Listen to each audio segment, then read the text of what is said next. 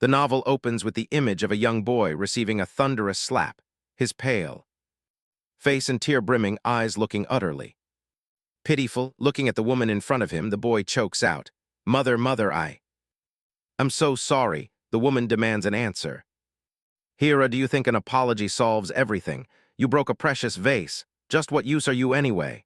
Hira speaks through his sobs, but hiccuping, "I really did not mean to." She grabs the boy. "I do not want to hear it. Shut your mouth and get out of this house." Just like that, Hira is dragged across the floor by her.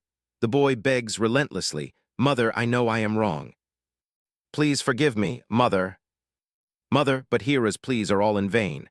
The boy is thrown out of the house in such a ruthless manner. She glares menacingly and threatens, "I will not say this a second time. Get the hell out of my house." Hira struggles to sit up, calling out in a daze, "Mother," but the heavy gates close, leaving the boy standing there under the silent night sky. At this point, the book slams shut with a loud thud. I can no longer read this. Every time I binge read the novel and reach the part where this absolute trash appears, I just cannot bear it. The villainess of the story, Liella Marmel, is originally a commoner's daughter, although she wins everyone's affection with her simple personality. Because of her breathtaking beauty, fate sweeps her into becoming the concubine of the village lord. But a few days before she marries, someone from this world transmigrates into her body. The person who takes over Liella's body immediately flees the village, arriving in a new land. She acts like an angel, clings to Viscount Marmel, the wealthy, divorced son of a count, and successfully marries him, living a life of luxury. Yet for some unknown reason, Viscount Marmel suddenly falls ill after the wedding and passes away. Liella becomes Viscountess Marmel, the mistress of the estate in name. She abuses the Viscount's son, Hira, and soon after kicks him out of the house. At this point, the girl feels a deep pity for the character Hira. Poor Hira. If I were Liella, I would definitely treat the boy well. Child abuse. This character truly deserves to die. Suddenly, a beep rings from the oven.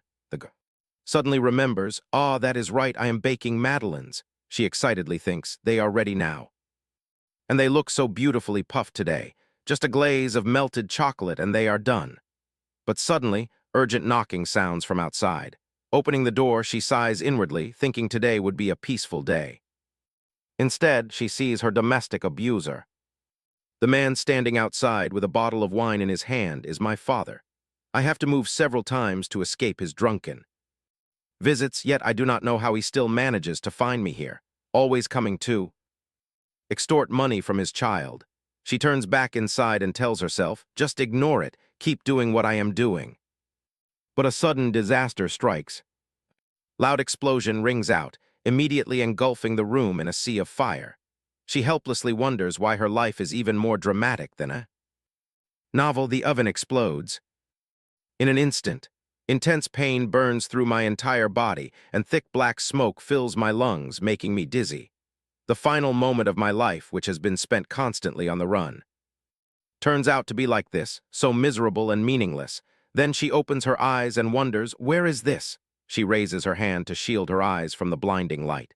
Is this heaven? But how can it be? I live my whole life harboring anger and cursing others. Suddenly a voice calls out, "Madam." Viscountess Marmel, the maid asks if something is wrong. She immediately bolts upright and cries out inwardly, "What? Did she just call me Viscountess Marmel?" She stands up abruptly and walks to the mirror. This cannot be. Hair shimmers in gold and eyes of amethyst, with an elegant aura like a white lily. It is indeed Viscountess Liella Marmel. I transmigrate into her. She recalls her own words from earlier. Poor Hira, if I am Liella, I definitely treat the boy well. I only say that, but I do not wish to become Liella. Seeing her standing there dazed, the maid asks, "Viscountess, are you all right?" She secretly tells herself, "Pull yourself together, I do not want to be mistaken for a madwoman." Liella speaks up, "What is wrong all of a sudden?" The maid hesitates. "Young Master Hira fell." Hearing this, Liella is shocked. "Calm down, I am currently Viscountess Marmel." She asks, "Hira fell?" Yes, should I handle it like before? What did I say back then? I do not remember clearly." You ordered us to lock the door and keep the young master inside until he recovers. Liella is astonished. What? She immediately turns around. I am going to Hira's room, lead the way at once. Why, yes. I am so sorry. Then Liella follows the maid to Hira's room. She feels a pang of pity. Calling out, Hira, the young master is in this room.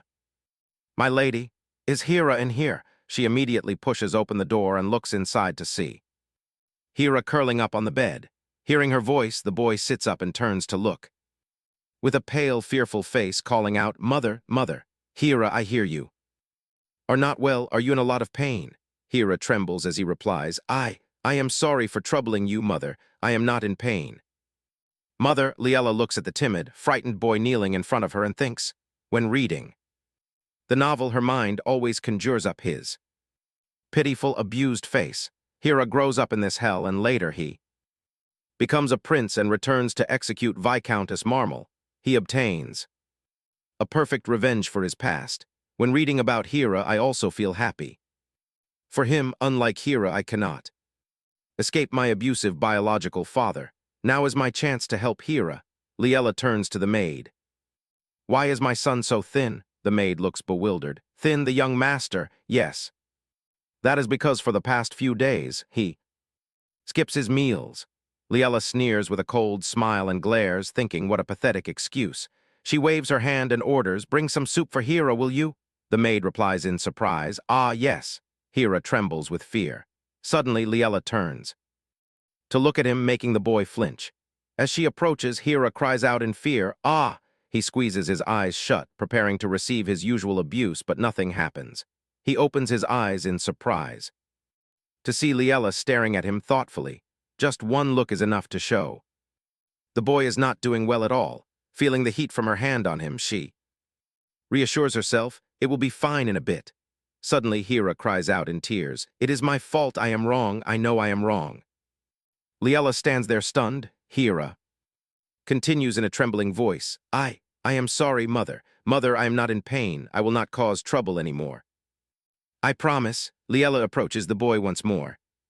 Speaking softly, Hira, I hear you are in pain, so I came. You do not need to apologize, but if you fall ill like this, mother will be troubled. Ah, no, I am not in pain at all. I am sorry, mother. I know I am wrong. Liella thinks to herself, who knows how much Hira has suffered before for an apology to become his second nature like this. She says, Hira, from now on I forbid you from apologizing. What, but, SHH, I forbid it. Hira, you are hurt right now. Being hurt is not something to apologize for. With that, she stands up and looks around. Where is the wet towel to bring his fever down? Suddenly she sees a towel on the table. She looks around the room once more, but in a room this messy, even a healthy person will fall sick. She thinks as she pours some water that she must change his room immediately. Looking at the dirty bowl of water, she asks, Hira, do you drink this water? I am sorry, mother, I think it is drinking water. Looking at the bowl of water makes her heartache. She says, all right. At this moment, the maid enters. I bring the soup for the young master, my lady. Liella takes it. Yes, let me feed him. The maid is astonished and quickly says, wait, Viscountess, usually I am the one who feeds him. Looking at the soup, which consists entirely of fish bones and scraps, looking extremely unhygienic, Liella is stunned. How can she not remember? In the original story, the servants around Viscountess Marmel always bully Hira. Because Viscountess Marmel neglects Hira, the servants abuse him. Thinking of this, Liella throws the bowl of soup at the maid. The maid screams, ah! Liella trembles with rage. Clean this up, bring something fit for a human to eat. Moment later, the maid enters. This is the new soup. Liella begins to command, bring fresh water for Hira to drink, a wet towel and cold medicine for children too. The maid responds dizzily, yes, ah, right away. My lady. A while later, she pants heavily and says, the mansion does not have medicine for children, Viscountess. Liella coldly demands, so what? If there is none, go find some. Are you trying to talk back to me? And no, how would I dare? Liella carefully feeds Hira. She speaks softly. Come on, open wide. Hira hesitates for a moment before finally taking a bite. She gently strokes his head, praising him, what a good boy. Good, she thinks silently. It is truly heartbreaking that the bear in Hira's heart is gradually filling with sharp thorns. Both I and the people in this mansion are like sharp thorns. To him, as he grows older, those painful, thorn-like memories will only pierce deeper into his heart. There is only one person who can turn Hira's life around, the man who becomes his adoptive father in the original novel. Duke. Lazarus Happert. That man will stay by Hira's side, warming the boy's heart to shield him from my cold embraces. A moment later, a maid rushes in, panting heavily. Madam, I have split the adult medicine in half. Here it is. Good, give it to me. Yes, m'lady. Ah, look at me, I completely forgot we need water, too. Go fetch some water for him to take the medicine. The maid is so angry that she grits her teeth, grumbling inwardly. Why didn't you just say so from the start? Her face clearly betrays her thoughts. Liella also thinks to herself, to not even know how to hide your emotions in front of your master. There must be a limit to such stupidity. The maid is utterly foolish. She still fails to realize that her mistress has changed.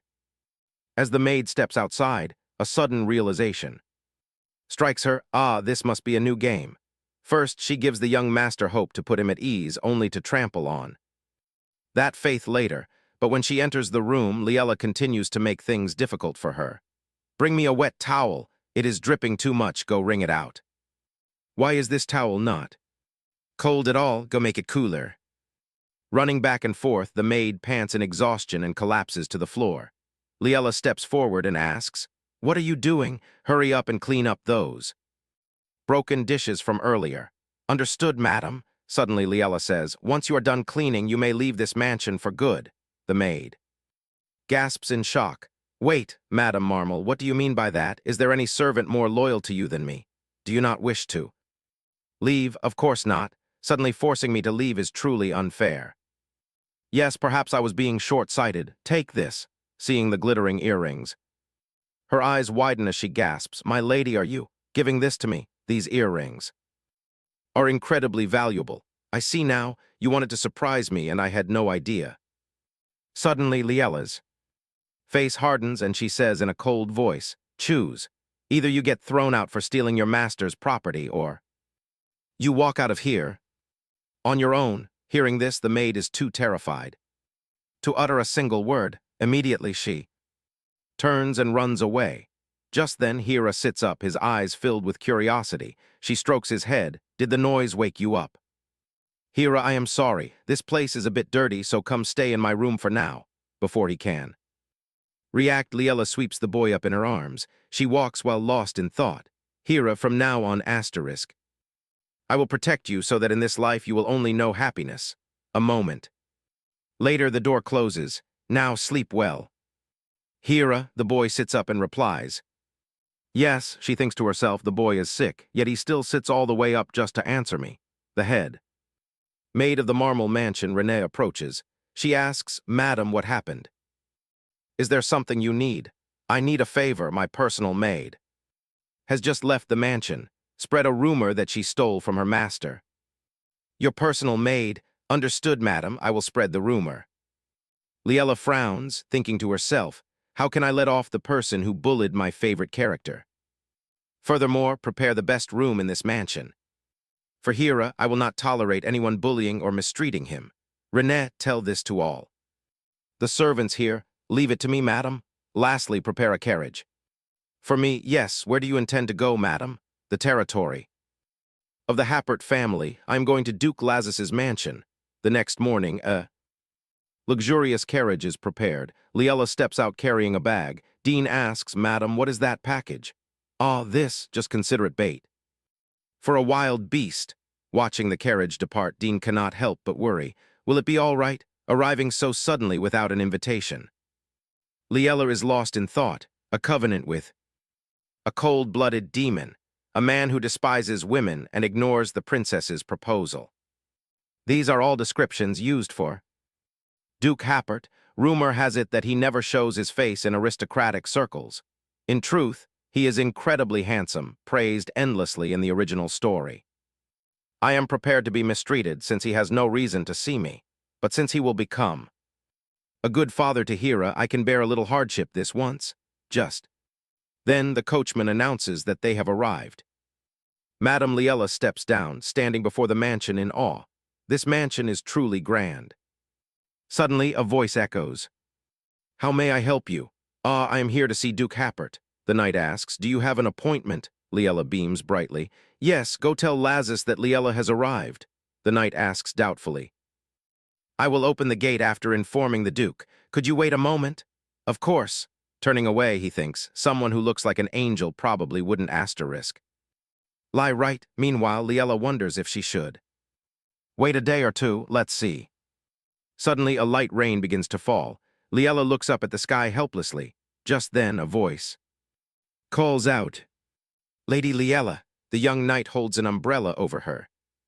"Please come inside." Liella grows anxious. Why is his guard so low? The knight reports, "Your Grace, I have brought the lady." Liella thinks to herself, asterisk, it is not even a drawing room, to let a lady into his personal study upon their very first meeting. I must cast aside the feeling that I am walking into a tiger's den. The Duke speaks, "Hello, you are here." Liella looks up at him, dazed. What is with this guy? I expected a lion, but is he actually a beautiful cat? I think I understand why the princess keeps chasing after him. He shines brightly like the sun. Suddenly, the Duke says, "You got caught in the rain, you should take off your overcoat.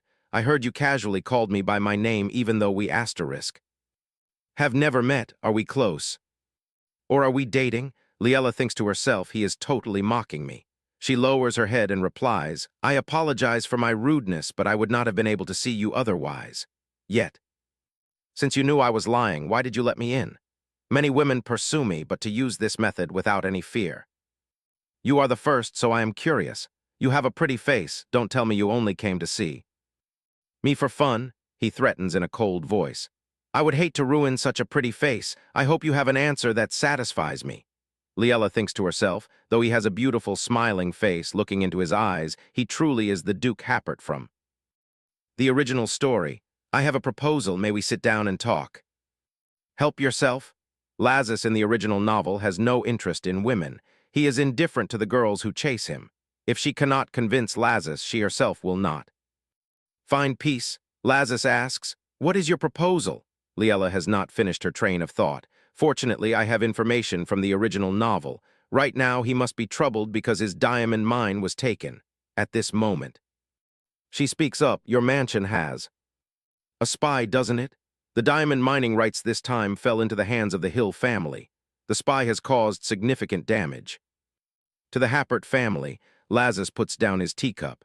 "It seems you know quite a lot. Did the little rat in this house sell information to you too? That does not matter right now. I can catch that rat for you. And in the process, I will also reclaim the mining rights from the Hill family. For you, how?" Liella opens her bag and takes out some documents, spreading them across the table. "This is the information I brought, along with the plan for the next steps. Please read it and judge for yourself." Lazis immediately picks them up and reads intently. A moment later, he looks up with a surprised expression. "I compiled this information on the spy and his transactions based on the original novel, including how to reclaim the mine asterisk. By exploiting the weakness of the Hill family, it is not difficult at all. My guilty pleasure is reading my favorite story hundreds of times. Because I could not make Hera any happier, I could only fantasize." Lazis asks doubtfully, "Is this information reliable, lady? Where on earth did you get it?" "I cannot disclose that, but I can guarantee the information is completely reliable. At least, believing me costs you nothing." "Even so, what is your reason for bringing this to me? With this much information, you must be expecting something from me. Of course, I hope you will sign a contract with me in exchange for this information." "What kind of contract? Marriage? I want you to sign a contract marriage with me." Lazis is stunned. When he hears her request, marriage. "Yes, a contract marriage. A duration of about 1 year will suffice." In the original novel, after being kicked out by his stepmother, Hera caught Lazis's eye and was adopted, but I cannot kick Hera out. Now that I have transmigrated into Madame Marmal, I cannot let Hera live his life like the original story. By my side, Hera will only be hurt. So I need to help Hera meet Lazis even without being kicked out and help the boy become his heir. Thinking of this, she says, You will see from reading that to reclaim the mine, you need the passage rights of the Marmol family, rather than buying it from me, co-owning it. Is much simpler. Lazarus does not answer but focuses on the documents instead. Liella speaks again. Once you recover the things you need. We divorce, very clean, isn't it? After a year, I leave without taking anything. All you need to do is act as my nominal husband for a while, after all. You have no interest in women. So you do not fall in love with me, and neither do I. Is that so? Do you mean we cannot have personal feelings? Liella calmly replies. Yes. If you happen to develop an interest in another woman, please feel free. All I want is a contract husband, and I. Do the same, Lazarus laughs with amusement. It seems this contract is entirely in my favor with no losses, but I do not understand why you need this contract. Are you willing to make such a sacrifice? Just for a one-year contract marriage, is the price you want to claim really just marriage? Liella thinks her real purpose is for Lazarus to adopt Hera, but speaking of it now will only make her look more suspicious. She replies, the other price I want, I will tell you later. Since you do not fully trust me yet, let us discuss the contract details in more depth once I find reliable evidence of the spy. Is that all right? We settle one matter before discussing the next. All right, very well. From now on we are partners. Would you like to try some tea? It is highly aromatic. Liella stands up and replies, thank you, but I must decline. I have a son waiting for me at home, so I shall take my leave. Lazarus watches her retreating figure and smiles. What an interesting girl, showing no fear in my presence. Marriage, what is going to happen next? Care to take a guess? Afterward, Liella returns to the Viscount's estate. Renee is waiting to announce, Madam, young Master Hera has changed rooms. Would you like to check on him? Lead the way. Yes, madam, I chose the room with the most sunlight. Looking at the soundly sleeping boy, she asks, how long has Hera been asleep? Since after he took his medicine. It seems to be the effect of the medicine. That is good. I was worried he might be too uncomfortable. Renee wonders to herself, why has Madam's attitude toward the young master changed? Her close servant was also suddenly dismissed. What is she plotting? Suddenly, Liella calling Renee startles her. Yes, madam. Can I go closer to look at Hera? Go closer, yes. Of course, you are his mother after all. Liella sits down next to Hera and thinks, how could such a beautiful child become a tyrant? I will absolutely never let Hera become a tyrant. While thinking, she wrings a towel to wipe his face and places it on Hera's forehead. Renee quickly says, let me do it. I want to do it myself. You do not need to worry, Renee. Liella wonders, what else can I do for Hera? Renee, is there an oven? Here, then Liella quickly goes down to the kitchen. Madam, are you going to cook? Yes, I have something I want to make for Hera. Do not worry, Renee. I only intend to make some snacks. What Liella makes surprises Renee. She silently cheers. The pastries look so good, Liella excitedly says. Just put them in the oven and it is done. Suddenly, a loud noise echoes. Liella turns around and asks, what is happening? Renee replies, let me go check. Madam, do you think you should go look as well? Renee goes to the door, sees the person, and says, Countess Pasa, you should have made an appointment beforehand, shouldn't you? She snaps. Why do I need an appointment to come to my son's house? Step aside. Liella also recognizes Countess Pasa Marmol as Liella's mother-in-law. In the original novel, she does not care about her son's death, only wanting the wealth left behind by Viscount Marmol. I cannot let the inheritance that belongs to Hera fall into her hands. Later, Liella sits down at the table to talk with her. She sneers sarcastically. You look so lively. Are you living well? A widow should wear black. What is that outfit? You vixen. The moment you entered this house, you intended to kill my son, didn't you? Liella calmly raises her teacup and takes a sip. She reflects deeply. In the original novel, the Viscount died of a venereal disease, so the suspicion that the wicked Viscountess Marmol killed her husband is not entirely baseless. At this moment, Liella asks, what is the reason you came all this way? You do not intend to just say those things, do you? HMPH, indeed. It seems you are not stupid. I came for my son's inheritance. Since my son is dead, shouldn't I live in this splendid mansion? Liella replies, perhaps, but in the near future I will no longer reside here. But this mansion belongs to my son Hira and me, madam. She screams, what did you say? This mansion belongs to the Marmel family. How dare a wench like you covet what belongs to the Count? You are the one coveting my son's wealth, madam. I have the will of Viscount Marmel. What did you say? Impossible. I searched, there is no will. Liella curls her lips, thinking to herself that she indeed cares far more about the inheritance than why her son died. The reason Pasa did not find the will is simple. Once the Viscount passed away, how could Liella survive? Countess Pasa absolutely detested Liella. In the end, Liella would have been kicked out, so Liella hid it where no one could find it. Ironically, thanks to the wicked Liella, I can now keep the house for Hira. Reflecting on this, she says, the will has a backup record kept at Iban Bank, so I cannot just fabricate it. She gasps in surprise, Iban Bank. It is said that Iban Bank is a place even the royal family cannot easily touch. She must know she cannot manipulate it. Would you like to go check it with me right now, or should I have the archived record sent to you? She bites her lip hard and leaves in a fit of rage. Liella quietly says to herself, with information from the original work, this is much easier to resolve. It is almost too generous to me. No, it is actually more peaceful than my past before I transmigrated here. The only thing that helped me endure that miserable life was the protagonist, Hira, in the novel. I hope I can also make Hira happy. Afterward, she sits down to eat with Hira, her gaze never leaving him. How can a boy be so adorable? Suddenly, Liella freezes with a surprised look because Hira suddenly bursts into tears. She quickly says, are you okay? Have some milk. The boy sobs and replies, I am sorry, mother. Is it because of me that you cannot eat well? Is it because I am in front of you that you feel uncomfortable and cannot eat? She thinks to herself, did the boy see me not eating the soup and think it is his fault? I was too thoughtless. To Hira, Liella Marmel could never bring him happiness. She tells herself that she must let Hira know her true feelings.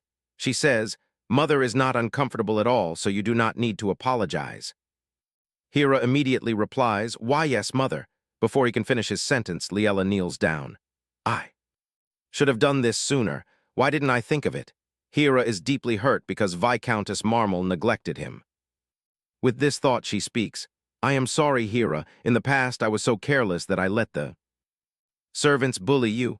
I want to apologize for everything that has hurt you. I will never hurt you again. Hira, although it is hard to believe, could you trust me? Just this once. Looking at the tearful boy, she thinks she does not expect Hira to open his heart to her after just one apology. What she needs to do from now on is to give Hira the boundless love he has never received before. Liella offers something. Take this, mother. What is this? A gift from me to you, macarons and a bib. Do you like them? I thought it would look good on you. Yes, I like it very much. Saying this, Hira puts it around his neck. Liella exclaims, it suits you so well. The boy's eyes sparkle as he asks, really? Yes, you are so adorable, Hira. The boy thinks to himself, I do not know why mother suddenly treats me so well, but I hope she stays like this forever. With that thought, a gentle smile graces his lips. The next day, Liella goes to the Duke's estate. She raises her hand to knock on the door of Lazarus's study. Immediately, Lazarus opens the door and asks, you are here? Yes, everything was settled faster than I thought. The spy hid his tracks as soon as I arrived. I do not know if he is tactful or sensitive, but I still managed to catch his tail. Saying this, Liella places the documents on the table. Lazarus picks them up to read. He falls into deep thought. Every move of the spy is recorded in great detail.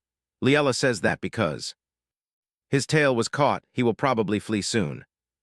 So what will she do? We must go capture him. Instantly, Lazarus chuckles and says, that sounds interesting. Let us go together. Are you not busy? I am free. Liella looks at the documents piled high on his desk and thinks, he lies. Without blinking, but anyway, we must take action, as you wish.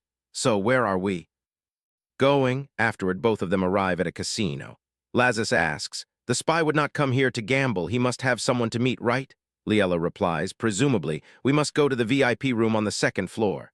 The staff welcomes him upon seeing him. Your Grace, Duke Happert, I have some business on the second floor. May I enter?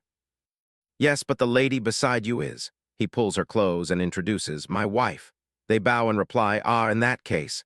Liella thinks it is indeed beneficial to accompany him. If she went alone, she probably would not be allowed in. Standing before the door, Lazarus asks, are you not opening it? Please wait a moment. She wonders if she can deal with this spy as she pleases. In the original work, Lazarus is always troubled by spies. The spy leaks confidential information of the Happert family. The weakened Happert ducal house is completely torn apart, including the Night Order. When the Happert family faces the threat of collapse because there is no heir Hera the child. Abandoned by Viscountess Marmel appears. That is how Hera became the heir to Duke Happert, but if I marry Lazarus, Hera will naturally become his son anyway. Therefore, it is fine even if this spy disappears. Reaching this point, she says, I am opening it. Suddenly, Lazarus stops her. Wait, Liella, right at this moment. The door bursts open. The mole sees Lazarus standing tall in front of him. Shoves Liella hard and flees. Damn. It, Lazarus says, you know running away is useless. He looks left and right, searching an escape route. Suddenly his eyes fall upon Liella, who lies on the ground. He instantly lunges and grabs her. Seeing this, Lazarus's face darkens with rage. The spy threatens, don't come any closer. If you do, I will kill her. Lazarus says, Liella, do not move. Leave this to me. Liella interrupts. It is fine, Lazarus. The mole bursts into laughter. Ah, caught like this and you still say it is fine. If you attack, I will kill her. He feels secretly smug. Ever since he was discovered, Lazarus has hunted him down relentlessly. Taking her hostage is his only choice.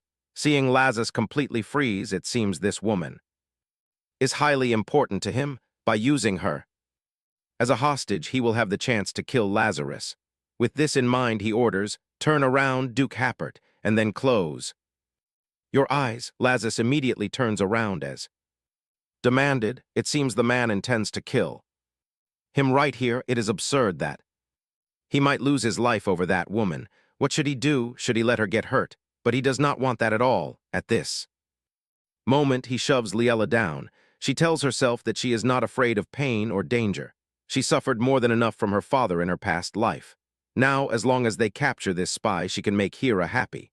The mole wields a dagger and lunges at Lazarus, who thinks to himself that sacrificing just one of his arms is fine. Suddenly, a sharp scream makes everyone freeze. Lee blocks the mole's dagger. Lazarus shouts in shock. Liella, he calls out in disbelief. Why did you? The mole angrily raises his dagger high. You, but as quick as lightning, Lazarus rushes forward, grabs his hand, and slams him to the ground. He looks up and says to her, go bind your wound, Liella. I can handle the rest. He thinks to himself that this is not a sight he ever wants to see. Shaking off his thoughts, he kicks the mole hard. Only now does the spy feel fear, trembling as he calls out, Duke Happert, you were so arrogant just a moment ago. Lazarus lifts his chin. Is selling my information. Fun, huh? Spare me, please. You do wrong and still expect mercy. Lazarus slaps him hard across the face. I thought you were prepared for this the moment you sold that information. Then his hand emits a powerful surge of energy as he says, tell me who is behind you if you still want to live. Meanwhile, Liella wonders if leaving Lazarus alone is fine. Outside, the mole is being choked by an invisible force around his neck. He tells himself that he must absolutely never reveal who is behind this. If he is found to have confessed, he will. Suddenly, the image of a person with golden hair flashes in his mind. He then chooses to bite his tongue, absolutely refusing to confess. Lazarus sees him collapse and says, damn it, I did not mean to kill him before getting the information. To think he would commit suicide. First, I must treat Liella's wound. He then carefully applies medicine to her hand. Fortunately, the wound is not deep. The mole must have been startled when she rushed out. Liella suddenly winces. Ah, it hurts. If you knew it would hurt, why did you do it? What should I say? I cannot say it is for Hera's sake. Suddenly she blurts, I like your handsome face, so I do not want it to have scars. Lazarus is stunned by her words. Moment later, he smiles and thanks her, but do not do that again next time. But thanks to me, you caught the spy, didn't you? Still, I do not want to see you get hurt. Is it because you are about to become my wife? She wonders in surprise. Is Lazarus's personality really like this? He is clearly described as cold-blooded and ruthless. After binding her wound, Lazarus says, "There, you are all done. Thank you. It is nothing. It is only right. You got hurt because of me. Thank you for binding my wound, and also for going to the casino to interrogate the spy with me." He looks at her and replies, "It is nothing." Afterwards, Liella heads home. Lazarus thinks deeply, how strange. No matter how much other girls praise my looks, I feel nothing. But why does it feel so different when she says it? Meanwhile, the red-haired girl says they must increase the intensity of the next training session. The knights reply, "Yes, ma'am." Suddenly they freeze. "Oh, what is that? Why is his lordship standing?" There, a young knight chimes in. Who knows? Is there something pleasing? Or is he thinking about who to kill next? If not, why is he smiling? I do not know who it is, but I hope they rest in peace. Probably. So, whispering to each other, they head in another direction. Lazarus rests his forehead in his hand, wondering. I do not understand why I am like this. Whenever I think of her, my mood becomes so strange. On a peaceful morning, a carrier pigeon flies in and perches at the window of Liella's room. She asks in surprise, "What is this? Who would send a carrier pigeon?" "To deliver a letter to me." The letter reads, "When are you coming? I miss you. I am waiting for you until I wither away. Can you come before I completely dry up?" She silently realizes this kind of writing seems to be from Lazarus.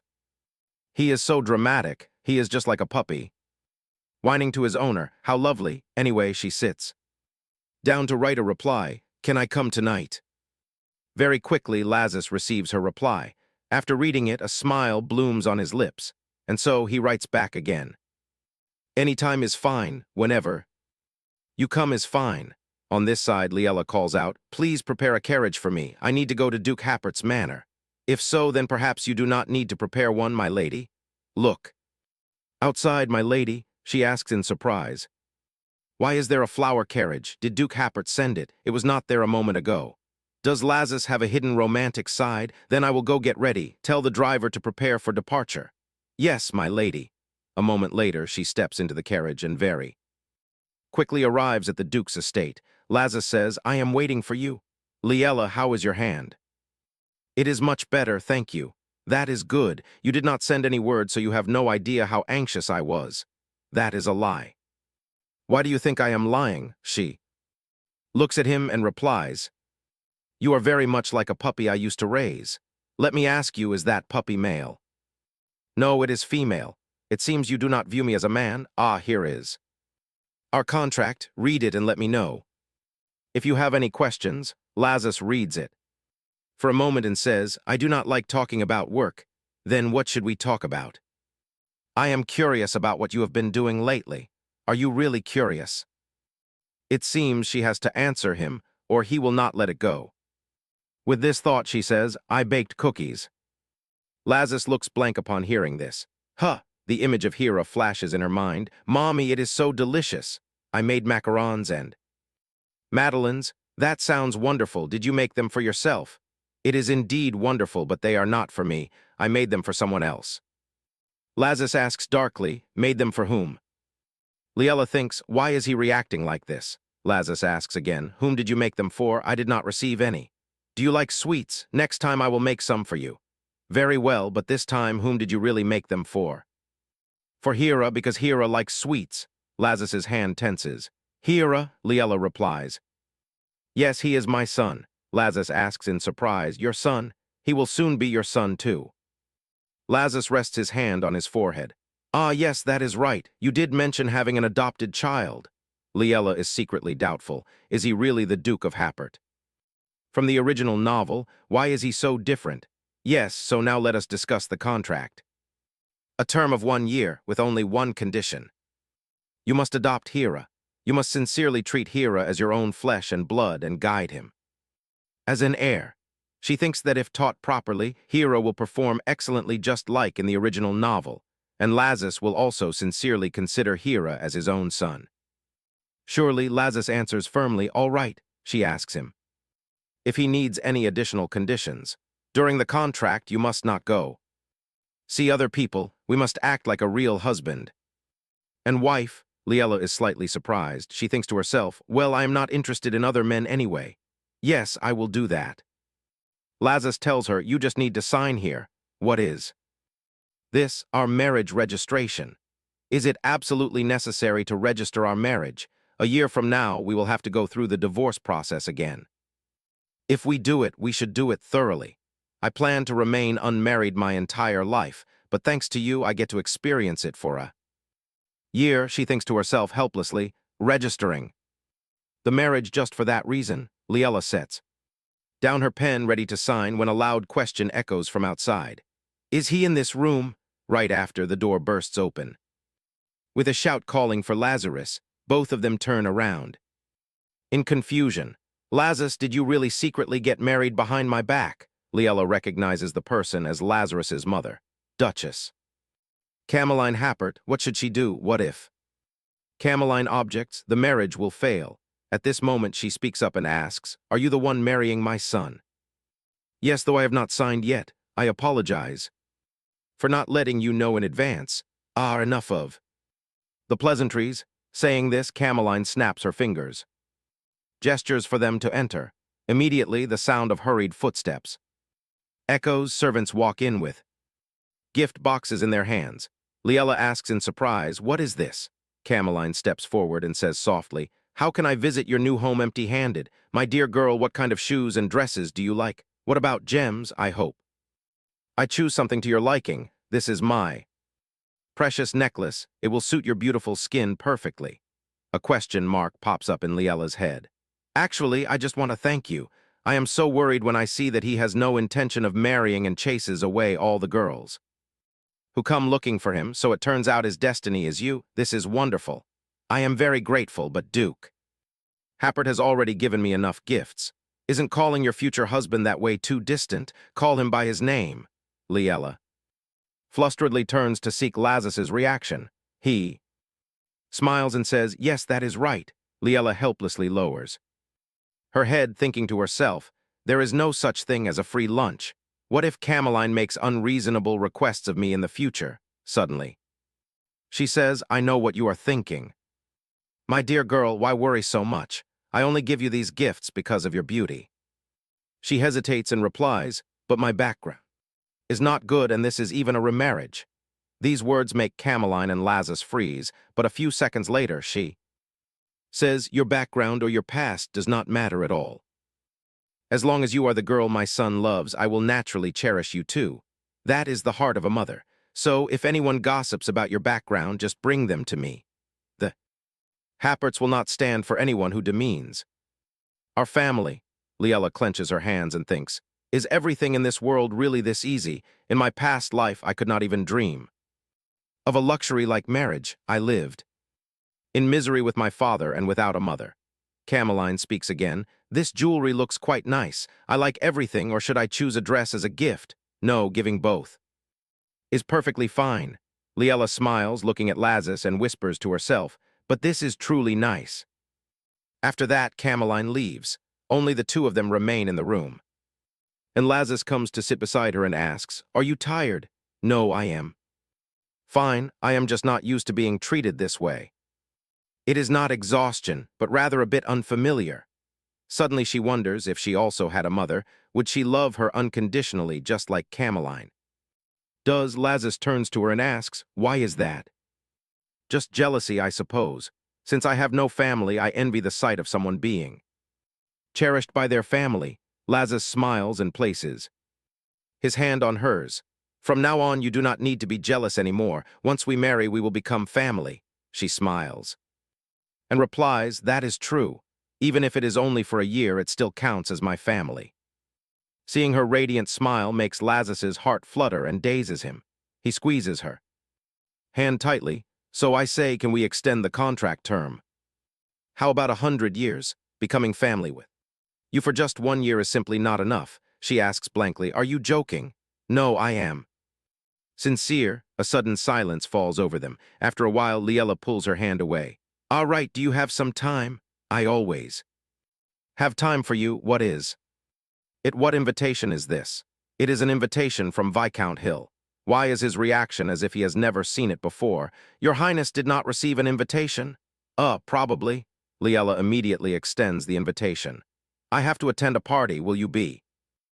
My partner, looking at Lazarus, who is gloomy and does not answer, Liella asks about the invitation. You did receive it, right?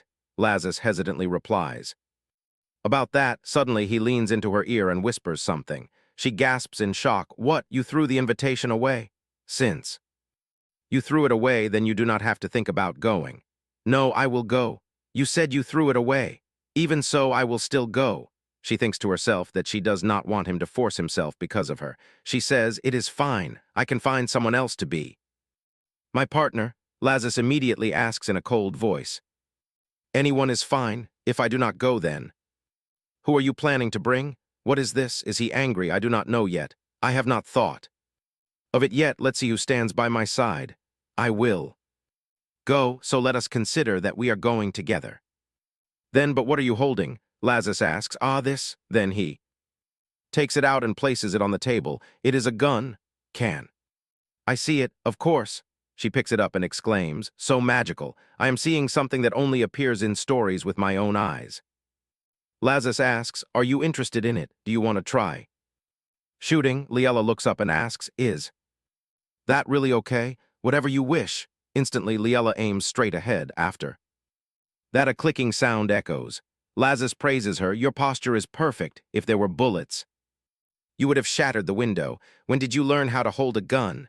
I learned a bit when I was little. I practiced with the thought of shooting my father dead one day. Who would have thought? I never got to use it. In the end, I could not kill that man, and I died in vain myself. I see. I usually add a mana ring when shooting. A mana ring is something like a ring radiating from the caster. It possesses a bit of consciousness and powerful destructive force. Depending on how it is used, its hidden power is limitless. After passing through the target, the mana ring returns to the shooter, making it more convenient than bullets. Liella thinks to herself, not everyone can use a mana ring, so this is quite rare. In the original novel, it takes Hera 8 years of effort to create 3 mana rings. Yet what on earth is this man? Seeing her staring, Lazarus asks, you cannot take your eyes off me, can you? Do you like my mana ring more than my face? Liella thinks to herself. The more I look at him, the more he resembles a puppy. With that thought, she reaches out to pat Lazarus's head. He immediately asks, what do you mean by this? Are you petting a dog? She replies lightheartedly. Yes, indeed. Lazarus falls silent, his ears flushing a deep crimson. Afterwards, she returns to the Viscount's estate. She immediately asks the butler, where is Hera? The young master is in his room, my lady. My lady. What are you holding? Ah, some snacks for Hera, the butler thinks to himself. Lately, the Viscountess seems to truly love young Master Hera. I do not need to worry any more. Snacks should not be eaten too much, as they can easily cause illness as he grows up. I know, just this once, and I will cut back later. Hera is still so thin. Hera, it is mother, can I come in? The boy replies in embarrassment, please wait. A moment, mother. A moment later, he cracks the door open. You are back, mother, so early? Yes, what are you doing? No, it is nothing.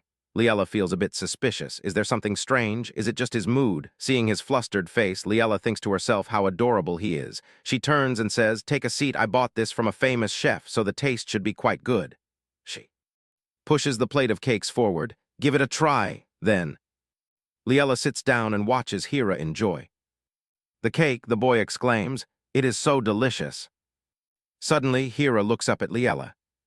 You should eat too, mother. Then mother will eat, she thinks. Has he grown closer to me? Looking at Hera's trembling hand, even though he cannot fully trust her yet. The boy is still trying to get closer to her. What should mother do to reward your bravery? With that thought, Liella takes a bite of the cake Hera feeds her. It is delicious. Seeing Hera's bright face, she realizes the boy was worried she would reject him. It is fine. Even if it is only for 1 year, I can still make Hera completely happy. A while later, Hera finishes the cake. She asks, did you enjoy it? Yes, it is truly delicious. Mother, Hera, if you are not busy, let's take a walk together. Let's play on the swing that you like. Suddenly, Hera replies with a tremble, but the swing, didn't the wicked Lady Marmal destroy it? The swing in the estate garden is one of Hera's favorite things, lady. Marmal ordered the destruction of the swing, and later when Hera becomes the emperor, he returns to this estate, rebuilding with his own hands. The swing of his childhood wounds, which are not easily erased. Thinking of this, Liella says, the swing has returned. Do you want to go see it? Really, mother? Yes. Let's go together. A moment later, both of them go out to the garden. The moment he sees it, Hera runs toward it. How is it? Do you like it? The boy replies with a bright smile. I like it so much. With that, the boy sits down. Liella affectionately calls out to Hera, the boy. She looks up and replies, yes, after the Viscount passed away, I hurt you deeply, didn't I? From now on, I will do my best to ensure you never experience such fear again. This swing is my apology gift to you. Yes, mother, I also want to give mother a gift, Liella asks in surprise. For me, the boy replies, yes, let me go get it. As soon as he finishes speaking, he jumps down but trips over a stone and falls. Ah, Liella quickly runs over to catch him. Are you hurt, Hera? I am fine. In my childhood, I also hid my painful wounds for fear that my father would fly into a rage. Hera's yearning for happiness in the novel mirrors my own past life so closely. How I wished my father would have comforted me. She embraces the boy, soothing him. You do not need to hide it. Hera, being in pain is not a sin.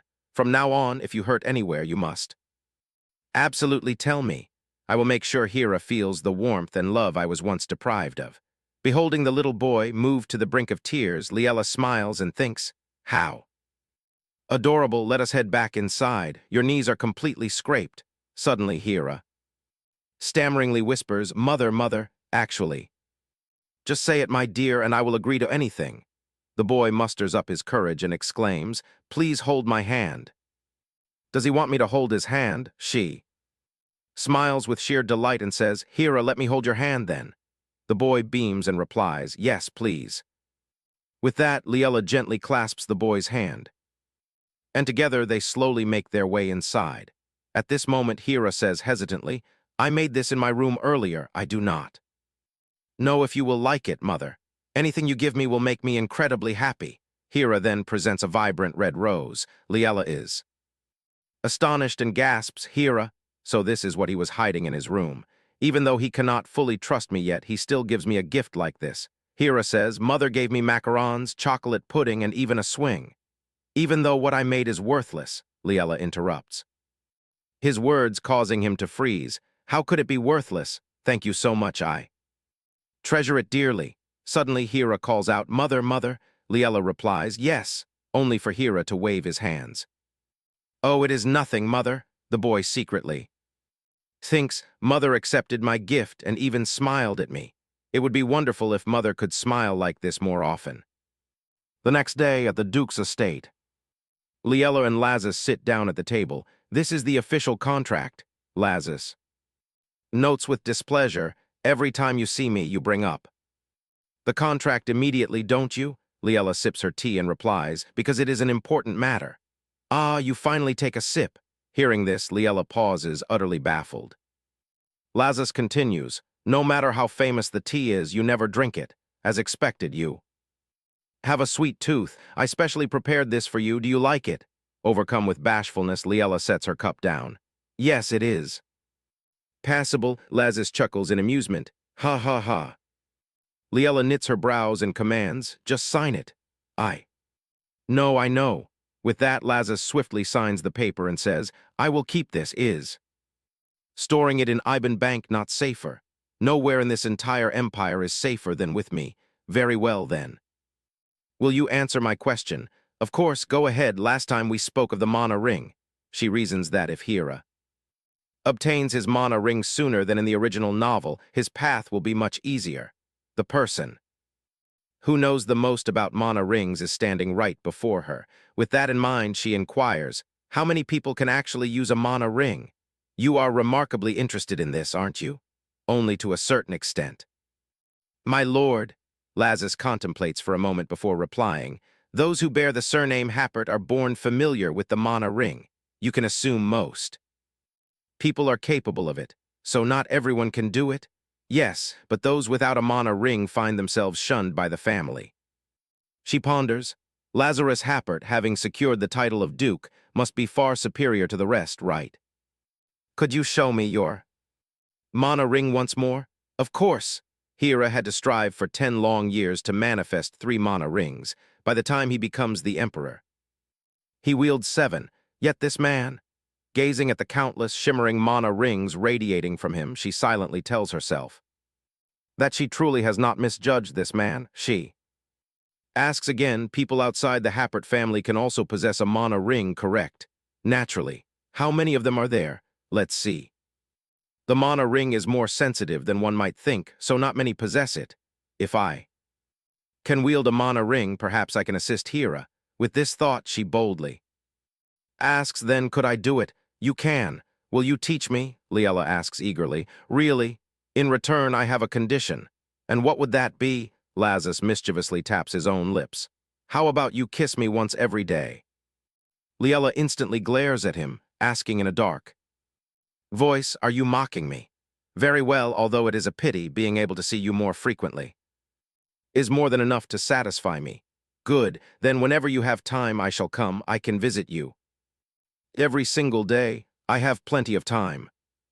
You know very well that he is busy. How many people in this mansion can use the mana ring? Him about 3, Rasana. Roger and Hijjet? Liella is secretly astonished. What? Those are the very people who teach Hera how to use the mana ring in the novel. She promptly requests, introduce them to me. Introduce them? I would rather not. Why, it is so wonderful when the two of us are alone. I do not wish to spoil the mood. Once we are married, I will get to know them anyway. Since that is the case, it is better for you to introduce them now. Hearing this, Lazarus flushes red. I truly cannot win against you. At the training grounds, Roger gasps in utter shock. Our lords. Marriage is true, it must be a rumor, right? He waves a letter as he speaks. The Duke of Happert intends to wed return immediately upon receipt of this letter. Rasana remarks, look at this crest. It is indeed the seal of the Happert family. Then could it be real? Not necessarily. Is it really the kind of marriage we think? A marriage can also mean securing a new ally, so perhaps it is merely in name. There is no way our Lord would ever fall in love with a woman. Right at that moment, the gates swing open. They turn around to see Lazarus walking in alongside Liella. He cheerfully introduces them. It is fortunate that the two of you are here. They are the knights capable of wielding the mana ring. Rasana and Roger freeze in astonishment. Our Lord. Is he actually smiling? They watch as Lazarus drapes his arm around Liella's shoulders and beams radiantly. Roger rubs his eyes in disbelief, asking Rasana, are you seeing what I am seeing? Is this a dream? It does not feel like a dream. Lazarus speaks. Allow me to introduce her. This is Liella. Liella hazily recalls. Them, Hijjet is the one with the platinum hair. These two must be Roger and Rasana. Lazarus demands, why are you staring at them so intently? Lazarus points a finger at Roger, his voice dripping with jealousy. Did you perhaps take a liking to that fellow? Roger jolts. Is that fellow me? Liella knits her brows in annoyance. What on earth are you saying? You said you would introduce us. Is that really necessary? Introductions are tedious anyway. You can call him whatever you like. Hey, you will do just fine from now on. You are Hey, you, understood? Beside him is Rasana, the Knight Commander. Roger helplessly thinks, is he eating vinegar over me? Good grief. Afterward, Roger asks Rasana, while I was away from the territory, did something happen to our Lord? Our Lord? What could possibly happen to him? Even after 10 years as his aide, I still have no idea why he even needs guards. Indeed, you only have a single mana ring yourself. Rasana instantly seizes Roger by his collar, declaring darkly, I shall finish you off with just this one mana ring. Today, did your head get caught in a carriage door? Can you not speak properly? I am sorry. Fine, give me your report. I completely failed to find any trace of them. Rasana punches a nearby wooden post. Damn it, you let them play you like a fool. It is not like that. I even deployed my mana ring to search for days. Then, what of our melanin-deficient boy? If they mean Hijjet, at that very moment Hijjet approaches. Rasana sighs, as you can see, we just returned empty-handed. In truth, Hijjet remains silent and dazed. Scene changes to the banquet. Liella muses silently a few days prior to the banquet of the Hill family, in order to gather information about the nobles I am unfamiliar with. I read through all the invitations delivered to the mansion. Do not marry that man, sister, you will regret it deeply. Among them is an exceptionally strange letter, almost like an anonymous warning from a secret admirer. Who could have sent this? Suddenly a voice interrupts her train of thought. Viscountess Liella Marmel, good day. This person must be the daughter of Count Neffel. A pleasure, please call me Edith. Of course, Lady Edith, by the looks of it. Edith appears to be a prominent figure in high society. She inquires, I have a few curiosities regarding you, Viscountess. Would you mind? Please, go ahead. I hear rumors of your remarriage. Is it true? I already anticipated that I would face such questions. She replies, yes, indeed, I am getting remarried. Upon hearing this, the crowd whispers, the late Viscount passed away only recently. She will never survive high society. She is utterly shameless. Liella responds smoothly. It seems you are quite close with the House of Happert, Lady Edith, to have caught wind of these rumors so swiftly. The House of Happert? Could it be that you are marrying the Duke of Happert? The onlookers gasp and chatter once more. How could it possibly be him? He even rejected the princess's hand in marriage. She must be lying through her teeth. Look, she cannot even answer. Edith turns around and snaps. All of you quiet down. You are making the Viscountess uncomfortable. As for me, I am not surprised in the slightest. After all, the Viscountess possesses enough allure to captivate Duke Happert, does she not? Liella muses silently. Did Edith originally possess this kind of personality in the novel? Paying no mind to the whispers echoing around her, Liella smiles warmly and says, thank you for your kind words. I have some matters to attend to, so I shall take my leave. Until we meet again.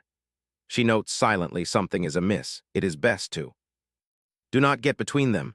Then she walks toward the banquet table, suddenly pausing. She notices someone with red hair. That crest belongs to the Blake family. Is he Baron Blake? He does not appear in the original story, so she is not quite sure, but why does he feel so familiar? Suddenly he turns around and catches Liella's gaze. What is this? Baron Blake clearly does not know Lady Marmel. He steps forward and speaks. Hello, my lady. I wonder if we have met before. What should she do in a situation like this? She just needs to act calm. In the original story, Liella and this man never meet. With that in mind, she asks back, you and me, how is that possible? Or is it not? He bows, please accept my apologies. Liella thinks to herself, why does she feel so uneasy? This inexplicable sense of familiarity is strange. Perhaps it is because he is around her father's age. Right at this moment, Lazarus approaches, takes her hand, and gently kisses it. Liella quickly whispers, we are in public, why do you make such a scene? Lazarus says with a bright smile, I miss you. It is not like we do not see each other every day. Just yesterday you introduced Roger to Rosanna. Lazarus steps closer. To him, even that short time apart feels too long. As he speaks, he interlaces his fingers with hers. She wonders if he intends to hold her hand right here. No one can see them in this corner, but as she glances around, she flinches. So many people stare at them. Lazarus asks nonchalantly, so what? After all, I am yours. Anyway, and so everyone's eyes remain fixed on the two of them. Seeing this, the knights also gape in sheer shock. Liella's face flushes bright red. She turns away and mutters that too many eyes are on them, suggesting they move elsewhere. Lazarus hesitantly agrees, but adds, just do not tell me. Your type is old and wrinkled. What on earth do you mean by that? She looks over at Baron Blake, only to find him still staring at her with a knowing smile. Lazarus asks, you seem very interested in him just now. It seems you two even had a little chat. She thinks in disbelief. Is he jealous of a beer-bellied uncle? She suddenly bursts into a giggle. Lazarus asks blankly, why are you laughing? Do you really have nothing going on with the Baron? Of course not. In that case, you must only look at me. Do not pay attention to anything else. He really is just like a puppy. After that, they hold hands and head outside for some fresh air. By the way, why are you so late today? Lazarus takes off his coat for her. I had some business to attend to. What business? There is something I seek, but I find nothing. Liella suddenly remembers that the thing Lazis is searching for at this time must be the shadows. Shadows are those who use the corrupted Hall mana rings. Hall differs from normal mana rings in that it does not return to the caster but floats in the air. If it detects a normal mana ring, it clings to it and absorbs its power. Consequently, the power of normal mana rings is diminished, leaving their users highly resentful. Rudger and Hidjet search for them, but it is not easy to find them, so it seems I will not be able to meet Hidjet today either. She really wants to meet him, thinking of this, she pauses. Oh, Senior Hill, the decisive character in reclaiming Lazis's mind has finally appeared. As Liella stands up, Lazis asks, "Where are you going?" "Senior Hill is here, I must go reclaim your mine." "Then I want to ask you for a favor." She asks what it is. Lazis quickly stands up, his face drawing closer, leaving Liella dazed. Suddenly he whispers, "Kiss me, Liella." Flustered, Liella wonders, what is he saying? Her face blushes furiously. Does he really want that? Inside, Edith notices the two of them. Peering through the glass window, she whispers to herself, "I always think they are only married in name." Only, does she truly love Duke Happert? Love. That is something that does not suit the former Liella Marmal at all. She changes once more. Tusk, how interesting, and I like the current Liella Marmal the most. At this moment, Liella steps back to his surprise. She reaches up and covers Lazis's mouth. "I am sorry, but perhaps we cannot." Then she points toward Rudger. "It looks like he is searching for you." Rudger plays dumb and whistles innocently. "We both have our own tasks, so I will go ahead. Oh, let me return your coat." With that, Liella turns and walks away, leaving Lazis standing there in utter disappointment. Liella approaches and calls out, "Miss Hill, hello." "Ah, Lady Marmal, hello, I hear you remarried, congratulations." "Yes, thank you." Liella wonders to herself, where is she looking? That man is Dawson Hill. His relationship with Senior Hill is not very good. As expected, she absolutely despises Dawson. It is unexpected that she shows it so openly on her face. "Miss Hill, call me Senior." "All right." Indeed, Liella wants to go elsewhere to talk, but it seems she wants to stand here and watch Dawson. Suddenly, she turns and says, "Remarried? So you are remarried to Duke Happert?" Liella asks in surprise. "How do you know that?" "Because the Duke stares at you constantly." Indeed, Lazis stands there gazing intently at her, silently calling out her name.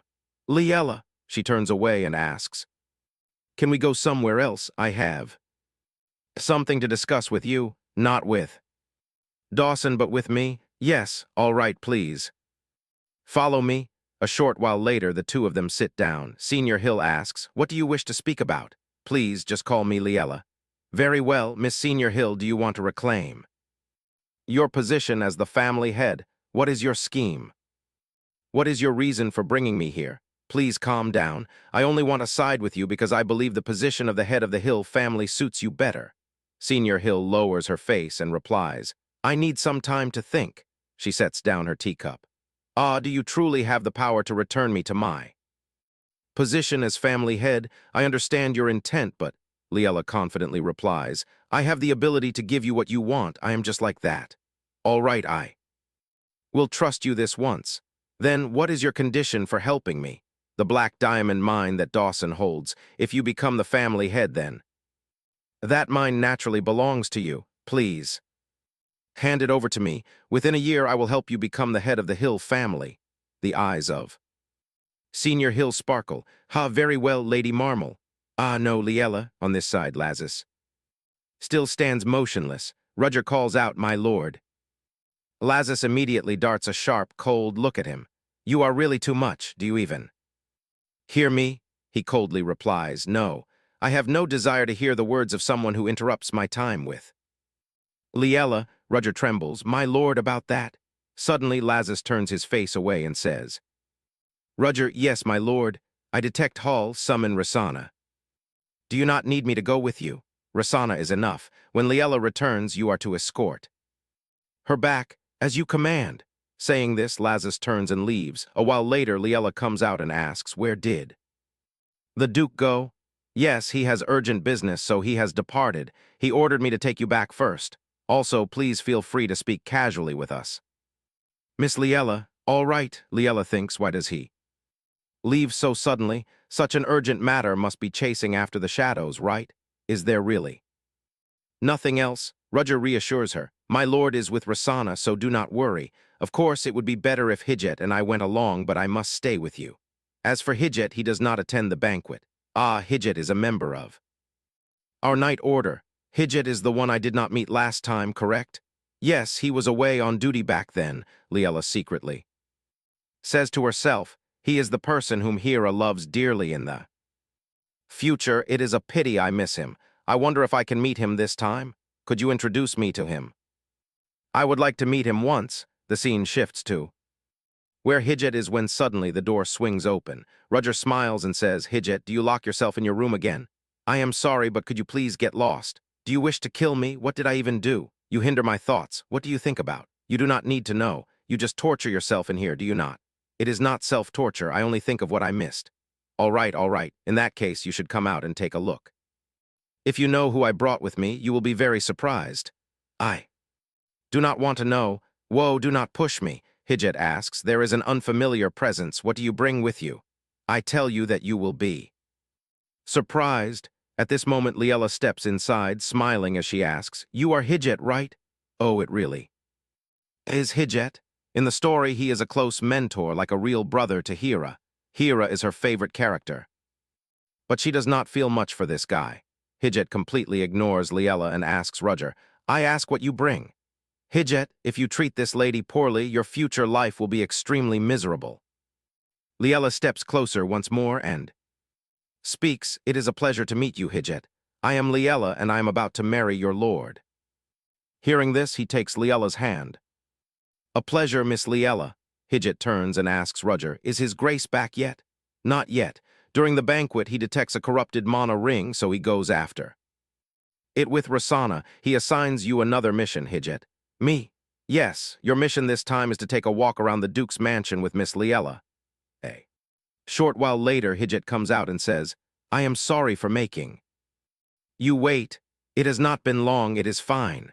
She thinks to herself, why is he dressed so formally? Roger blames himself. Does Hijjet fail the task already? I order him to take her for a walk to change her mood, but Hijjet is truly just like his description in the original novel. The two of them then walk around the mansion in an awkward silence. Well, what should I say? This is so awkward, she speaks up and asks, is Lazarus usually this busy? Yes, his grace is busier than even the knights in the order. Knight, is that so? What makes you so busy? The mission this time is to track down the black magic stone mine owned by the Happert family. Black magic stones are highly valuable, although they are precious. There is very little magic stone in the mine, and most of it is actually coal. Furthermore, magic stones negatively affect the mana ring. If used directly, one loses clarity of mind. Sorting them takes too much time and money, making it extremely difficult. Liella listens and falls into contemplation. Is the magic stone mine a nuisance? Perhaps she can take advantage of it.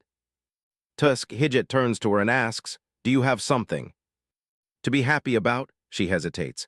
Ah, yes, perhaps before long I will have a gift for Lazarus. Suddenly he turns his face away and Liella asks, what is wrong? It is nothing, it seems I mistook something. Is that so, or are you tired? I am holding on to you for too long, aren't I? I am fine. With those words, the hand of Hijjet clenches tightly. A few days later, the Viscountess asks, did you bring my son's will? Give it to me. She thinks to herself that Liella is surely bluffing, but immediately Liella places it on the table. Here it is. She quickly picks it up to examine right after that. Her face darkens, and she says with a tremble, impossible, and she tears the will into shreds. Invading this family is not enough for you, and now you even want to take over the mansion. Impossible, this is definitely a fake. Yes, it is indeed a fake. What your Highness holds is merely a copy, while this is the real original. Do you need me to show you the records stored at Iban Bank as proof? How dare you play with me? I do not mean to, it just turns out that way. She screams, you vile woman. Liella asks in a cold tone, you must have heard About the person I am remarried to, right? What do you mean? In the future, I am to be the Duchess. Liella Happert, while you are Countess. Pass Marmel, therefore please behave. According to your status, you wretched woman. How on earth do you seduce Duke Happert? But as you say, I cannot oppose the house of Duke Happert. I come here to offer you a proposal. What do you want? What is it you desire? Liella thinks to herself, asterisk she changes her attitude so quickly. I want two things. First is the direct passage to the kingdom of Nixon held by the Marmel family, and second is the custody of Hera, she thinks. Is that all? Only the Hill family trades with the kingdom of Nixon, so the passage holds no great value. Hera, that weak and fragile brat, is useless anyway. Of course, I do not simply take those two things away. I will compensate you handsomely. She silently scoffs at the foolish wench.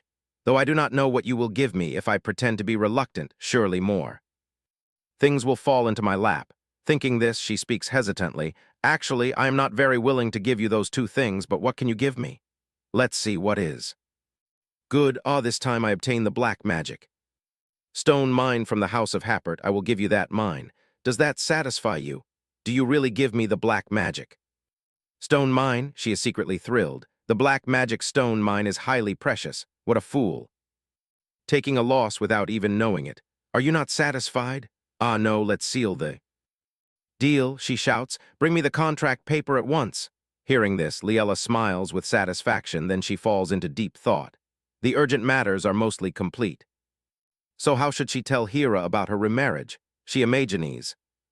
Scenario 1, you have a new father. Hera, say hello to your father. That is too sudden. Scenario 2, I am sorry for the past. Hera, you suffer so much because of me, right? So I find a better father for you. A year from now, you do not have to see me anymore. Liella holds her face and thinks this is too cliché. She lets out a sigh. Everything is always smooth until now when things get difficult. Do not overcomplicate it. Perhaps speaking frankly is the best way. Afterward, she tells Hera, please sit here. The boy looks at the cake on the table and hesitantly asks, Can I eat it? Yes, I make it myself for you, Hera. Eat as much as you like. Saying this, Liella pushes the plate over. Seeing Hera eat happily, she breathes a sigh of relief. It is fortunate that the boy likes it. She must prepare Hera's mind so he will not be shocked by her remarriage. Ah, chocolate is on your cheek. Hera, it is right here. As she reaches out, the boy immediately flinches, causing Liella to freeze. The boy trembles in fear. She quickly says, I am sorry. I will not touch you. Wipe it yourself, all right. Looking at the handkerchief embroidered with a picture of a boy. Hera stares intently, and then suddenly, he bursts into tears. In confusion, she asks Hera, What is wrong? I am sorry, Mother. Mother, you are so good to me. Why before? Hera does not know her soul is changed, so the boy is surely very confused, yet he still endures it until now. I am sorry, Hera, after your father passes away, perhaps the shock makes me lose my mind. I promise I do not hate you anymore. Is it true? Yes, my beloved Hera. The boy rushes into her arms, weeping with emotion. Afterward, the boy seems to regain his composure. Liella begins to ask, Hera, today I want to tell you something, please listen. Yes, Mother, we are about to have a new family. A new family? Yes, I decide to marry a man who will become a good father to you. He is very warm, so he will treat you well. But if you do not want a new father, just tell me. You need time to think as well. Unexpectedly, Hera shakes his head and replies, I am fine. He must be an angel just like Mother. Father does not care about me anyway. Liella says that person will truly love him and want him to be happy. She thinks to herself, unlike the Viscount and Viscountess Marmel. Ah, Hera, if you're fine with it, can we go meet him for a moment? Afterward, in the carriage, Liella asks, Are you nervous? Me. No, I am not. Despite saying so, Hera trembles all over. How adorable, he is clearly nervous. A moment later, Liella announces, We are here, and the carriage stops in front of the Duke's mansion. Liella carries Hera down. Seeing this, Laza says they are so affectionate. The boy thinks to himself, asterisk, but. Mother clearly says my new father is warm. Lazarus coldly says, If only you are that affectionate with me too. Is this warm? Afterward, a table filled with sweet treats is laid out. Hera whispers to Liella, The chair is too high. Then you can sit on my lap. All right, but that is not very polite. Hira can do whatever he wants. Saying this, she quickly lifts Hira up. How? Does it feel? It is fine. Suddenly, Liella notices something and she asks Lazarus, "What are you trying to do just now?" Lazarus quickly replies, "No, nothing, you must have seen." It wrong, Hira thinks to himself, his face. Just now is very scary, he surely thinks I am impolite, or perhaps he dislikes me. Hira, what is wrong? No, it is nothing. Suddenly, Lazarus smiles and says, "Hello, Hira." Hello. Uncle, Liella, now Hira is also my son. I want to quickly become close to him. I also hope you to get close soon, so how about letting Hira sit on your lap? That will make you closer. Hearing this, Hira's face turns pale. Do not worry, Liella, I believe I can do well. Yes, that is fine, as long as Hira agrees. If you do not want to, just say so, Hira. The boy stammers, I. Although he is a bit scared, his mother says his stepfather is a warm person and his stepfather loves his mother very much. He is not a bad person. Thinking this, he replies, "Yes, I can. Come here to father, Hira." Then Lazarus lifts Hira up. "You say you can do well. Do you have experience caring for children?" "Haha, how is that possible? But I really have that confidence. Hira, now that you sit higher, you see clearer, right? What do you want to eat?" "Ah, I hear you. Like chocolate macarons the most." Thank you." Liella sees this and thinks Lazarus is indeed a qualified father. Moreover, the boy vaguely resembles him. She says, "You two look like a real father and son."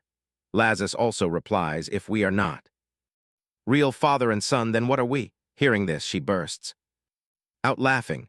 "All right, Hira, you also like pudding, right? There is also ice cream here, so just eat as much as you want." "Really?" Liella looks at them and thinks they are getting along quite well. How fortunate. After finishing the food on the table, Hira falls fast asleep in Lazarus's arms. He says, "Perhaps our son is tired." It seems the boy is no longer tense anymore. Can Hira sleep comfortably for a bit? Lazarus smiles and replies, "Of course, I am telling the servants to take him to the bedroom. Let's take a walk while Hira sleeps." A while later, the two walk in the garden. Lazarus asks, "What kind of flowers do you like?" "Flowers?" "Yes, what flowers do you like? I will plant them in the garden." Liella thinks for a moment and then says, "Ah, can we place a swing in the garden?" "A swing? Yes, I have a self-made swing." "Of course you can. Thank you." Hira really likes that swing. "Haha, so it is not you but Hira," she brightly replies. "Yes." Lazarus also smiles and asks further, "Do you like the garden?" "Yes, it feels very different from the place where I walked with Hijit last time." Lazarus stops. He darkly asks Hijit, "Do you go alone with Hijit? Do you not know?" Rudger says Hijit walks with you. "Haha, Rudger, yes, of course I know." Liella asks in surprise, "Why do you suddenly summon your mana ring?" "Since I am next to you, I am a bit nervous, and our hands keep touching." She is secretly surprised. It seems initially she walks a distance away from him. This distance is probably fine. We walk for a long time. "Already are you tired? Let us rest for a bit." That is the secret space of the garden. Liella secretly cheers. That is the place that appears in the original novel. In the original, Hira has to make constant efforts to gain a mana ring, but the mana ring is just like a human heart, not easily obtained. Whenever there are difficulties, Hira comes to a place to hold back his tears and rebuild his determination. That place is right here, because it is the secret place in the garden. The Duke's mansion. Thinking of this, Liella turns around with a radiant smile and says it is time to go. Seeing her so happy, Lazarus also catches her joy. "It looks absolutely wonderful. Whose taste is this?" "It belongs to my mother. There is a seat here." She remembers it as the place where Hira once sat and feels it is a bit improper if she sits there. Yet just as this thought crosses her mind, she finds herself sitting down. Dazed, she asks, "You told me to sit on the chair, right?" Lazarus instantly replies, "No." Then he pats his thigh. "You can sit here, but you are not a baby, so hurry up." Saying this, he lifts her up and settles her on his lap. "You are my good luck charm." Suddenly, he drapes a necklace around her neck. Startled, she asks, "What is this?" "A wedding gift. I hope you will pay more attention to me." She wonders in silence, is the thing inside this mana? How can one imbue mana into a diamond? "Do you like it?" "Yes, I like it very much. Last time you said you would teach me to train my mana, do you remember?" Of course, my mind is always filled with our conversations. She thinks to herself, how can he say such things without even blinking? If I have a mana ring, what color will it be? I do not know yet, but I hope it is the same as mine. So will you teach me today regarding how to create a mana ring? He happily replies that he is more than willing. Afterward, the two go to a room filled with books. I have never taught anyone before, so I do not know if I will do well. Just make yourself comfortable. If it fails, it is only because I am a poor student. I will do my best not to turn you into a failing student. This is the second gift for you. She cheers in her heart. She is receiving so many gifts today, next time she must bake cookies for him. Lazarus says that in truth, he has known how to use mana since birth, so Hijat would be more suited to teach her, but he does not like that idea. Why does he dislike her interacting with knights so much? I will teach you how to use mana with a gun instead of bullets. From here to here, you just need to release your mana. Is that all? Yes, give it a try, but I do not even know how to summon mana. You will figure that out on your own, just try shooting to get a feel for it. She thinks to herself, even with the help of the Knight Order, it took Hera 8 years to create her first mana ring. How can I possibly do it? Still, she tells herself to just try, as there is nothing to lose. And so she raises the gun. She concentrates on summoning her power just as Lazarus showed her. Surprisingly, in just one attempt, she succeeds, shocking herself. She stares at her hands and gasps inwardly, "No way, how can it be this easy?" Afterward, she returns to her mansion. Sitting in deep thought, the sheer ease of it only fuels her anxiety. The plot is turning out completely different from the original novel. Everything is going too smoothly. She has even managed to summon her mana, while everything is so peaceful if a major incident suddenly occurs. Just as this thought crosses her mind, her maid rushes in, breathless. "Viscountess, what is the matter? Why do your eyes look like that?"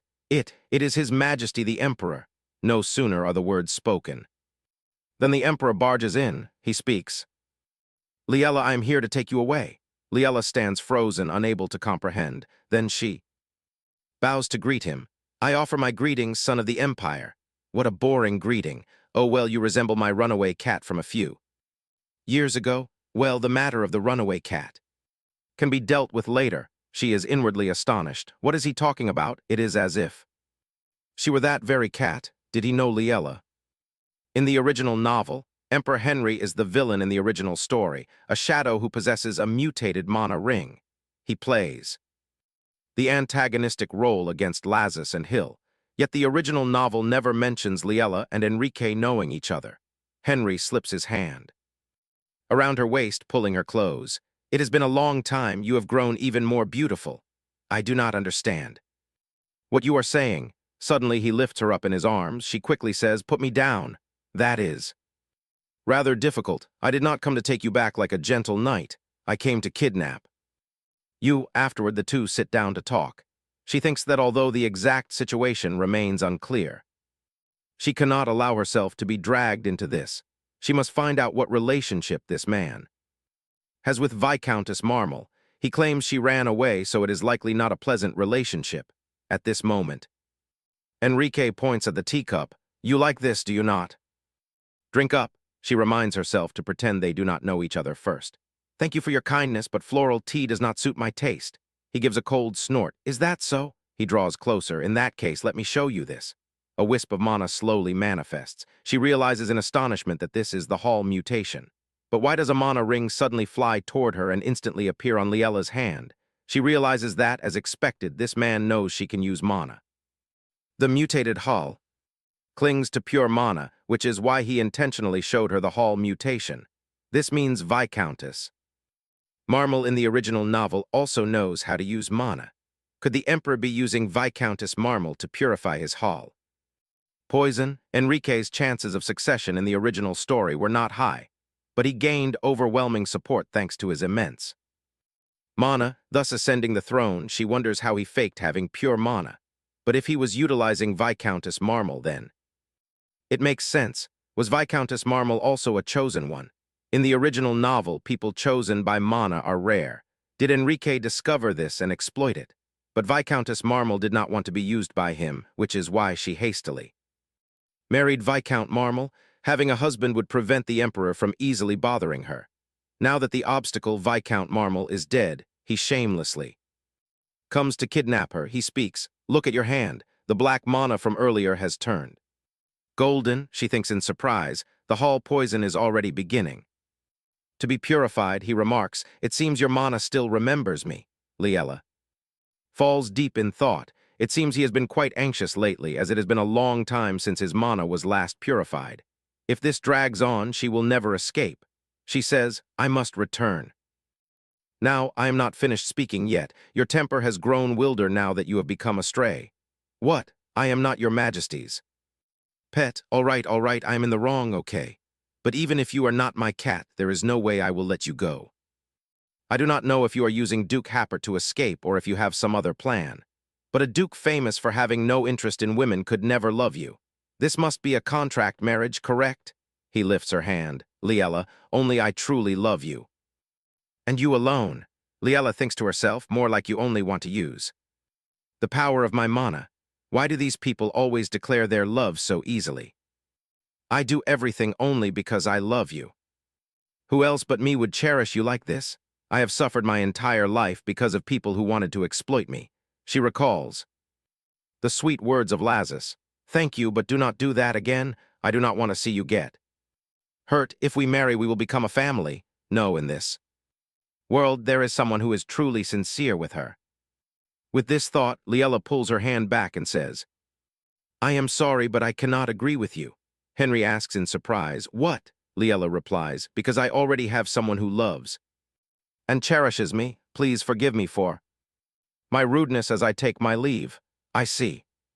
I admit defeat. I will give you the very thing you have always desired, so please do not be angry anymore. She thinks that he still does not listen to a word she says. Even if I have a reason to receive something from your majesty, I have no intention of accepting it. He gives a cold chuckle. Ha, what? At this moment from outside, a voice rings out. Must it really be like this? You cannot enter without permission. Hearing this, Enrique asks in confusion, What is it? From outside, the voice continues to object loudly, You must not, Duke Happert. But Lazarus has already pushed past the doors and stormed in. Liella is inwardly surprised. How does he know to come all the way here? Lazarus speaks. What are you doing here? Liella, I have been looking for you everywhere. An idea suddenly strikes Liella. This is the perfect chance to show the Emperor their relationship. With this thought, she clings to Lazarus's arm. I was just about to head back with you.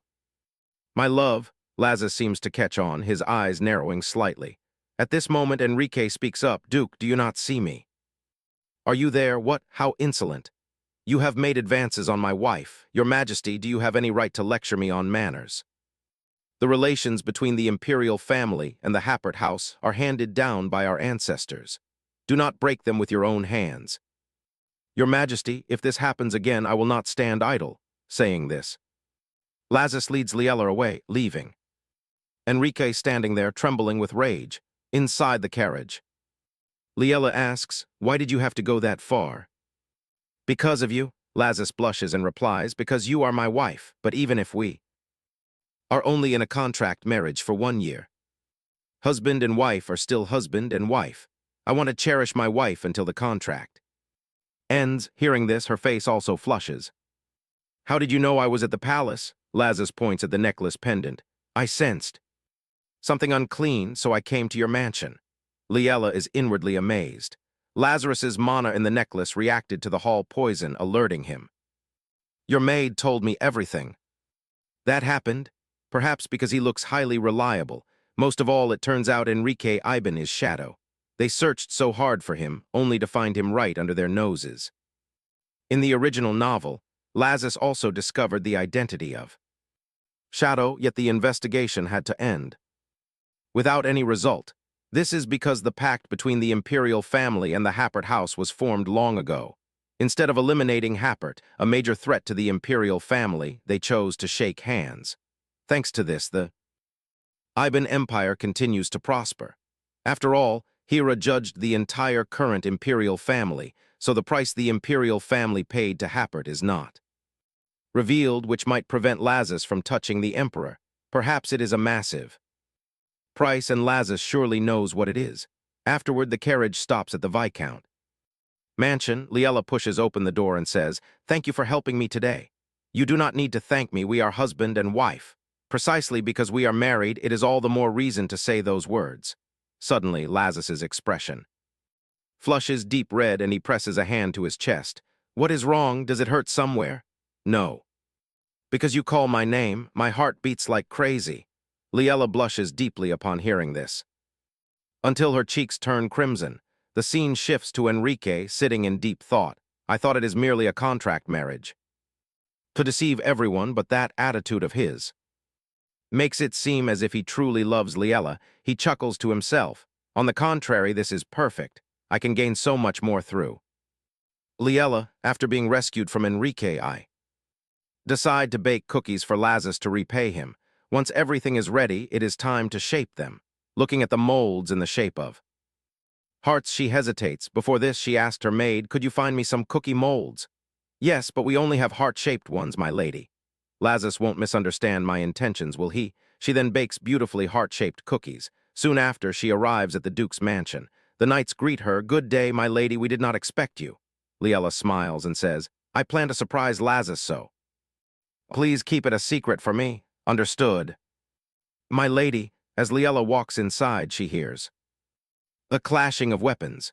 She thinks to herself that she might as well drop by the training ground for a quick visit and share the cookies with everyone. Roger sees her and waves enthusiastically. Liella waves back in return. Rosanna nudges his shoulder and snaps, "What are you doing? Go back to training." Only then does Rosanna notice Liella. She steps forward and asks, "What brings you here?"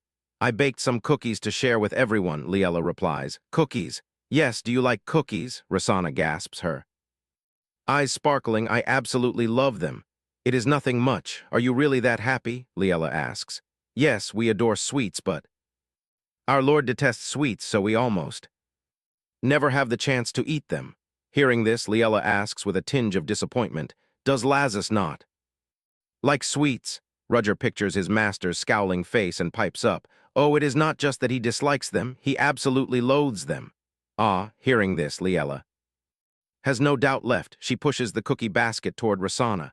"Are you giving us all of these?" "Yes, they are a gift for everyone. The Night Order can share them." With that, Liella turns and leaves. "So be it, I will make something else for Lazarus." Meanwhile, Lazarus is also heading this way. I was so preoccupied with urgent matters that I did not realize Liella had arrived. He asks Roger, "Liella came, didn't she?" "Ah, yes, she was here, but she already left, my lord." His face darkens. "She came but left right away." Suddenly, Rosanna runs over eagerly and calls out, "The Lord." Looks down at the basket while she continues to gush. "Lady Liella is truly wonderful. Her cookies are absolutely delicious. They are so good that the training knights devoured every single one." Seeing Lazarus's incredibly dark expression, Rosanna freezes. "Ah, that is..." He flashes a murderous smile and asks, "Eating cookies must make you very energetic, does it not? Let us double the training intensity next week." Both of them respond in terror. "Yes, my lord." Dismissed. At his word, the two instantly turn on their heels. Lazarus mutters to himself, "I cannot believe I am this irritated over a single cookie." Nearby, Roger scolds Rosanna, "Why are you so oblivious?" "Shut up." Meanwhile, Lazarus smiles, thinking that perhaps even after a year he will not want to let her go. I must find a way to hold tightly to Liella. At the Viscount's estate, the two are having a meal together. Liella gazes softly at Hera, thinking to herself, how adorable. Hera has gained a bit of weight, too. Suddenly, the young boy speaks up. Mother, a few days ago, Diane read me a story about a witch who fattens up children to eat them." "Oh, are you afraid that Mommy is fattening you up to eat you?" "No, that is not it. How could Mommy ever eat such a sweet, adorable child like you? But if I gain weight, I will not be cute and adorable anymore." "That is not true at all. You are precious because you cherish even the smallest things. And the future you will become an even more remarkable person, a brave man who fights against evil." While reading the original novel, I already wanted to tell him these words. In the original story, Hera suffers deeply because of his own transformation. This time, I will not let history repeat Itself, the boy speaks up again, Mother, Mother, I want to protect you. You changed so suddenly, because you suffered so much when father suddenly passed away. That is why I will never let you suffer ever. Again, I will protect you. Deeply moved by his words, Liella replies, Yes, Mommy will absolutely protect you too. She whispers to herself, I will not let you experience the agony. From the original novel, later Liella sits in deep contemplation.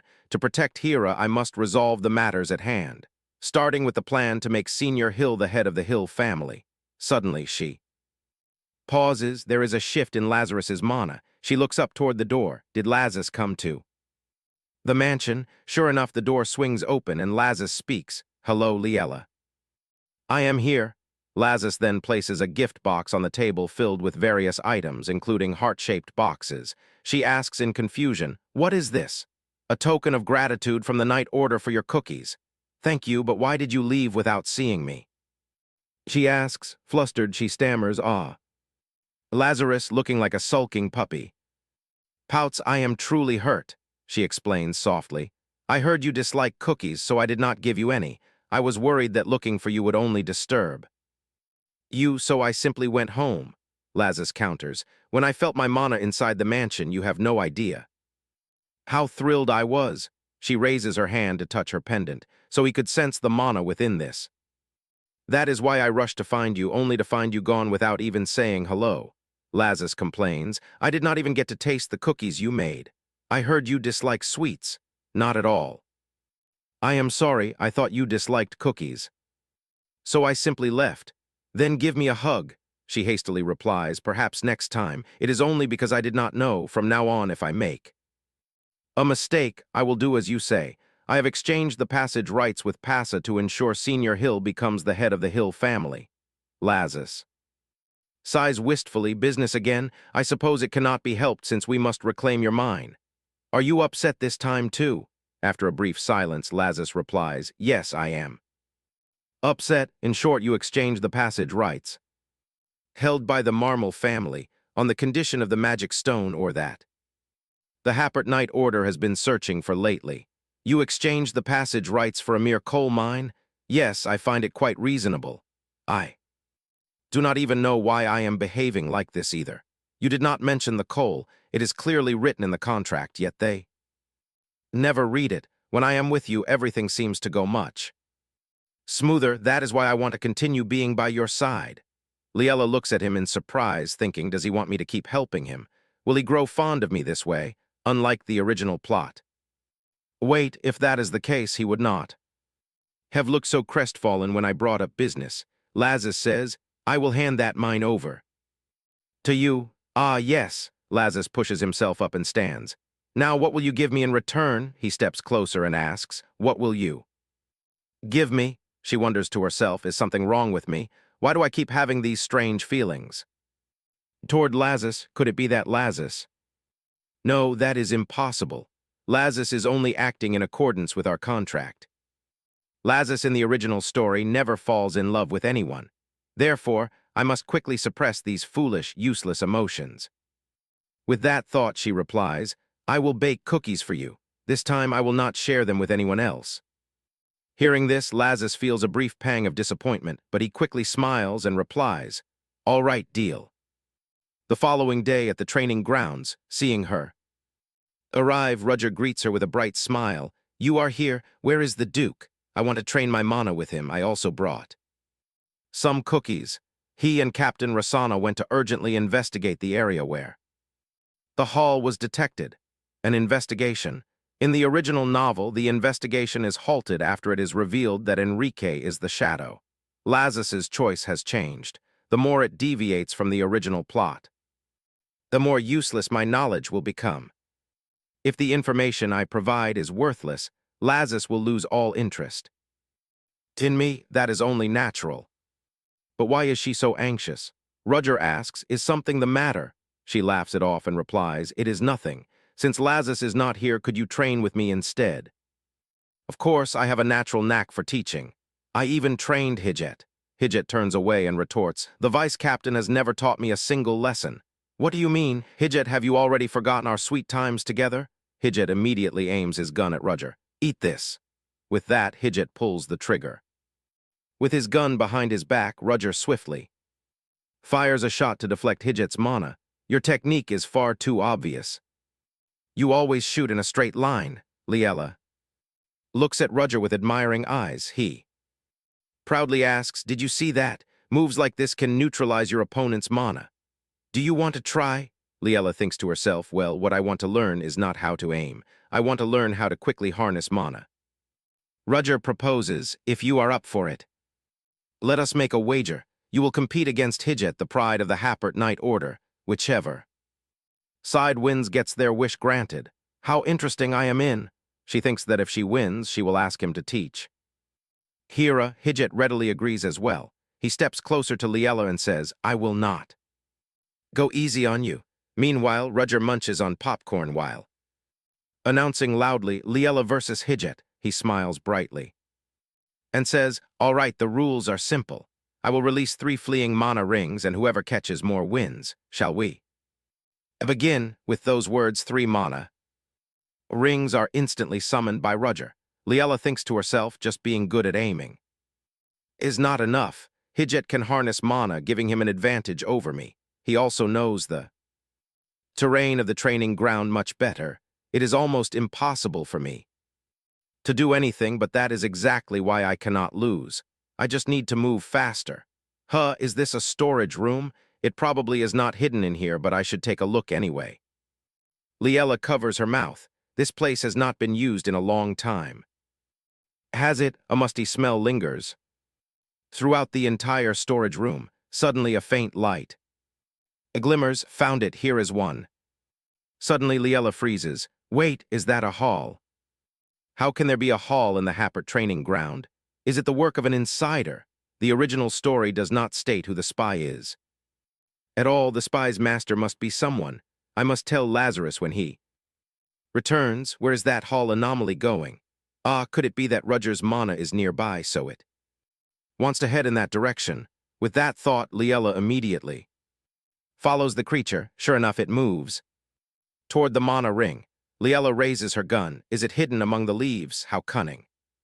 Instantly a loud bang echoes. She thinks to herself that she only needs to find one more. Suddenly, Lazarus appears from behind and wraps his arms tightly around her. What are you doing here? You startled me. When did you get back? I just returned and sensed your presence along with another disgusting thing. It turns out Lazarus feels her touching the hall. She says there is a hall in the warehouse over there, likely the work of a spy. Lazarus calmly replies, that must be it, but from now on, do not touch a hall so carelessly. I understand. He does not seem very worried about discovering the hall. I am making a bet with Hidget. A bet. Whoever finds more of Roger's mana wins. Then I must help you win. Another one is hidden over there. She thinks that although it feels like cheating, she cannot just ignore it when she knows where it is. Wondering, she asks, what is this place used for? It is an underground vault. What is kept here? Something called our family heirloom. An heirloom? I can show you. Do you want to see it? After all, you are already part of my family. She is secretly surprised. Is it really fine for him to show her the family treasure? She replies, first I will find the mana. Lazarus immediately chimes in. The mana is right over there. Hidget will not be able to find his way here so soon. Let us go see the heirloom first. Saying this, Lazarus pushes the door open. It is a prisoner passed down through generations of the Happert family. Everyone believes it is a treasure bestowed upon the Happert family by the imperial family, but it is actually a magic tool. All the mana of the Happert ancestors is locked inside. After the empire is founded, the imperial family fears the mana of the Happert family. The imperial family gathers ordinary people to create a knight order that knows how to use mana. Yet the entire knight order is powerless against a single Happert. Therefore, the imperial family sets limitations. For the Happerts, because the Happert mana is confined within this prison, if they covet the imperial throne's authority, their bloodline is struck by a curse. But you did not put your mana in here. Is that really all right? Of course, there is opposition, but even the emperor is overwhelmed by my strength. She thinks that in the original novel, nothing happens until Hera becomes the emperor. Is it because Hera does not possess Happert blood? Perhaps with that in mind, she says, now I am going to catch Roger's mana. once I catch it. Will you play with me? Ah, probably not. I must go back and prepare for tomorrow's picnic with Hira. Lazarus excitedly says, then let me come along, I can help you find the mana. She thinks to herself, Lazarus is going on a picnic. That is a perfect opportunity.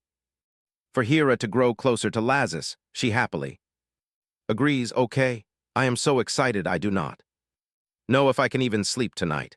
How can that be? But since I found two, I am sure to win, right? What reward do you want from Hijjet? He will grant my wish. Hijjet can actually grant your wish. Ah, you do not need to worry about that. Ever since I met Hijjet, I have really wanted to fulfill this wish. Hearing this, Lazarus's face instantly deflates. The next day, they arrive at the picnic spot. Hira squeals with excitement. Wow, Hira, do you like it? Yes, it is truly amazing. This is the first time I have ever seen a place like this. Lazarus says, we can also go boating over there. Hira happily says, boating? It is my first time. Then let us go on a boat. Together, very soon the three of them are sitting on the boat. Liella asks, are you scared? No, I am not. The way the water reflects the sunlight is so beautiful. She thinks it is fortunate Hira is not afraid of water. She must take him out more often. Suddenly, Hira's eyes sparkle. He sees something glowing down below. That makes him freeze for a moment. Liella also notices something unusual. From his reaction, out of curiosity, Hira reaches his hand into the water. Liella quickly calls out, Hira. Just then, Lazarus scoops the boy up. Do not lean out too far. Ah, there is something floating. I want to catch it. It is far too dangerous. What if you fall? Hira quickly hangs his head and answers, I am sorry. Right after, the boy suddenly faints. Liella asks in a panic, what is wrong with Hira? He looks fine on the surface. Let us go back and call a doctor. Yes, and so the three of them leave the boat and quickly board the carriage to return. A rather mysterious aura appears beneath the lake. Back at the mansion after finishing the examination, the doctor says that perhaps the boy is simply startled and his body has no abnormalities. Then why has he not woken up? He is just fast asleep. The boy will wake up soon. I have a slight suspicion. I wonder if he was frightened by seeing something underwater. Lazarus hears this and glances over at him, then says, I understand, you may leave. Yes, thank you, my lord, the doctor replies and departs. Lazarus then says, I do not understand. The boy clearly looks as if he is hypnotized. The doctor says he will wake up soon, so wait a little longer. He hands over a letter along with an item. This letter is addressed to you. I kept it for you. Ah, thank you. She is too distracted worrying about Hira. It turns out Lazarus kept it safe for her. Liella opens the letter, her eyes filling with shock. The content is a message. Even though this man is not bad compared to the previous one, you are far more precious, sister, so do not let yourself be overshadowed. This is identical to the anonymous card sent to Lady Marmal. Who on earth sent this? Is it someone close to Lady Marmal? Lazarus asks curiously, what is it? Is it bad news? It is nothing. Then why are you hiding it? It is really nothing. Do you want to see? I did not intend to read it, but since you are hiding it, I am curious. She hands the letter over. Here. He probably will not be angry after reading it, right? Lazarus takes it and opens it to read. After reading, he bursts into laughter. Though I do not know who wrote this, they are quite accurate. It is true that compared to you, Liella, I fall far short. She asks blankly, are you not angry? Not at all. I only wish our wedding day would come sooner so everyone knows I have such a wonderful wife. She turns away, blushing.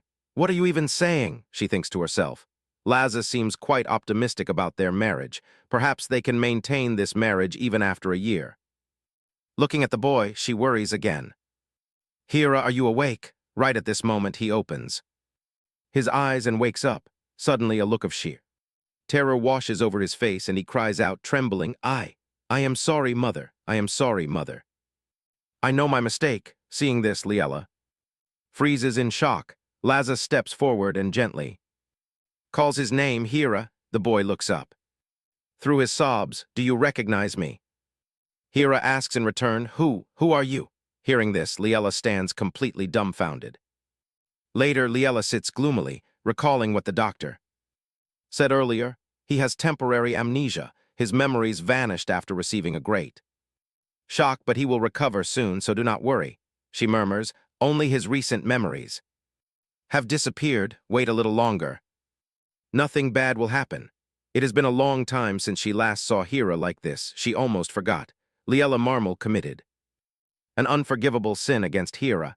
She thought everything was going so smoothly, but now she knows she is the one who must leave when the one-year contract, marriage, comes to an end. She must prepare to leave Lazarus. Wake up, do not give your heart to Lazarus. A few days later, Hira's memories return just as the doctor said. The boy has no recollection of his amnesia.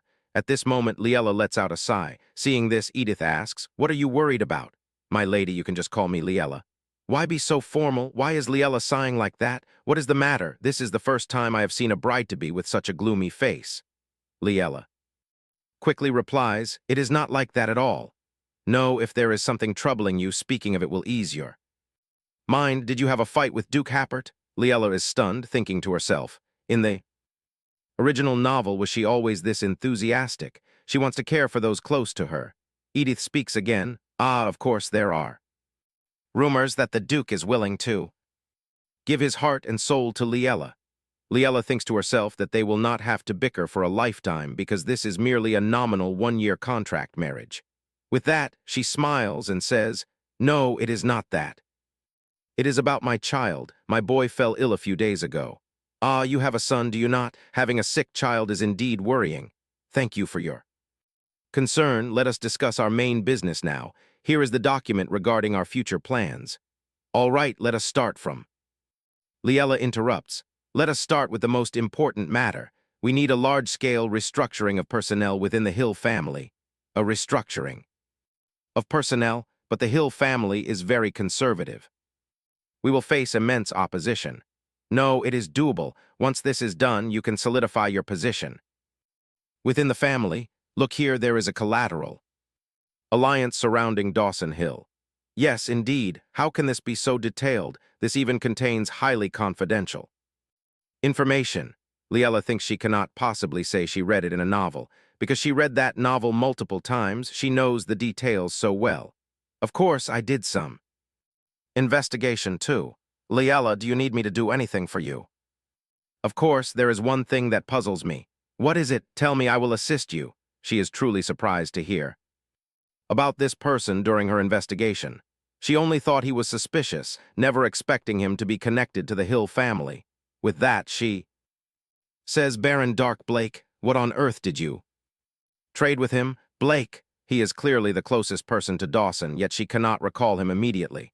"Is Edith isolated by the family to this extent? Before that, I participated in the Hill family's banquet, but I do not recall us meeting. It seems I cannot get any information from Senior. If so, should I keep a closer eye on Dark?" According to the investigation, Dawson trusts Dark deeply, but there is no reason for the powerful head of the Hill family to associate with a noble from such an impoverished family. Between the two of them, there is surely some kind of transaction. I am not certain what they exchanged, but I must find out if I can exploit this point. "Is Baron Blake an important figure?" I just thought of something about Baron Blake. He knows etiquette and possesses a vast network of connections. It is said he also attends many social gatherings, but not long ago, he committed a faux pas at a banquet, making the atmosphere extremely awkward. "What? How is that possible?" "Liella, are you mistaken? He clearly wears the family crest of the Blake family, and his portrait matches his face perfectly." As expected, I should look further into Dark. I only learn of this now while investigating the relationship between Dawson and Dark. For some reason, anything related to him deeply bothers me, bringing a strange sense of familiarity from our very first meeting. What on earth is Baron Dark Blake hiding?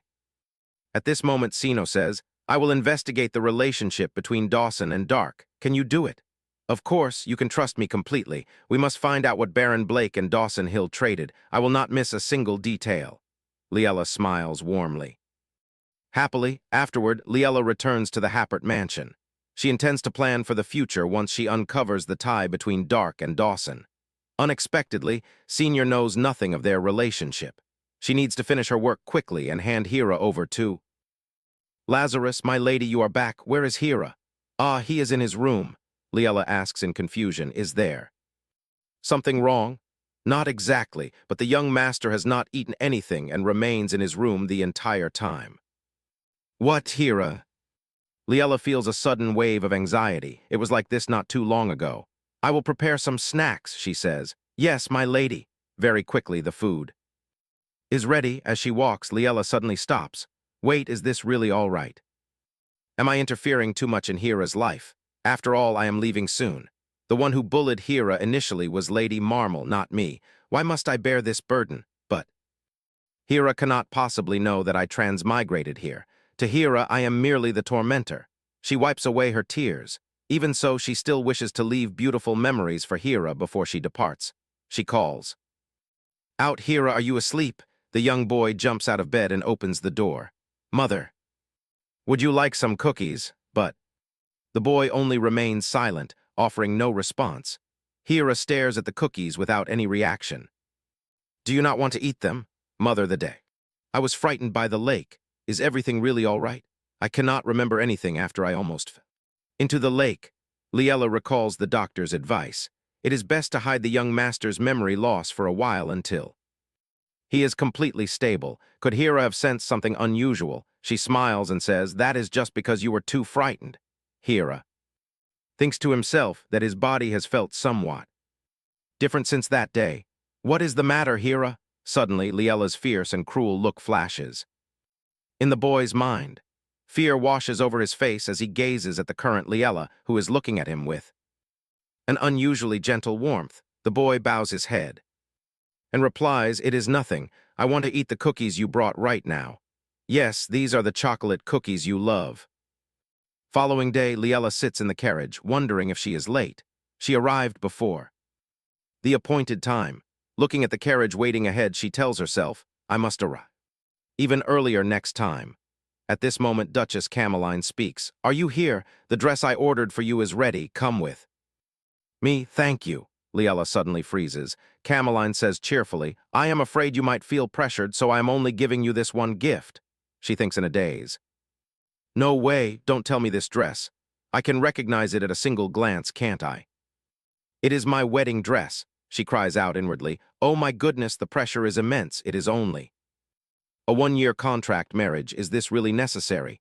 Yet I cannot reject the kindness of Cameline. If she were my biological mother, would I feel the same way? She takes Liella's hand and says, come, sit here. You have to try on other dresses today as well. Ah, wait, more dresses. No, if I accept this, my conscience. She smiles warmly and says, my dream is to give my daughter so many beautiful dresses. Liella, I want to treat you as my own daughter. Yes, me too, seeing the two of them so fond of each other. Lazarus chimes in, you make me jealous. You should smile at me like that too. Shouldn't you? Duchess Cameline frowns in annoyance and asks, what are you doing here? I am on a date with my daughter. Why don't you spend time with your son instead? I do not want to at all. You look so happy and your complexion is so bright. Well, if you have time, go see a doctor. You need an eye exam. Liella looks at the bickering duo with a deadpan expression, thinking helplessly, can family members really speak to each other like this? Still, this is not so bad. A moment later, Lazarus smiles and says to her, after all, it is quite exhausting to hide your movements. Is everything all right? She smiles back. Yes, it is fine. Liella, I feel so wronged. Mother just snapped at me. Liella can only offer a wry smile at Lazarus's childishness. The Duchess steps forward and says, Liella, if you spoil him, he will only get worse. He is growing more and more out of hand each day, but it is truly a blessing that you agreed to marry him. If he does not marry anyone, I cannot imagine what would become of him. It is wonderful that he found a lifelong companion, especially one as beautiful as you. Hearing these words, she feels incredibly guilty. I must leave after 1 year. Is it really all right to deceive Cameline like this? Then she notices Lazarus beside her, smiling so widely his eyes curve. She hesitates to speak, but Lazarus chimes in. It is the greatest blessing of my life, the Duchess says happily. I know. She glares slightly at Lazarus. Now that you are done, leave. Liella still has to try on many dresses. Liella thinks helplessly. Do I really have to try them on in the end? Lazarus suddenly notices her expression. Liella, are you all right? You have been so busy lately you must be exhausted. Hearing this, the Duchess asks, is that so? Liella casts her eyes down, lost in thought. She must resolve the issue of the mine stolen by the Hill family, investigate Dark Blake, and train her mana for Hera. Lately, Hera's slight panic due to his memory loss also falls on her shoulders. The Duchess says worriedly, trying on dresses takes a lot of time and effort. You do not have to do it right now. Either, I am sorry. I will definitely make time next time. My goodness, you are such a good girl. Liella, I will prepare your wedding in my style. Do not worry about a thing, leave it all to me. Yes, thank you. Lazarus takes her hand. Then let us go together, he whispers in her ear, to a place where there are only the two of us, with no interruptions. Hearing this, Liella smiles and takes his hand. Immediately, Lazarus pulls her along. She is dazed, thinking inwardly. Are we not going straight home? Where are we going? Guess you will love this place. Is it a chocolate shop? Do you want to go there? I thought we are going to a sweet shop. She smiles and says, like the king in the story of the king who loved chocolate, the king who loved chocolate? Yes, once upon a time there was a king who loved chocolate so much that he built a castle of chocolate. Gazing at the beautifully built castle, the king was overjoyed. But he forgot one thing, the blazing sun melted the castle, thus the king living inside was buried in chocolate and died. That is how the story goes. He loved chocolate so much that even drowning in it brought him happiness. Suddenly, she pauses. Right now, I am just as greedy and foolish as that king. Even though I know I must leave in a year, I still harbor foolish hopes. Perhaps Lazarus only says those things to reassure his mother. Suddenly, Lazarus looks at her and says, I can understand that king. Object of that king's obsession was chocolate. But for me, that object of obsession is you, Liella, to die in the arms of the one I love. Oh, I would be so happy. Lazarus gently places his hand over hers and murmurs. He does not mention the 1-year contract. Do you have no intention of truly marrying me? She is startled, thinking, does Lazarus genuinely like me? No, how is that possible? Once I run out of valuable information, his interest in me will fade. If so, I will be the one left behind in the melting chocolate castle. Lazarus says sadly, it seems you do not wish to answer. We are here, let us get off, surely. You will like it, she tells herself. I am deeply grateful for Lazarus's proposal, but I am terrified of suffocating like the Chocolate King. Liella steps down and asks immediately, this is a boutique for nobles, why are we here again? If there was something to do, we could have resolved it back there. Just come inside and you will see. She walks in and thinks, it does not look out of the ordinary, so he must have a reason. At this moment, a man replies, yes, I understand. Liella approaches and asks, are they fetching something? Yes, they brought it out. She thinks in surprise that the garment is not for a female, but it is far too small for her. She asks, could it be for Hera? Indeed, our son must attend our wedding too. I have not even thought of choosing clothes for Hera yet. Perhaps Lazarus truly is a better guardian than me. Thank you for thinking of Hera. Hera will surely love this. Since you are so busy, leave these things to me. I really want to see Hera try it on. Lazarus seizes the opportunity. Then we must hold our wedding as soon as possible. She replies shyly, yes. If it does not fit, let me know. I only went by my feeling from hugging him once. Now let us go somewhere else. Actually, this is not our final destination yet. The shopkeeper says, I will deliver the clothes to the Marble Mansion. Afterward, the two get back into the carriage. Suddenly, Liella stops. Oh, it is Baron Dark Blake. Lazarus asks, what are you looking at? Do you remember that Baron? Lazarus frowns. Baron Blake was at the Hill family banquet, correct? Do you have any relation to him? None. Why do you ask? You stared at him last time, too. Could it be? Do not say such strange things. I did no such thing. Lazarus asks suspiciously. But I have never looked at anyone like that. Seeing him walk into a secluded alley, Liella says, perhaps I must pursue Baron. I will explain the reason to you later. I understand this is my first time tailing someone, but I will do my best. He is extremely vigilant, Liella says helplessly. SHH, do not get caught. He goes in there. Should we follow? The risk is quite high. That is true, but To follow him all this way without any results, Lazarus suggests, going inside is very dangerous, so let us inspect the surrounding area. All right, after observing for a moment. Lazarus notices, there is something very strange about that building. The lower floor has no windows. Is something hidden inside? It is indeed. Suspicious, what do you plan to do? I will send my Mana to investigate. Immediately, Mana rings appear and fly straight toward that lower floor. The exterior of the building is nothing special, but why do you find him so suspicious? About that, I think he has some kind of transaction with Dawson Hill, but even Senior Hill does not know. What relationship exists between them? Lazarus ponders for a moment, then says, for now, it is very dangerous, so let us head back first. I will investigate this building later. Thank you, and I am sorry for clinging to you for so long. It is getting a bit late now, so we probably cannot go to our intended destination anymore. She asks in confusion, what should we do? It is all right, we still have plenty of time, she thinks to herself, plenty of time. Does Lazarus really want to stay by my side after a year? No. 1 year is more than enough. She turns around. We must hurry before the sunlight completely fades. Lazarus gazes at her retreating figure with an affectionate look in his eyes, full of tenderness. That evening at the Duke's estate, Lazarus asks, why do you come all the way here? Enrique replies, I hear you are about to marry Lady Marmal, so I come to congratulate you. At this time of night. I am a busy man after all, please understand. Besides, I do not expect you to actually let Lady Marmal join the Happert family. Do you not know about her past? At the Viscount estate, Liella walks when she hears a call. Mother, mother, here are you. Are not asleep? Yes, I am waiting for you, mother. Since that day, she has not been able to speak properly with him. Are you really all right? After almost falling into the lake, I do not remember anything, and in the end, I let Hera find me first. She kneels down and asks, do you have something to tell me? Let us go to your bedroom. The boy shakes his head. No, I want to show you my toy room. A toy room? Did I make that for Hera? She smiles and replies, yes, let us go. Hearing this, the boy's face completely brightens up. Yes.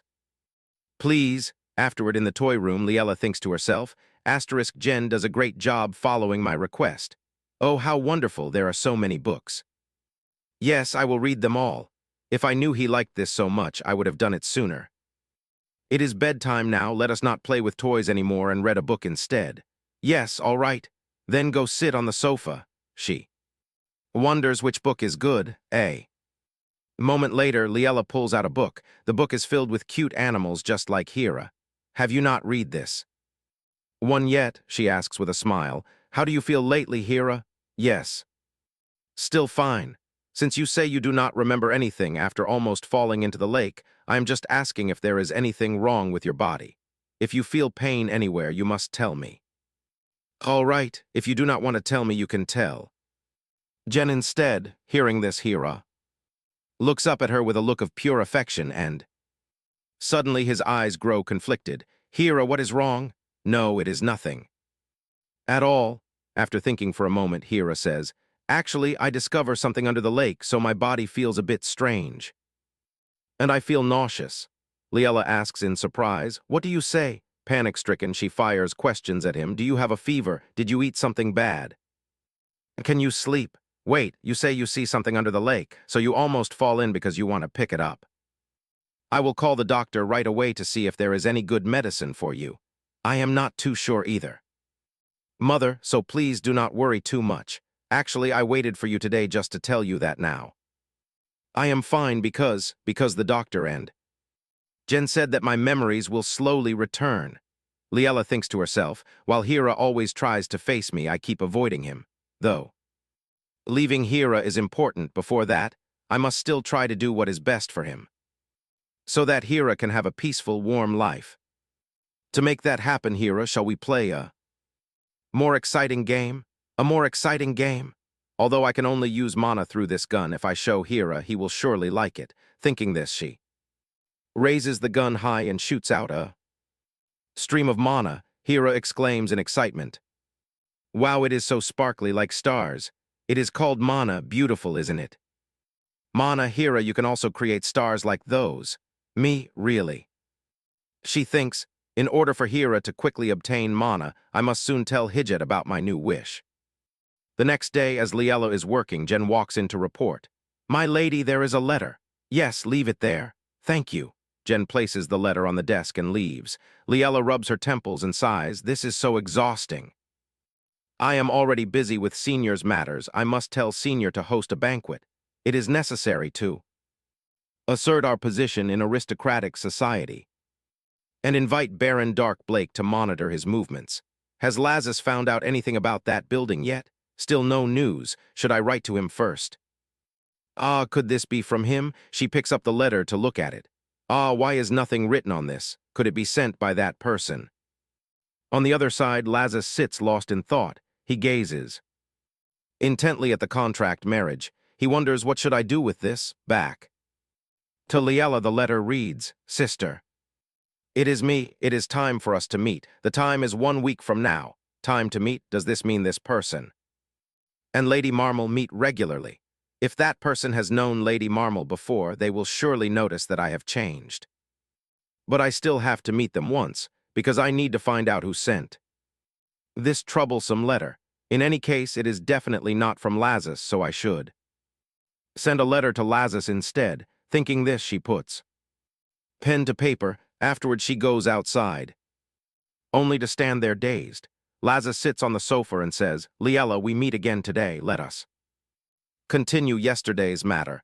Why are you here without warning? She turns to look at Jen, who avoids her gaze. Perhaps Lazarus told Jen not to speak to surprise me. She says, go brew some tea for our guest. Yes, my lady. Is there something wrong? What could be wrong between the two of us? I just missed you, so I came to see you. I just sent you a letter. If I had known, I would have just spoken to you directly, recalling what I just wrote. This is my first time writing a letter after all. She sighs. Could it be that he found out something about the building Baron Dark Blake entered? It is not about that. Our wedding is approaching, but thinking about it, we do not know much about each other. Could you tell me more about yourself, like your hobbies or specialties, things I need to know about? You, Liella thinks to herself, things to know. Is he worried we will face difficulties after marriage? But I do not really know much about Lady Marmal either. She smiles and replies, if there were any, I would have told you. Long ago, Lazarus asks, in our marriage contract it is written that I must treat Hira as my heir. Why must it be that condition? She hesitates and replies, that is because I just want Hira to be happy. Looking at Lazarus, she continues, Hira's biological father did not love him. He was only obsessed with meeting women and left Hira all alone, so I want to find Hira a good father. Lazarus falls silent, remembering what Enrique said that night. Did Lady Marmal kill her husband with her own hands? If you do not believe it, I will send you the evidence. Lazarus thinks to himself, asterisk, it is quite certain that the Viscount was murdered by someone. Although I cannot say for sure that Liella did it, but if she really killed the Viscount, it was probably for Hira's sake. I do not think her expression is a lie. Moreover, a woman who does not hesitate to kill her husband for a child that is not even her own, and even chooses me to be its new father. This is more amusing than I thought. Seeing Lazarus smile, Liella asks, what is it? It is nothing. Do you think I will be a good father to Hira? At first, I approached you because I thought your family, the Happert family, could protect him. Having said this, she ponders. In the original story, Lazarus is not a good father. He only thinks of Hira as a good partner who will not betray him. In the end, Hira was never truly loved, harboring a wounded heart and becoming a tyrant. At this, she hesitates and says, but after being with you, I know you are a much better person than I thought. I am very happy that we can become a family. A good person. Everyone only fears the Happert family. They look at me as if I am a monster. This is the first time a woman has proposed marriage to me with absolutely no fear.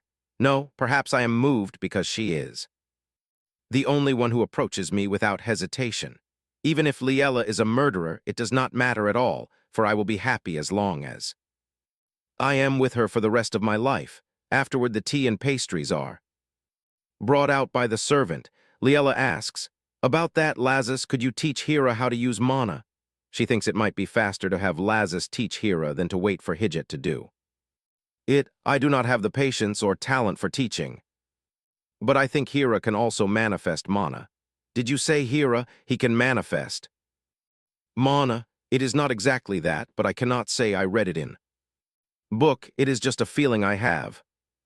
An intuition, a woman's intuition, I just feel it, I feel. Hira has great potential, so that is how it is. Can you show Hira your mana? He is incredibly excited. When he watches mine, I understand it is not a difficult task. Afterward, Hira is also called over. Liella says with excitement. Show us quickly. Lazarus raises his hand, and immediately rings of mana appear. Hira cheers in excitement. Wow, what do you think? It is different from what you saw yesterday, but this is beautiful too, isn't it? But suddenly the boy freezes and covers his face with a cry. Liella calls out to Hira in a panic. Lazarus looks on, completely bewildered. A moment later, Hira explains, it is just that when I see it, my vision suddenly goes dark. I feel dizzy for a moment. She thinks that perhaps because Lazarus's mana is different from hers, it startled Hira. Lazarus says, it seems I went a bit too far, perhaps one is enough. It is not your fault. I am the one who asked you to do it. Do not say that. Hira, are you all right now? Yes. I am fine now. He gently pats the boy's head. That is good, as long as you are well. I am sorry because of me, suddenly. Liella quickly intervenes. No, I told you not to say things like that, didn't I? Hira. She takes the boy's hand. You only feel dizzy. That is not something you need to apologize for. Hira beams and replies, yes, mother. Afterward out. In the garden, Liella asks, the garden is beautiful, isn't it? Indeed, seeing the swing, she pauses. Is that the swing you mentioned? You want to move it? Yes, that is the swing Hira likes, so that is how it is. I hope it is moved here soon. Yes, why is that? Because I want you to move into my estate as quickly as possible. Liella looks up at him, deeply moved, but she quickly restrains her emotions and turns away to change the subject. By the way, what does Baron Dark Blake go into that building for? Lazarus, seeing her reaction, turns his face away with a touch of sadness. It is just an abandoned building. An abandoned building. I looked around. The building is registered as a regular residence, but it is currently unclear who the owner is. It does not seem to be up for sale. They must want to hide the real owner. Liella thinks there is definitely something inside that building. She must invite Edith to the banquet, organized by Senior Hill, to find out. Seeing her lost in thought, Lazarus calls out to Liella, but she does not hear him. He pokes her cheek and calls her again, startling her. You scared me. I am just letting my mind wander. Indeed, Baron Dark Blake, are you talking about him again? Do not think about him anymore. He whispers into her ear, I am right here beside you. If he keeps acting like this, it will be difficult. She needs to pull herself together. She quickly pushes him back, saying, I am sorry. I am so curious about that matter that I even sent you a letter. Did you send me a letter? It is more like a small note. I will reply to you as soon as I return. He writes it on a beautiful sheet of paper. You are being a bit cheesy. Cheesy, what do you think of me? Of course. She silently reminds herself that he is supposed to be a cold man, just like in the original novel. She always thinks of the Lazarus from the original novel, while the real Lazarus is living and breathing right in front of her. With those thoughts, she smiles and says, well, you are always romantic when you are with me. A moment later, they approach. The swing, Liella asks, do you want to try the swing? Me try that. If I sit on it, it will break. Perhaps you are right. Liella, why don't you sit on it? I'm a bit afraid of swings. Why are you afraid of swings? Can you tell me your hobbies? Your specialties, the things I need to know about you. She thinks to herself, she asked him to build a swing at the estate. Yet now she is afraid of it. How bizarre. She lowers her gaze sadly and replies, when I was young, my biological father abused me. Once I was dragged by my hair while playing on a swing. It is just that I still remember it, not that I am actually afraid of the swing itself. She thinks that since the family of Lady Marmal all died of unknown causes, saying this should be fine. Lazarus frowns in suspicion upon hearing this. Later, Inside the carriage, he contemplates. Was she abused by her father? Liella grew up in an orphanage. Since birth, the director of the orphanage is a woman. Who on earth is the father Liella speaks of? No, now is not the time to think about this. He has more important matters to attend to right now. When Laza steps into his room, he freezes. Enrique, who is already waiting, speaks up. What are your thoughts on my offer, Duke Happert? A week later, Liella arrives at the location agreed upon in the letter. Looking at the girl sitting across from her, Liella wonders. Is she the one who called me? I feel like I have met her somewhere before. Could it be Lady Edith Neffel? But Edith is not close to Lady Marmal at all. Is she not the sender of the invitation, perhaps? The anonymous owner of the invitation has not arrived yet. Thinking so, she moves to sit at another table. At this moment, Edith stands up, approaches her, and says with a smile, "Long time no see. What is this? Does she have something to say to me? Why are you being so polite with me? Please do not be so distant." Do not be so distant, Edith speaks again. Sister, why haven't you been wearing the earrings I gave you lately? You used to wear them all the time. Earrings.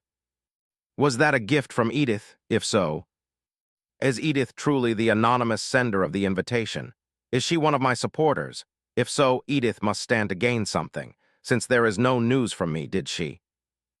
Call me here directly. Edith smiles and says, Did you ever think that I was the one who sent the invitation? Liella wonders if she were the real Lady Marmal, would she know who sent the invitation? Or is this a trap set by Edith? So, what is your reason for calling me here? You already gave me gifts, so is it my turn to pay you back now? Absolutely. Not, I truly wanted to give you those gifts, sister, Liella asks Edith with annoyance. How many invitations have you sent me over this period of time? Exactly 23 times, and how many of those came with gifts? Exactly 8 times. Liella sighs and thinks, how did she know Lady Marmal in the first place? Lady Marmal also kept all of Edith's invitations. Was it because she cherished Edith at this moment? Edith's eyes sparkle with excitement. So then, did you know it was me or did you not? Of course I did not. Then why are you so surprised? Miss Edith, what is the reason you sent me gifts all this time? I came here because I am curious about that. At first it was just because I liked you, but now I want to become your assistant. My assistant, you have been meeting Senior Hill quite often lately, haven't you? It seems you are trading something. Although I am curious, I will not pry. I will try my best to hold back from asking you. Liella is secretly astonished. How does she know that? Edith's information network will be of great help. To me, very well, if you want to help me, I will tell you everything. Ah, really? Her words of liking her do not seem to be a lie. At this point, a maid approaches. Excuse me. She places the drinks down. Edith says, I bought this. Please drink, sister. Milk. How does she know she does not like tea? Does the Emperor know very well that she dislikes tea, and does he know that she and Lady Marmal have different preferences, yet he still approaches her? This cannot be overlooked. Edith says, then let us write a contract. I cannot draft it right now. I will seek you out later, Miss Edith. Yes, of course. Afterward, the two bid farewell and return. Roger asks Liella, what on earth is this about? You asked me to be your bodyguard, but I see nothing that needs protecting. She replies, it turns out this is not as dangerous as I thought. She even asked Lazarus for help just to be safe, who knew it would be Edith's fan. Meeting, since I am already here. I will escort you back. Saying so, Roger takes Liella's hand to help her into a carriage, but suddenly he freezes. Oh, why is Hijette here? Please wait for me a moment. After helping Liella into the carriage, Roger turns back to Hijette. Upon hearing the news, Roger scratches his head in embarrassment. Lady Liella, what should we do? I am being called back immediately. Right now, this guy will escort you back in my stead. Hijette speaks up, hello, my lady. Ah, Hijette, hello. Hijette frowns and looks over. Next time you need a bodyguard, remember to find me, Hijette says with distaste. Let us go. With those words, the carriage immediately departs. Inside the carriage, Liella thinks to herself, how strange. This is not the way back to the Marmal estate. Thinking so, Liella turns to Hijette and asks, where are we going? He hesitates and replies, did the vice-captain not tell you anything? Lady Cameline is looking for you, Lady Liella. I apologize for not telling you beforehand. It is fine. I am sure she has a reason for calling me. Where is Roger? Heading in such a hurry. He is going to the captain. We found what we were looking for, so. We must investigate. It seems they found Hall again. Hidget, is it all right for you not to go? Yes, I am absent this time. She thinks that he is usually very eager to investigate Hall. Is there some issue? Seeing her favorite character looking so upset is quite distressing. She gently touches his hand to comfort him. Do not be too sad. Seeing Hidget remain silent, she wonders if they are not close enough yet, and if she went too far. Liella quickly changes the subject. I wonder if Lazarus has mentioned this to you? What is it? After I move into the Happert estate, could you teach my son how to use mana? Not yet. My lord does not like to speak of private matters. I see that Hira has a talent for mana, so I want him to learn early. It is also to help him. Will also be useful to the Happert family in the future. I think you will be a great teacher, Hidget. I want to use the wish from my previous winning bet. For this, I apologize. If the Lord permits, I will do it. After that, Liella also arrives. Lady Cameline calls out, Liella. She tightly embraces her. We do not meet for so long. If I do not call you, when will I ever get to see you? You are also planning to come here. But lady, is there a reason you call for me? Ah, I must tell you this. First, the wedding preparations are almost complete.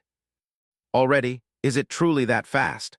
Of course, now only the final step remains. Is it all right if I choose the date for you? We must send out invitations to the nobles, so we need to set the date soon. She softly agrees then. Thinks why the day is so close, never expecting the wedding to arrive so quickly. Now you truly become a member of our family. This is a wedding gift for the two of you. Is it really all right to receive so many things for a mere contract marriage? Or is it better to tell the truth to Cameline? Open it and see, my child, Cameline urges. Liella opens it and gasps in utter surprise. It is a painting of Lazarus, Liella, and Hira. How is it? Do you like it? My mana protects you from any danger, though you do not know what danger lies ahead. She wonders if this contains Cameline's mana. Generating this level of mana is no easy feat. Thank you so much. I do not know how to express my gratitude. As long as you like it, that is enough. Why be so formal with me? Liella hugs the box with pure delight. After that, Liella returns to the carriage and asks in surprise, Why are you here? Lazarus, sitting inside the carriage, replies, I come to take you home. Are you not busy? I want to see you, so the moment I finish my work, I come straight here. My lord, since you have arrived, I shall take my leave and conceal myself. Lazarus looks at the box and asks, What is that? Mother gives me our wedding gift. She says if we place it in the bedroom, it will protect me from danger. Ah, the bedroom. In any case, I already protect you in the bedroom anyway. We should place it in Hira's bedroom. What do you think? Hira's bedroom? That is a good idea. Wait, do we share a bedroom? Of course, we are husband and wife. It is true we are married, but only in name. Can a husband and wife in name not share a bedroom? Seeing her flustered, Lazarus covers his mouth and lets out a soft chuckle. Elsewhere, a loud laughter echoes. Haha, I do not expect Happert to be so sincere with that woman. What a shame to lose the spy eye plant in the mansion, but there is something even bigger than that. On another side, Rosanna clutches her head and screams. Ah, we still fail to catch the shadow again? Why is it always a waste of effort? It feels like cleaning an empty room every single day. Roger replies, That is why I have no face to meet the Lord now. You, on the other hand, certainly do, since you never do any proper work. What did you say? Are you done speaking? Am I wrong? Today you also gleefully accept the mission to protect Liella. Just like that, the two continue to shout and bicker with each other. Hidget tells them to please stop, panting heavily. Hidget, your vice commander is about to die here. Is it all right to say that, just because I cannot offer any help? That is a matter between the commander and the vice commander. Rosanna turns to ask Hidget, If Coley is not nearby today, we are dead for sure. How can you lose track of the shadow we are tracking? Lady Liella is truly amazing. How does she tame the Lord like that? We must thank her the next time we meet. Just a verbal thank you we should send. A gift as well. Hidget ponders in silence. Why does the Lord soften? Perhaps I know. Little suddenly, Roger asks, What are you thinking? About kid, Hijit frowns in annoyance and replies, I am thinking about how many times you fail. The mission, this time you mess up again, do you not? Why do you summon 3 mana rings? I am still better than the one who scatters Hall and has to retrieve it. That is the reason I take on this mission in your stead. Do you see his eyes? It is terrifying. He wants to rebel. Both of you are useless, so be quiet. One almost catches the shadow but loses track while the other stays. Completely out of the mission. Now that you mention it, it is strange. Why is there such an exception? Indeed, we should have been punished much more severely. It is truly thanks to Liella that the Lord becomes gentler. Hey, Hijit, what do you think? Surely the Lord no longer cares about hunting down the shadow as much as before. Is that so? The Lord cares less about investigating Hall rather than becoming gentler, does he not? Lately, he does not even go on investigations with us. All 3 wear puzzled expressions when Roger suddenly calls out, oh, who knows, perhaps he already finds the leader of the shadows.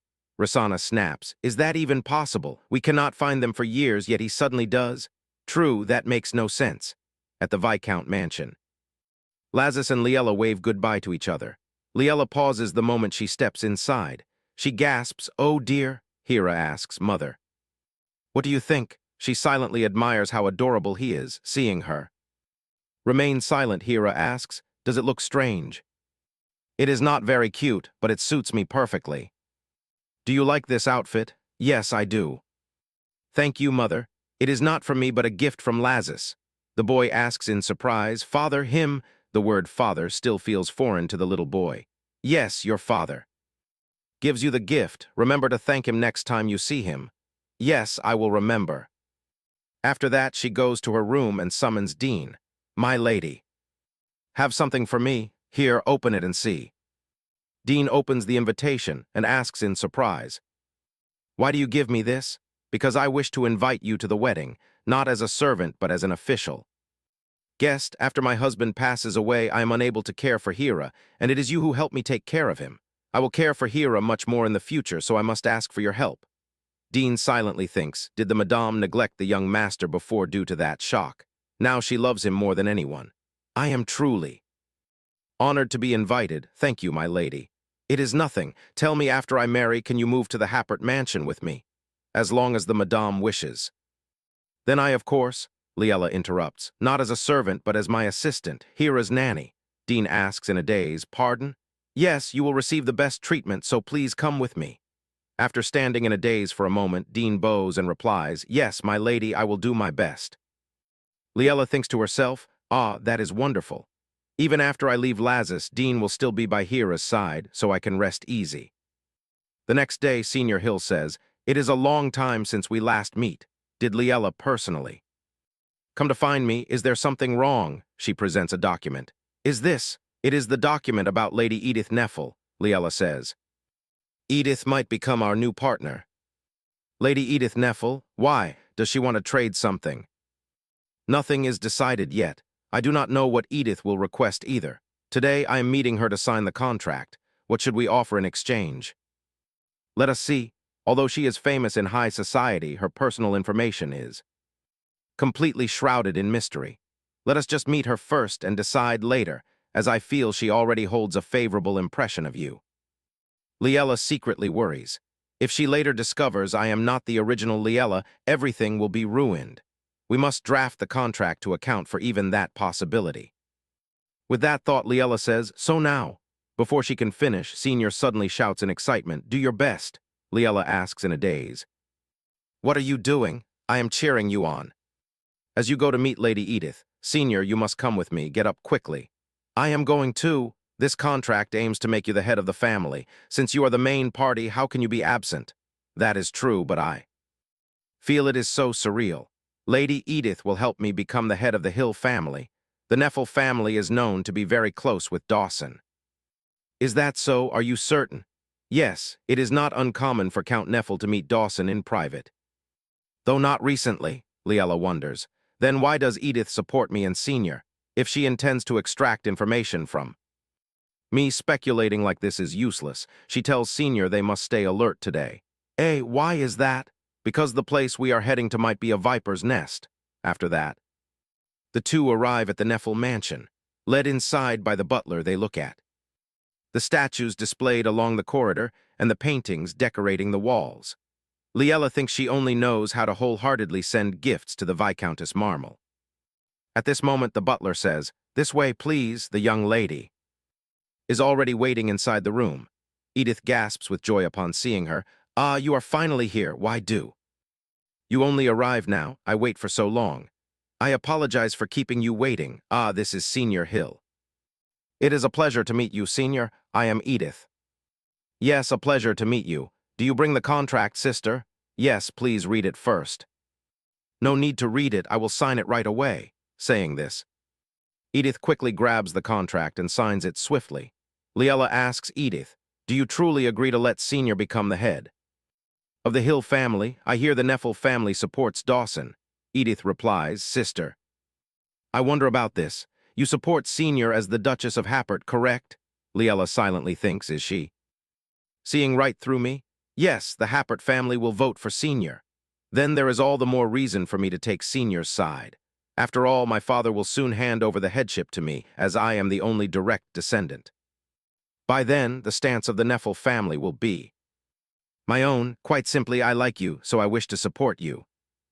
While we are at it, let me ask, since when do you like me so much? First, I feel highly resentful upon hearing that a man like Viscount Marmel has such a beautiful wife, so I begin writing letters to you. I think perhaps you need my help, but you do not reply, so I eventually give up.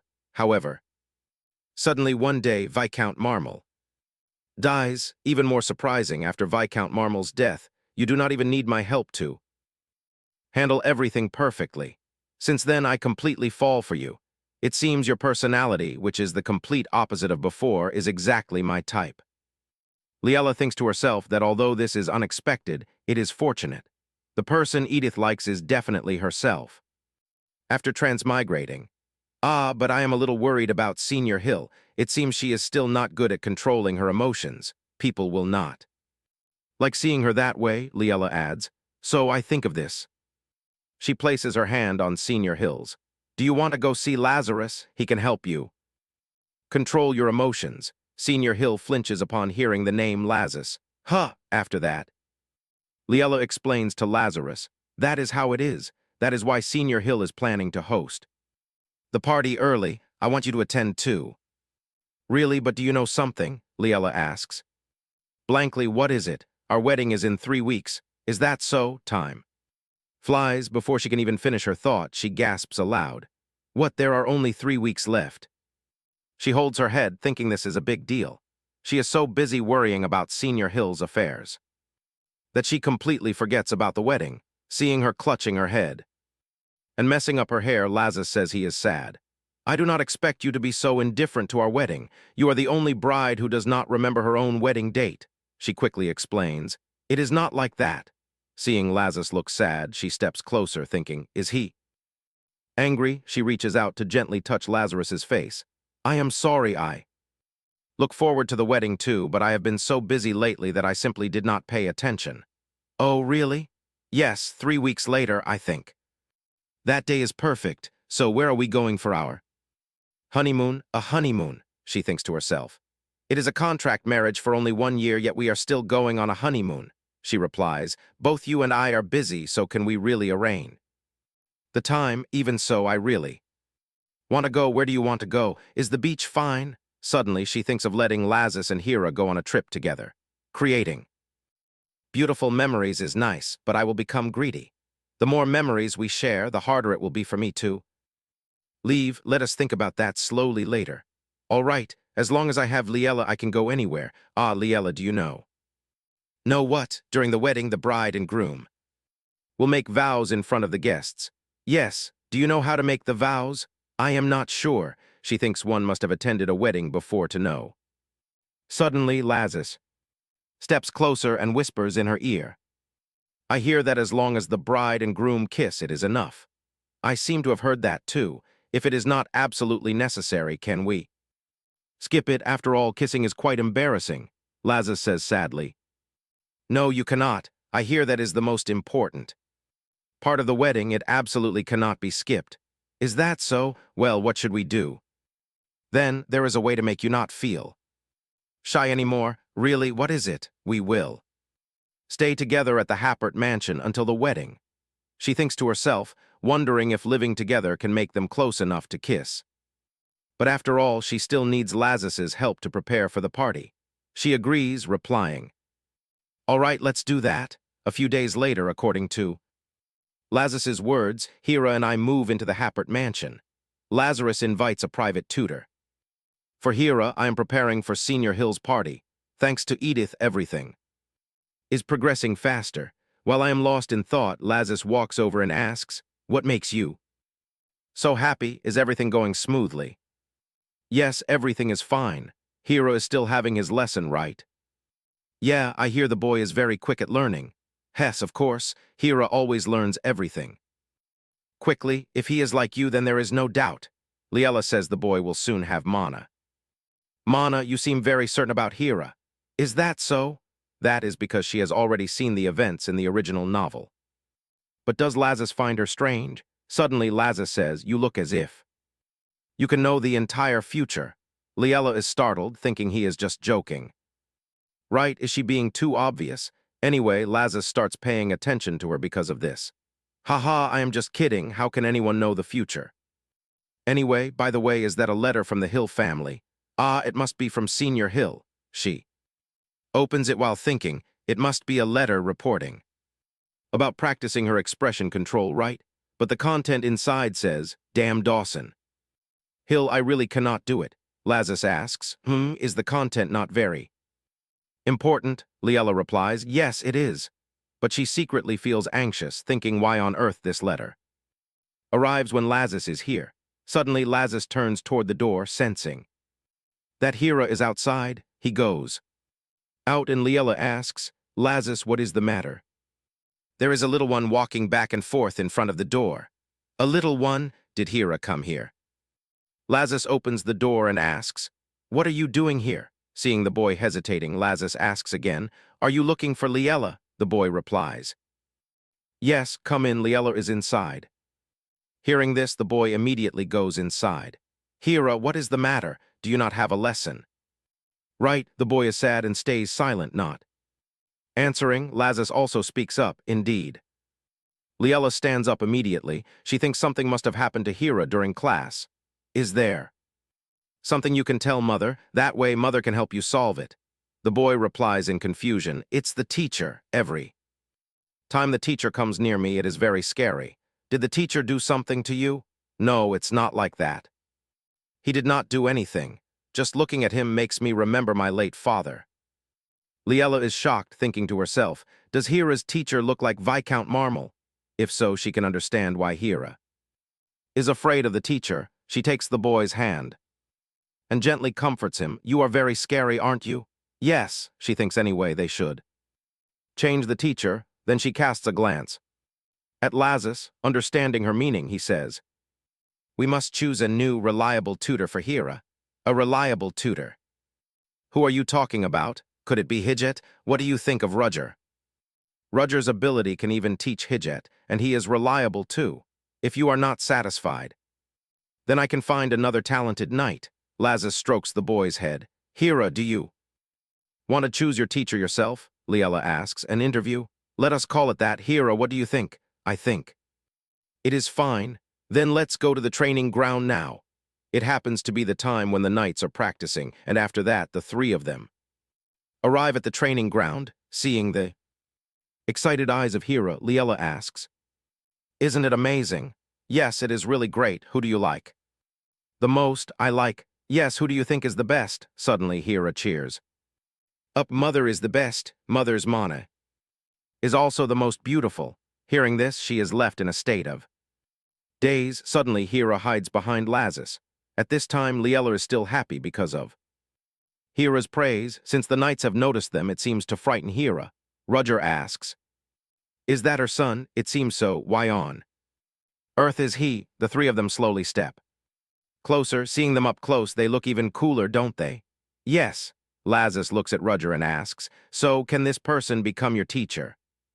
"Hera, I do not know either." The answer leaves him disappointed. Suddenly, Hira notices someone. Liella asks Hira, "What are you looking at?" She looks in the direction of the boy's gaze. "Is it Hijjet?" Hira looks at him with sparkling eyes filled with admiration. Lazarus comes closer and asks, "Do you like Hijjet?" The boy happily replies, "He is so cool." "Then I will have Hijjet teach you." "Really? I love that," Liella thinks to herself.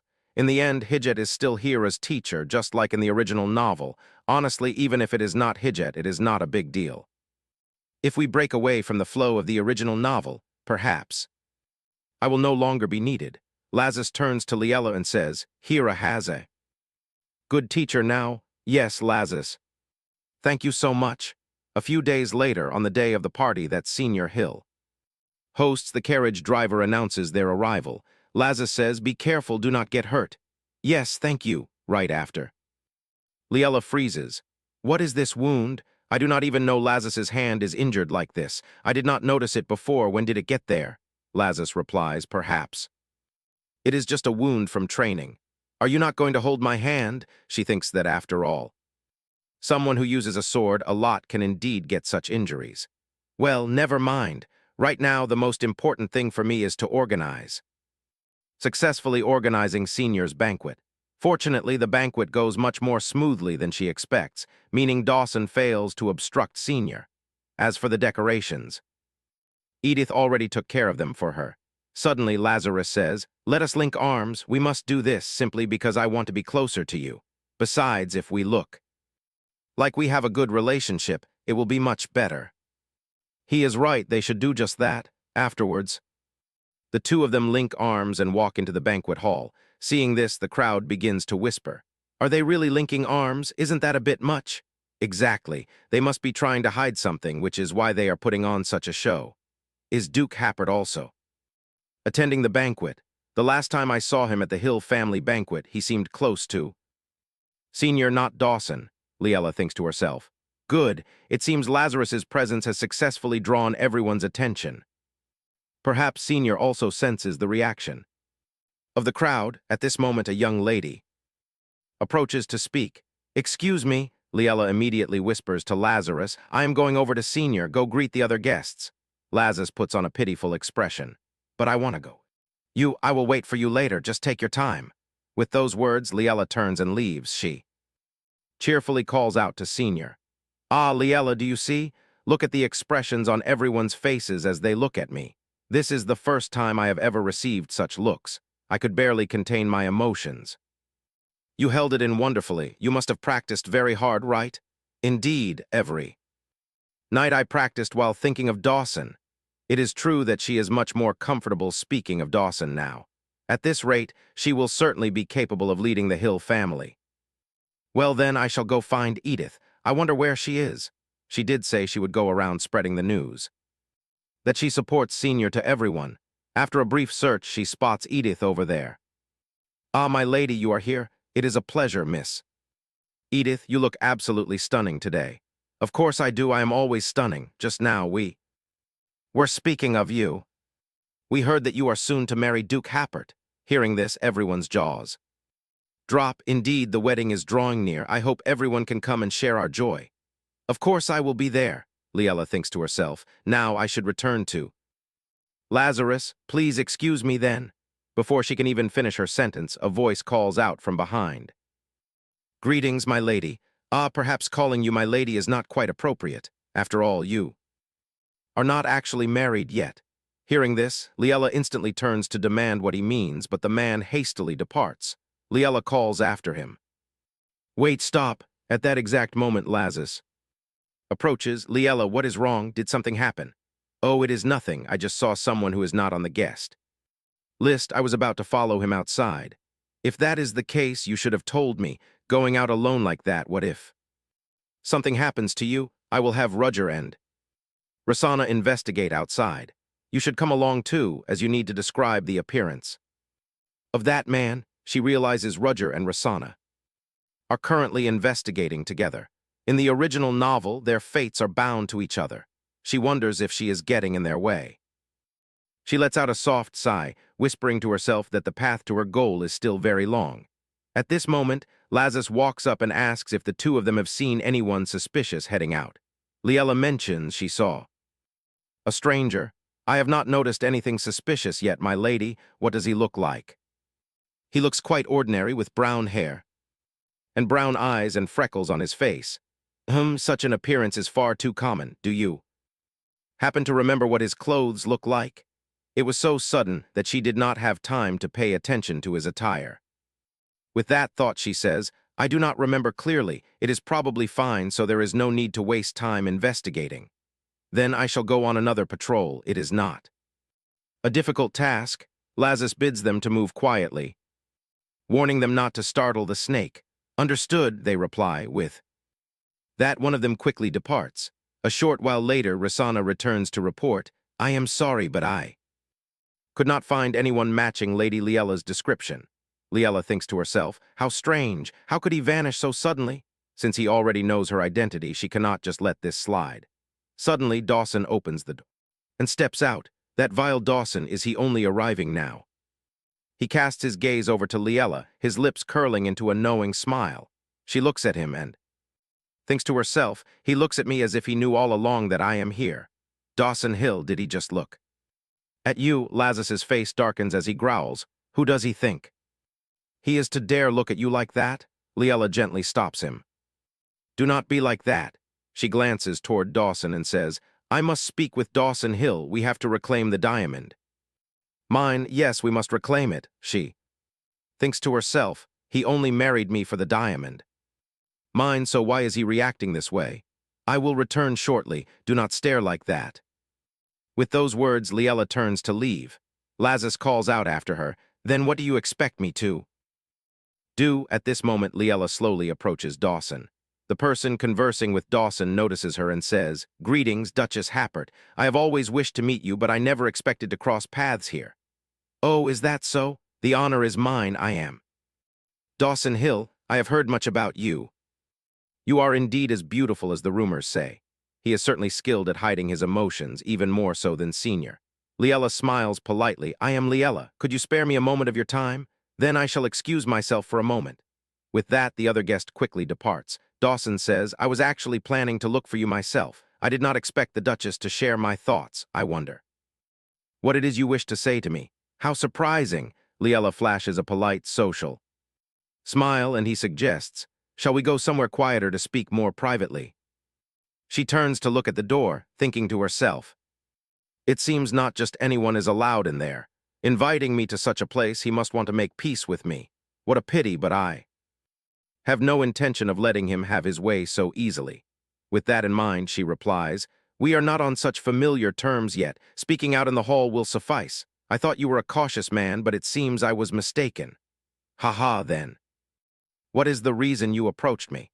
I assumed you were still weighing your options between my sister and me. You truly have no eye for people. I have no intention of giving up. I'm merely curious to see if you will forfeit this game today. It seems you have no intention of backing down. It will not go as you wish. I will not allow my sister to achieve the purpose of today's banquet. He knows the purpose of this banquet and plans to ruin it. If this banquet falls apart, Senior's image will be completely ruined. He adds, today you will realize how grave of a mistake your choice was, and you will regret this moment forever. Then I shall take my leave. First, many guests are looking for me. She wonders, what on earth are you planning to do? Dawson Hill. Afterwards, Liella quickly goes in to find Senior. Be careful, she warns. I just spoke with Dawson Hill and he plans to ruin this banquet. What? I no. With that, Liella turns and walks away. She thinks to herself, where is Lazarus? She has no idea. Unsettled by that man from earlier, she must quickly find Rudger and Rosanna. She goes outside and calls out, but her voice is met only by a chilling silence. Suddenly, she hears a noise behind her. As soon as she turns around, she spots the man she has been searching for. I found him. It would be safer if I informed someone else, but there is no time left. I must stop Dawson's plan even if I am alone. It turns out that within the Hill family's garden there lies such a place. This maze is far more complicated than she imagined. Wandering for a while inside the maze leaves Liella feeling dizzy. She Thinks to herself, oh no, I am completely lost. Should I just stay here and wait for someone to find me? But no one even knows I am here. If only she had told someone. Well, if I am lost, then he might be lost too. With that thought, she strides forward. To continue her search, I must catch him quickly, I definitely heard a sound over here. Suddenly, she freezes as a hand emerges from the bushes. Liella stares in bewilderment, wondering, what is that? At that moment, he crawls out right in front of Liella. Their eyes lock, and both of them freeze for a few seconds. Then Liella grabs his hand and demands, who on earth are you? How do you know about me? Let go of me. What do you plan to do even if you find out? You lured me out here, didn't you? Is that not so? Answer me. Who told you about me, and how did you evade the patrols of the Hill Night Order? You are too noisy. I have things to do, so move aside. With those words, he shoves her away forcefully, but suddenly freezes. Liella points a gun directly at him from behind. You should not judge a book by its cover, should you? He stammers. What is that? I do not wish to hurt you. So let us have a little chat. Is that a real gun? Liella smirks. Take a guess. Now tell me what I want to know. Why did you say those words to me? Who gave you those orders, and what is their ultimate goal? He hesitates, clenching his fists before shouting. It does not matter if you do not know. It will not change anything. I cannot disobey my orders. Liella realizes that he is being threatened. Is this Dawson Hill's doing? She asks. Did Dawson threaten him? Judging by how desperate he looks, Dawson must be holding something precious of his. Did he target your family? She asks about the promise. The thing Dawson Hill promised to give you, are you afraid of losing it? How do you know about that? Dawson Hill told me himself that he would ruin today's banquet, and you were tasked with doing something to sabotage it, correct? But today's banquet must succeed. That is why I am giving you the choice to cooperate with me, and I will help you escape Dawson's clutches. What exactly is your plan? Suddenly, the pendant around Liella's neck glows. Just as she thinks the pendant is reacting, he catches her off guard. The boy rushes forward, shoves her to the ground, and quickly flees. Liella calls out loudly for him to stop. Are you trying to find Dawson Hill? By any chance? It is useless. Stooping slightly, she stands up in size. Oh, I lost his trail. The exit is so close. He must have run far by now. Suddenly, a voice calls out. Liella, so you are here. I am so worried. Oh, Lazis, suddenly I lost sight of you. It seems Rudger and Rosanna found the boy she mentioned, but they lost his trail along the way. Ah, that boy. Lazis suddenly freezes. Wait, your hand is injured. It is nothing, Lazis. Rudger brings ointment and bandages to treat Liella's wound. Thank you. A scratch like this will heal after a night's sleep. Compared to this, I have a much more important matter. No, to me, nothing is more important than you getting hurt. We must treat this first, whatever it is. We can discuss it later. He then leads her into the room. There, it is done. Next time you must not go to a dangerous place alone. But it is only the garden of the Hill Mansion. She protests. Rosanna warns that with the current situation, even the garden is dangerous enough, as they have found traces of a shadow at the Hill Mansion. Traces of a shadow? Yes, the young man you mentioned might be a shadow. If not, it would be difficult for him to evade our search. I think so too. Dawson will likely use the shadow to erase his tracks and throw the banquet into absolute chaos. But Dawson knows Lazis is coming to this banquet, doesn't he? Yet he is still so sure. The banquet will fail. Is there something we cannot control if he has a way to avoid being cast out? Thinking of this, Liella stands up abruptly. We have no time for this. Lazis looks bewildered. As he calls out to Liella, we must quickly return to the banquet hall. Lazis follows closely behind her and asks, Liella, tell me what is going on. It is quite complicated, but to put it simply, the boy I mentioned seems to be under Dawson's threat, and now he is trying to ruin this banquet, according to my suspicion. Lazis, did you feel anything unusual just now? Damn it, we are too late. Right at this moment, a loud explosion rings out. Liella's face pales as she gasps internally, no. I cannot let this happen. As she tries to rush inside, Lazis pulls her back. Liella, it is dangerous. We do not know what is happening in there. She trembles as she speaks. But the guests inside, they are the ones I invited. Seeing her so terrified, Lazarus immediately pulls her into a tight embrace. He reassures her, it will be all right. Everything will be fine, I am right here. He looks at Rosanna and Roger, signaling them. The two immediately head inside. The night order will enter first. We should wait until it is safe before going in. Yes, I understand. Rosanna calls out, there is an unconscious knight here. She checks his pulse and reports, he is still breathing, but he is in a deep coma. It seems his life was intentionally spared.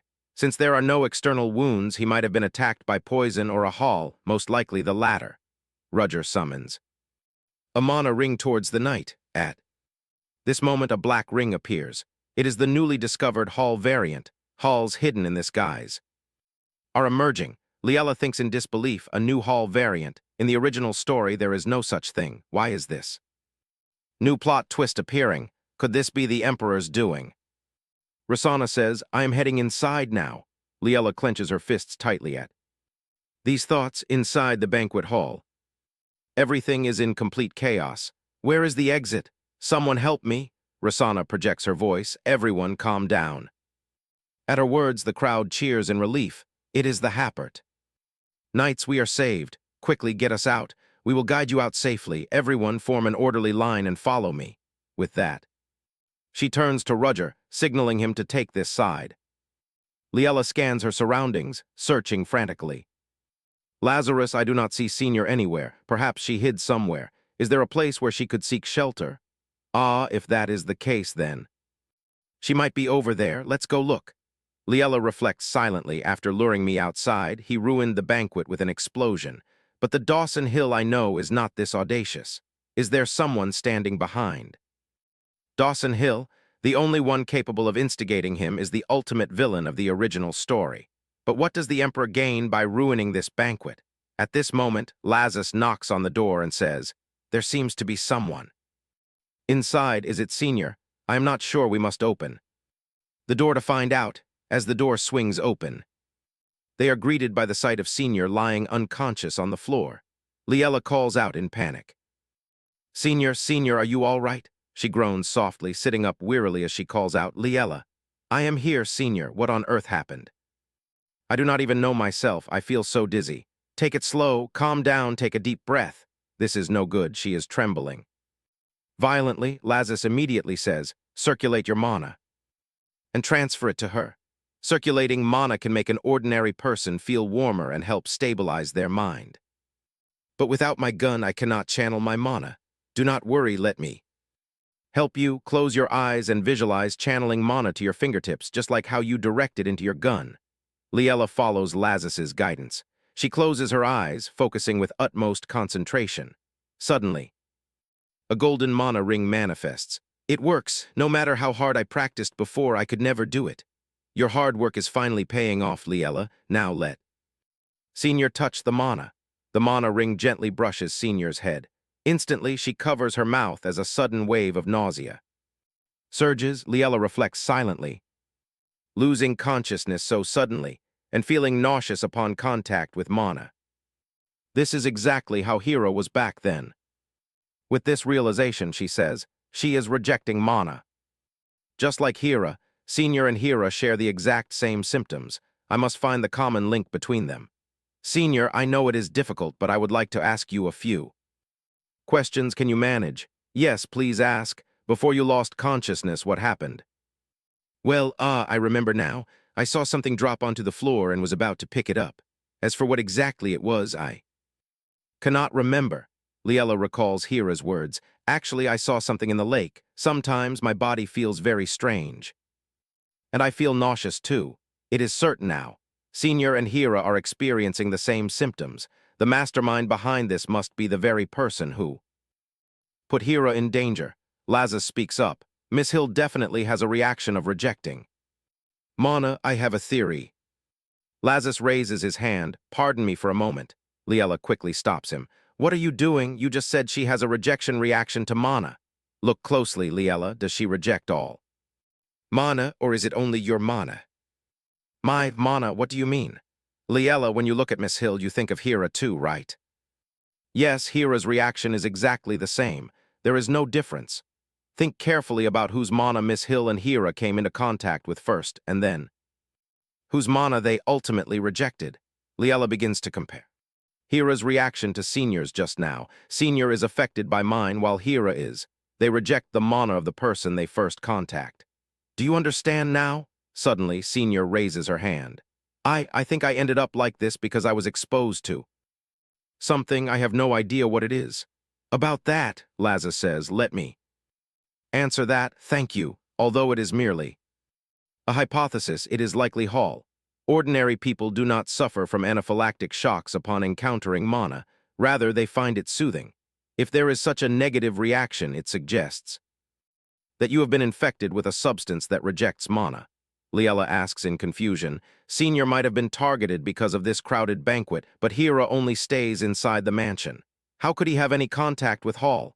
Actually, he could. There is one person who is capable of spreading Hall all over the mansion. Liella thinks to herself, yes, when I wagered with Hijjet, I definitely detected Hall and destroyed it. If it does not just exist there, but also lingers in other places, the one who could have left Hall on the lake's surface that day can only be that spy. So it is the spy I captured. He has been spreading Hall throughout the mansion. I agree, that is highly probable. This must be so hard on Hira. Should we verify it, to see if he only reacts to my mana? If that is the case, Hira will suffer from nausea just like last time, and your heart will break again. I do not want to see either of you in pain. We will find another way to confirm. I will discuss this with the Night Order. Liella smiles softly. Thank you. Why are you thanking me? Hira is our son after all. Hearing this, Liella's cheeks flush crimson. Ours, she murmurs, a warm image of their family of three blooms in her mind. Seeing her lost in thought, Lazis calls out to Liella.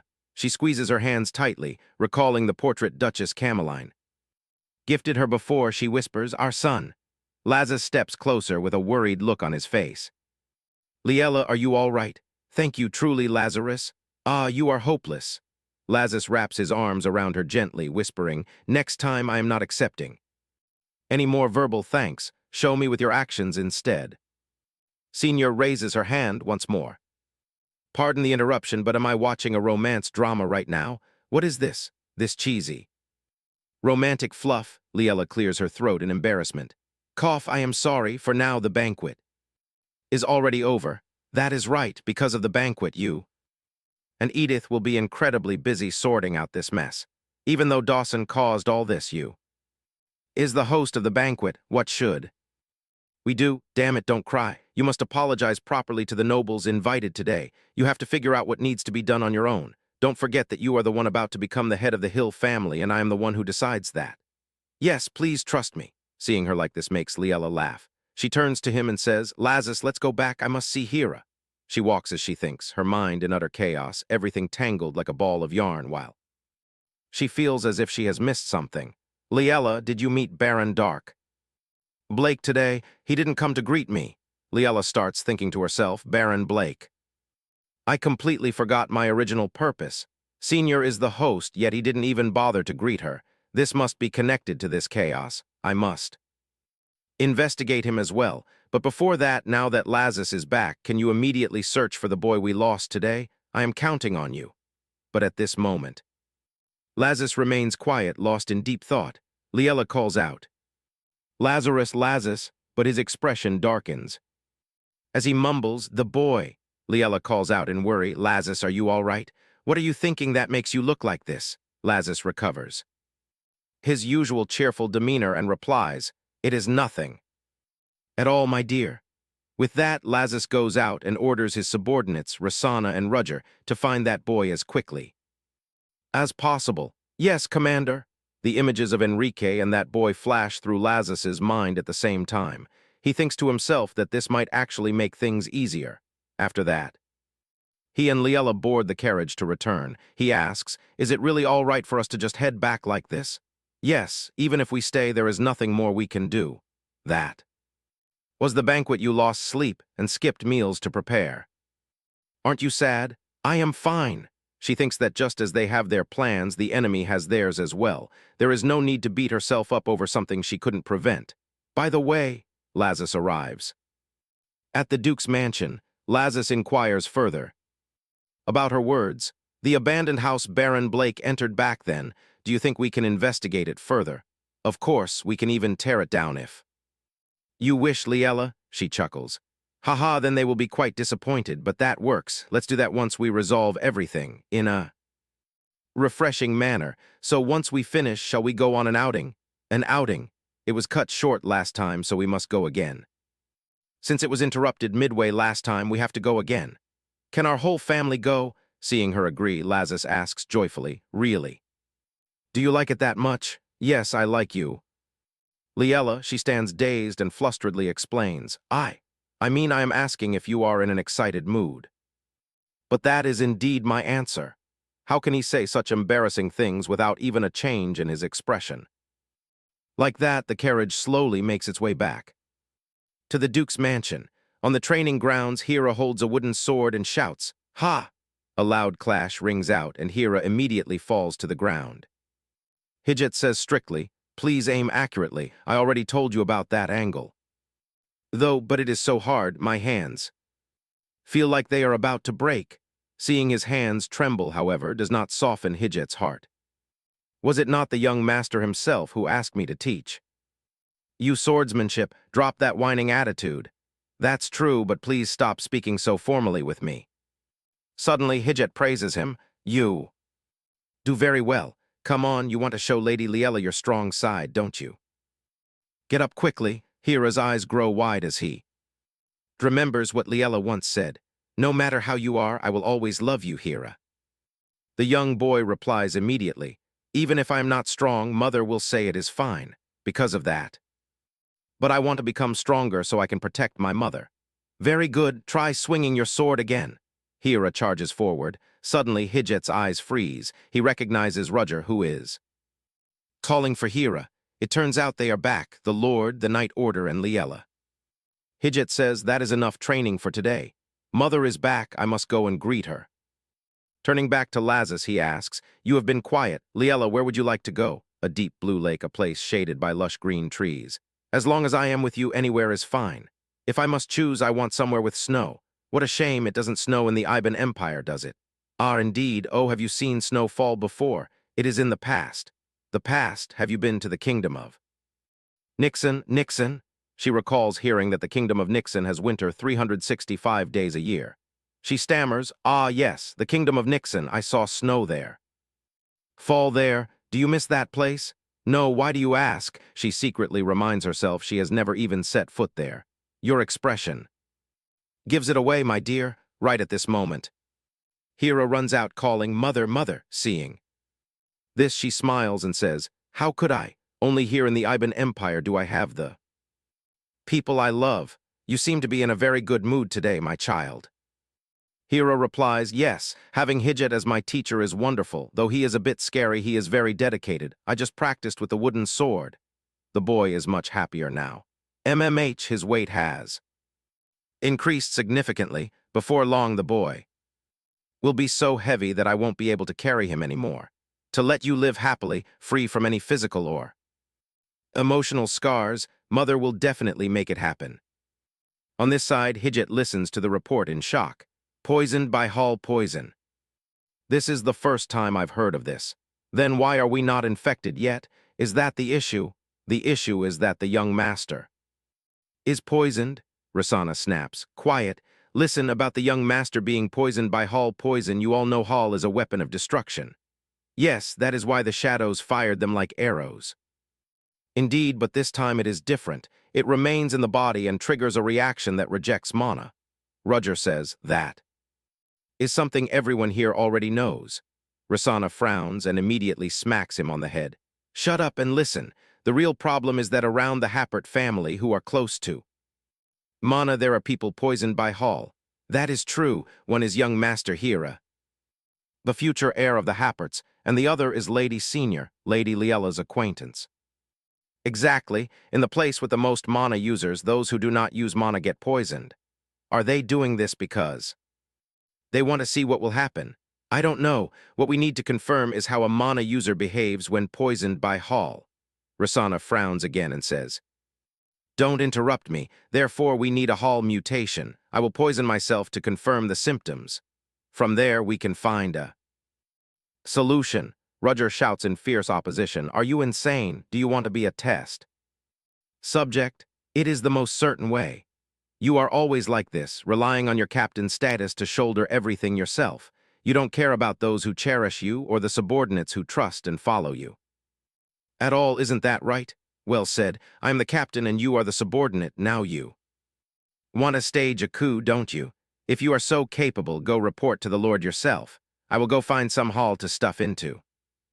Your body. With that, Roger leaves in a fit of rage. Where are you going during a meeting? Roger does not forget to slam the door behind him. Rasana, left in a daze, asks, What is wrong with him? Why does he want to stuff that into me? It is indeed the most accurate and certain way. But Hijit pinches the bridge of his nose and sighs, You have no tact at all. Meanwhile, Hira excitedly tells Liella, I swing the wooden sword like this, swoosh. Show me next time, all right? Yes, once I master it. Hira, about what I wanted to say earlier, don't worry too much. The doctor said you are fine. If you feel pain anywhere, Father will definitely cure you. Suddenly, Hira says, He is really a good person, I can feel it. Hearing this, Liella is momentarily stunned. Then why don't you call him Father? I thought. You didn't like Lazarus. It's just that my tongue gets tied. He is so different from my previous father. Liella realizes Hira needs time to adjust to the changes. I see. When you are ready, call him Father, okay? Yes, I won't make everyone wait for too long. After that, Hira falls asleep. Liella quietly walks out. Suddenly, she pauses upon seeing someone. Hijit, what brings you here so late? The young master left this on the training grounds. So I brought it back to return it. Ah, I see. I will return it to him. Hijit asks, Is this? Young Master Hira, it is hard to recognize, isn't it? It is because I am not very skillful. No, I don't mean it that way. You treat the young master very well, so he will surely feel your sincerity, Lady Liella. Thank you for saying that. If you have some time, would you like to take a walk with me? I have something to say. Hijit remains silent, offering no response. What is this? Am I being rejected? No, if it is an order, I shall obey. Afterward, the two walk around the garden. Suddenly, Liella says, The color is exactly like Hijit's mana. Pardon. What are you talking about? The moon? Is that so? I heard from Hira. What did he tell you? He is happy because Hijit teaches him so well. This is the first time I see Hira so passionate. Seeing Hijit lower his head in silence, she wonders to herself if she makes him shy. A moment later, Hijit says, I am only executing orders. Haha, you are indeed very serious. Hijit, I have a request. I hope you can help Hira use mana. Perhaps it is better for you to do than me. I understand, but some people simply cannot use mana. Of course I know, but Hira will be able to. He thinks to himself, Lady Liella is always so sure of her words, as if she does not belong to the present but has returned from the future. Then, recalling Hira's words, even if I can't do it, Mother will say it is. All right, I want to become stronger to protect Mother. At this, Hijit says, Perhaps now I understand why the young master always trusts and looks up to you so intensely, Lady Liella. Huh, what are you talking about? Did Hira say something? The young master always stands by Lady Liella's side, always striving to repay your trust. Is that really true? Does Hira not resent me? The young master trusts Lady Liella completely and loves you very much, Liella asks in astonishment. Really? Hijit firmly confirms that it is the absolute truth. Afterward, a silence settles over them. Liella lowers her face, murmuring, Truly. Seeing this, Hijit asks, Are you all right, Lady Liella? Suddenly, Liella cheers happily. That is wonderful. Hijit blushes and thinks to himself, She is always so hard on herself, yet she is this happy just because Hira trusts her. She is warmer than I thought. So much so that she seems mismatched with our cold lord. Coldly, oh, what am I thinking? I have no right to comment on their relationship. Wake up. Now, Hijit, are you tired? No, also. It is late, let's head back. Yes, thank you for today. Afterward, she returns to her room. What is so good about this ugly thing that he keeps it all the time? I will make a prettier one later. All right, the hero of the past is no more. Now he can sleep in peace. Then can I be a little greedy too? I want to stay by Hira's side. She approaches the young boy and whispers, "Good night, Hira, have sweet dreams." Saying this, she turns to leave, but then she hears Hira's soft voice echoing MMH. She turns back utterly shocked. Hira screams in his sleep, "Mother, please forgive me, I know I was wrong, Mother." Liella suddenly realizes. If she is not mistaken, the protagonist in that nightmare must be her. Before this, what was she thinking? How could Hira easily forget that horrible past? She must wake Hira up, but as she approaches, the boy tosses and turns. Suddenly, images of her past flash before her eyes. Instinctively, she covers her mouth with her hand. It feels like nausea. She immediately flings the door open and runs away as fast as she can. After running a distance, she stops, gasping for breath. Ha! Ha! Her face is filled with anxiety and unease. Her hands clench tightly. Do not hold on to foolish hopes. In the original novel, he can never forget it in his entire life. Even if Viscountess Marmel is executed, the boy still cannot escape that memory. I was dreaming of the impossible. I should disappear from here. I can no longer stay and pretend to be a loving mother to Hira. Back to Hira's dream. Mother, mother, sob. I was wrong. Mother, please forgive me. In his dream now, Liella steps forward and calls out softly, Hira. The boy quickly hides his face to avoid her, but then he turns to look with tear-filled eyes. I am sorry, Hira. I am sorry for everything that hurt you. I will never hurt you again, Hira. The boy smiles happily and hugs her tightly. Yes, Mother, thank you. Hira, I love you. At this moment, Hira wakes up. His dream has changed. Before this, he only had nightmares. Now Mother has apologized to him and given him a warm hug. He is no longer afraid of sleeping. Lately, he has had many sweet dreams. Before long, he will completely stop having nightmares. He feels so happy. All of this is thanks to Mother. I should also try to get along with my new father to make Mother happy. A few days later on the training ground, shouts echo, Ha, hiya, Lazarus smiles and thinks he is as tiny as a candy, but his strength is quite formidable. Watching this alone is such a waste. Liella would be so happy if she saw this. Down on the field, Hira is practicing swordsmanship diligently. After a while, he stops and turns to Hijit to ask, Hey, Hijit, did I do well just now? Yes, that strike was very good. I want to show Mother that strike.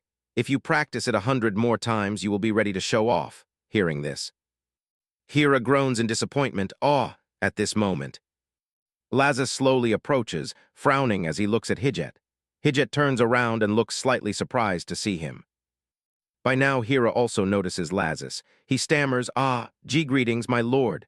Lazarus flashes friendly smile, sits down and says, You have improved a lot, Hira. Thank you. Can you show me that movement again? Show you again? Will you? Seeing the boy's hands trembling, Hijit steps forward to reassure him. Just perform as you normally do. The boy asks in confusion, How did I hold it earlier? Lazarus says, Hold it like this. You did it before. He then holds the boy's hand and guides him. Swing it like this. Oh, wow, that is amazing. I have practiced my whole life, so this is only normal. But it is still so cool. I want to be able to do it as well as Father soon. Lazarus is startled for a moment. Father. Very quickly, he smiles happily. If you swing your sword from here, your opponent will take a stronger blow. Try it. Hira follows Lazarus's instructions. The boy swings forward with force.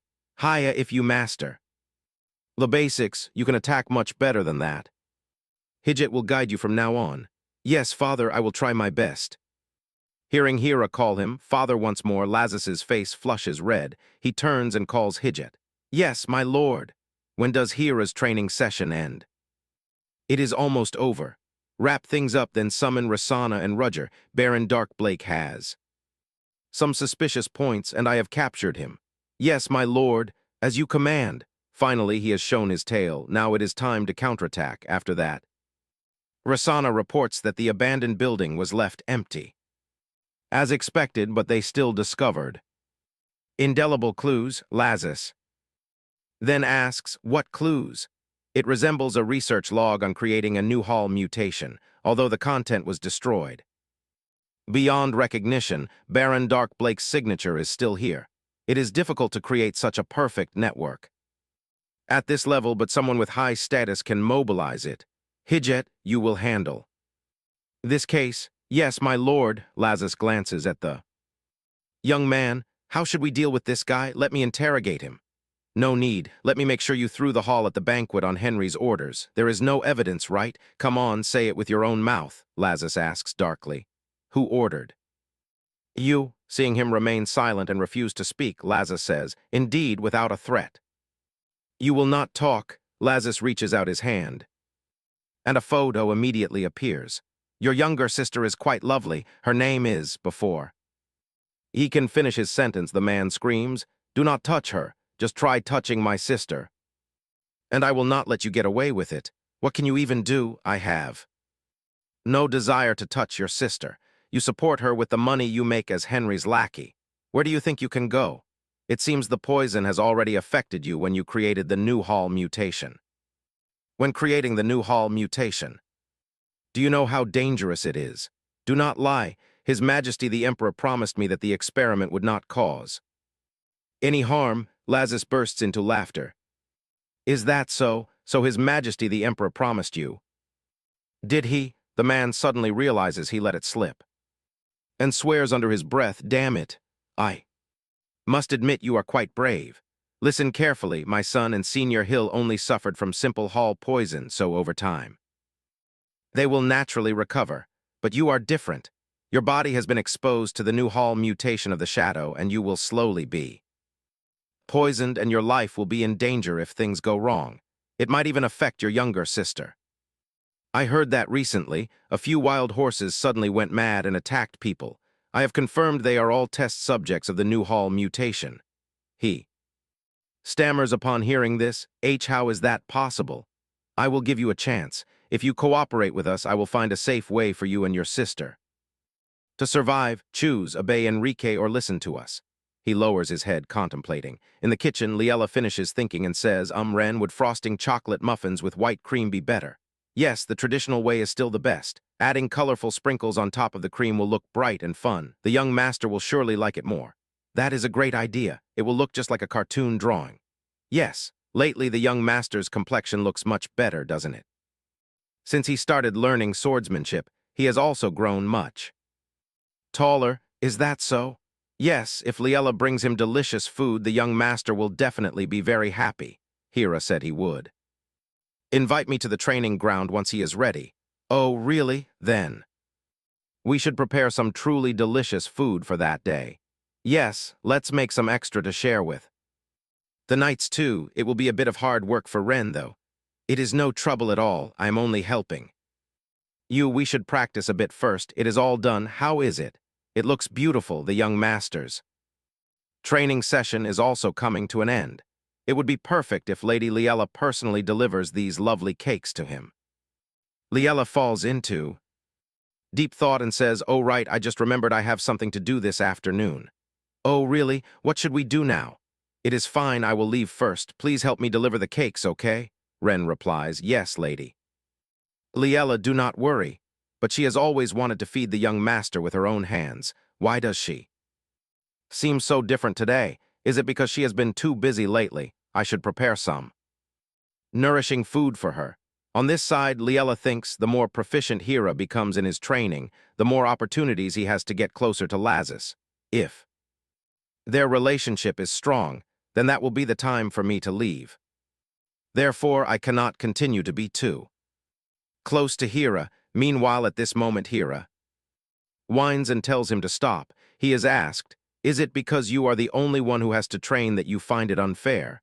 Of course, because I am still at a playful age. Where did you learn such phrases? My mother often says that. Do not laugh at me. Lady Liella, yes, I am still at a playful age, so I can do whatever I want. My mother, I miss my mother.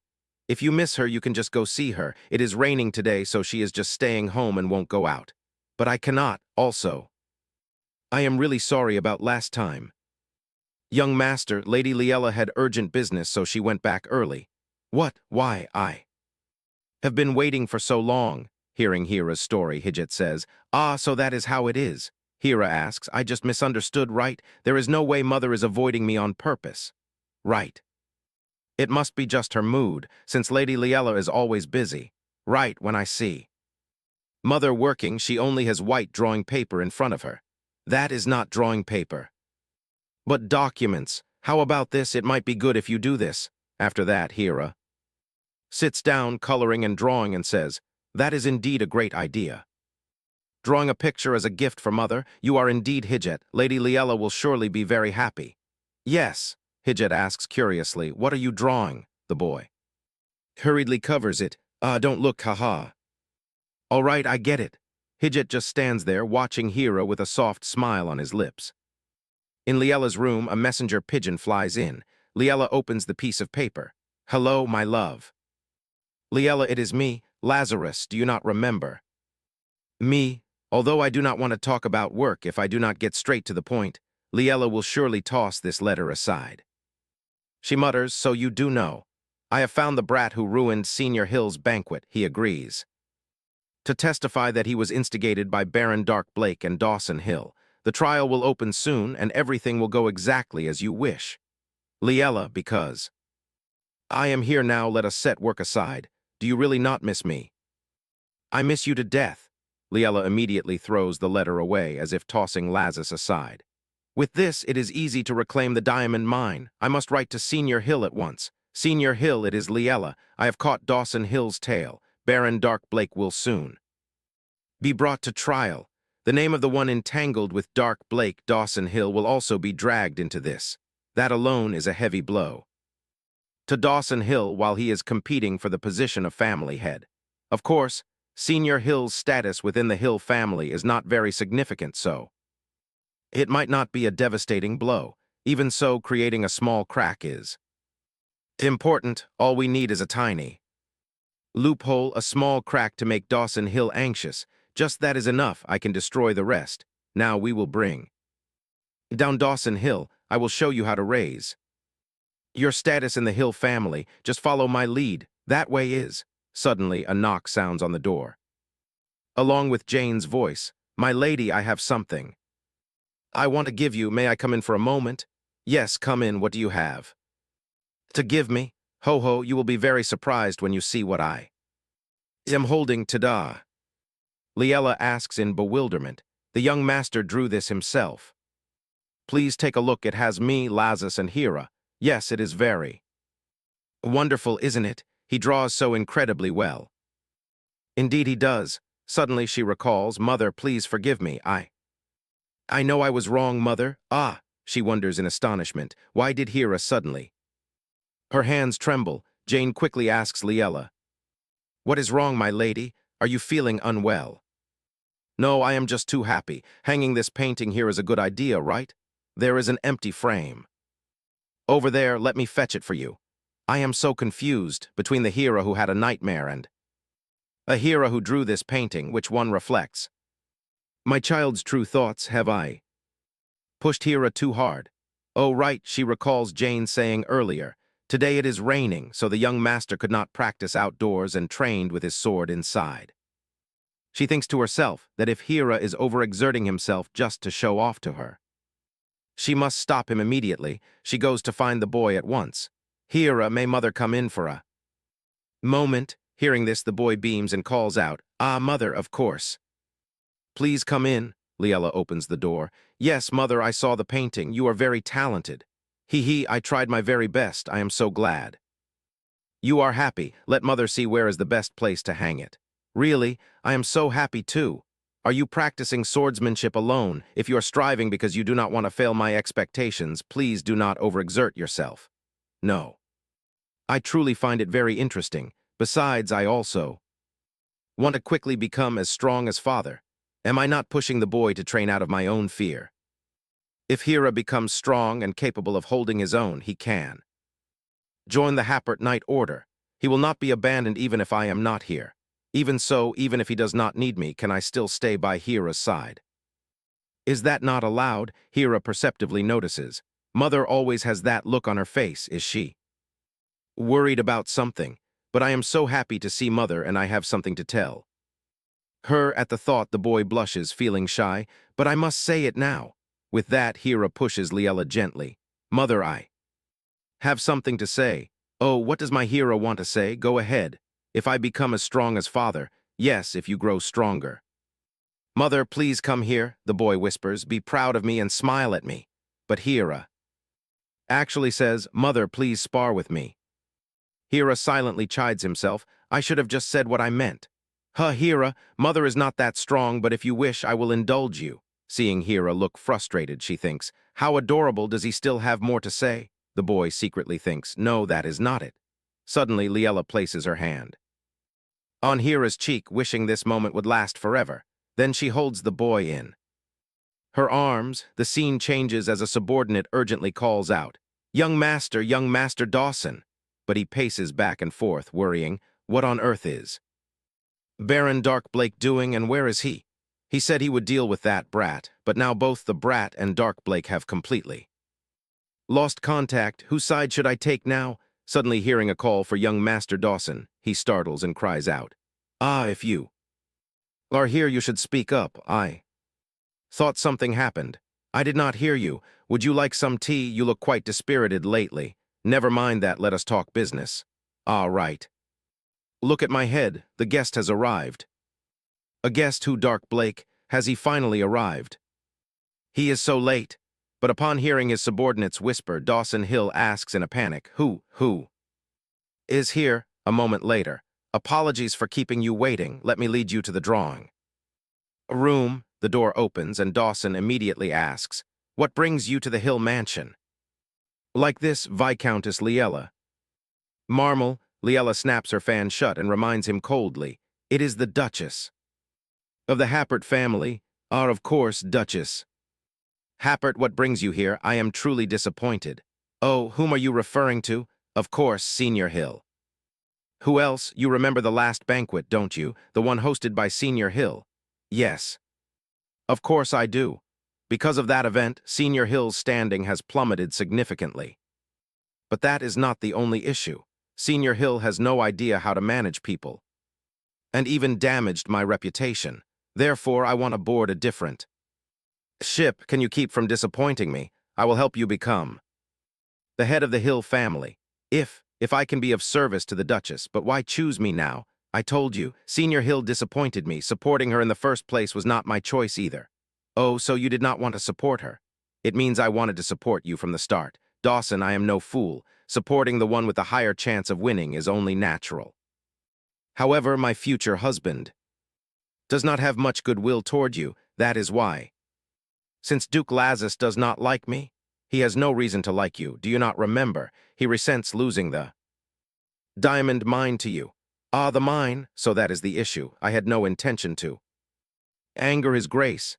If not for that, the House of Happert would have done its utmost to support you. It is only because of that things turned out this way, he thinks to himself. This is an opportunity. I only wanted that mine to raise my status in the family, but if I can get the backing of the Happert family. Then what is that mine? Baron Dark Blake has lost contact, and there is no guarantee my plans will continue smoothly. I must seize this opportunity and become the heir of the Hill family. With that thought, Dawson says, I will return it. If I can appease the Duke's anger by returning the mine, I am more than willing. Hearing this, Liella smirks triumphantly. Dawson immediately signs the transfer document for the mine. There, it is done. I will have to trouble you to deliver this to the Duke for me. Of course, do not worry, I will deliver it directly to his hands. Thank you very much, Duchess Happert. Please have a safe journey back, Duchess. Liella walks outside and lets out a sigh of relief. She whispers to herself, Foolish Dawson, the day you become the master of the Hill family will never come, because I will absolutely never let that happen. With this, I have fulfilled the contract's conditions. I should pack up first.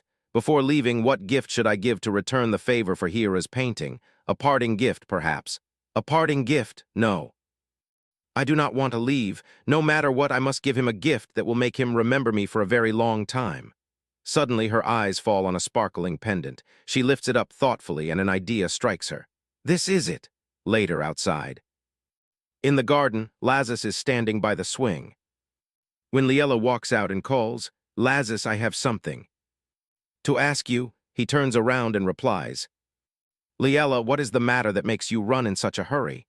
"It is this, I have a question. Go ahead and ask, but how do you know I am here?" "It must be the power of love." "Of course not. This is actually very useful. It is like a compass. You always use this to find me, right?"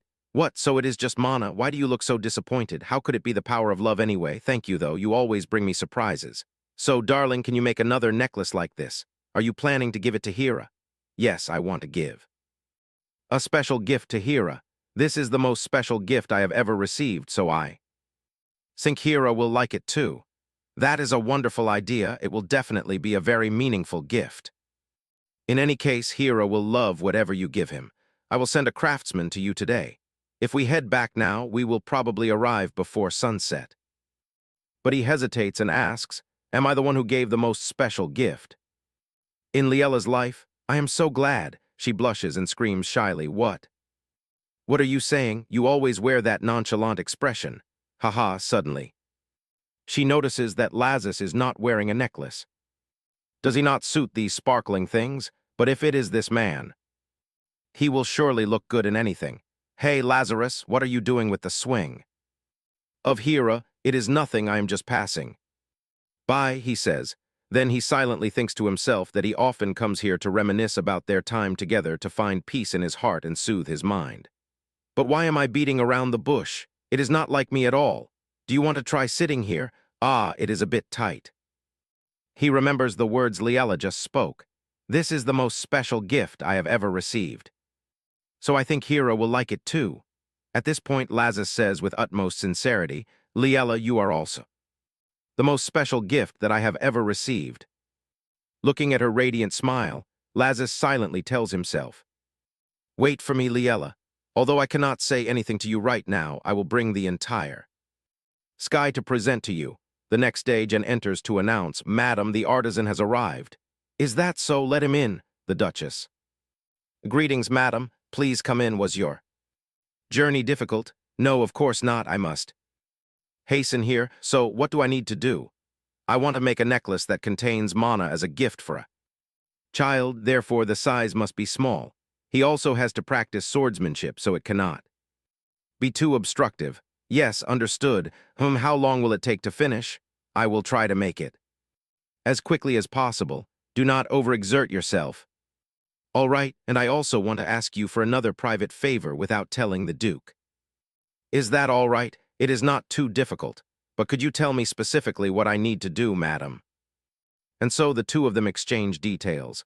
"There is no rush, but it must be finished by the day I specified, all right?" "Yes, my lady, I will do my absolute best."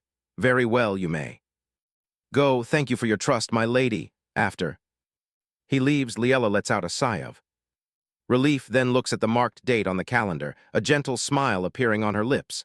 A few days later, Hera exclaims, "Wow, did you make all of this?" "Hera, I baked these for you." "Ah, yummy." She looks at Hera and silently thinks that the boy seems hungry. "Hera, hurry and eat." The boy immediately eats with great appetite. "Hera, is it delicious? Have some milk too." Suddenly, Hera turns and says, "You eat too, mother." "Thank you, dear, I will bite." Saying this, she picks up a pastry and takes a bite. A moment later, the basket of pastries is completely finished. "Did you like it, mother?" Hera hesitates. "The thing is—" Suddenly, the boy stops. "It is nothing, mother."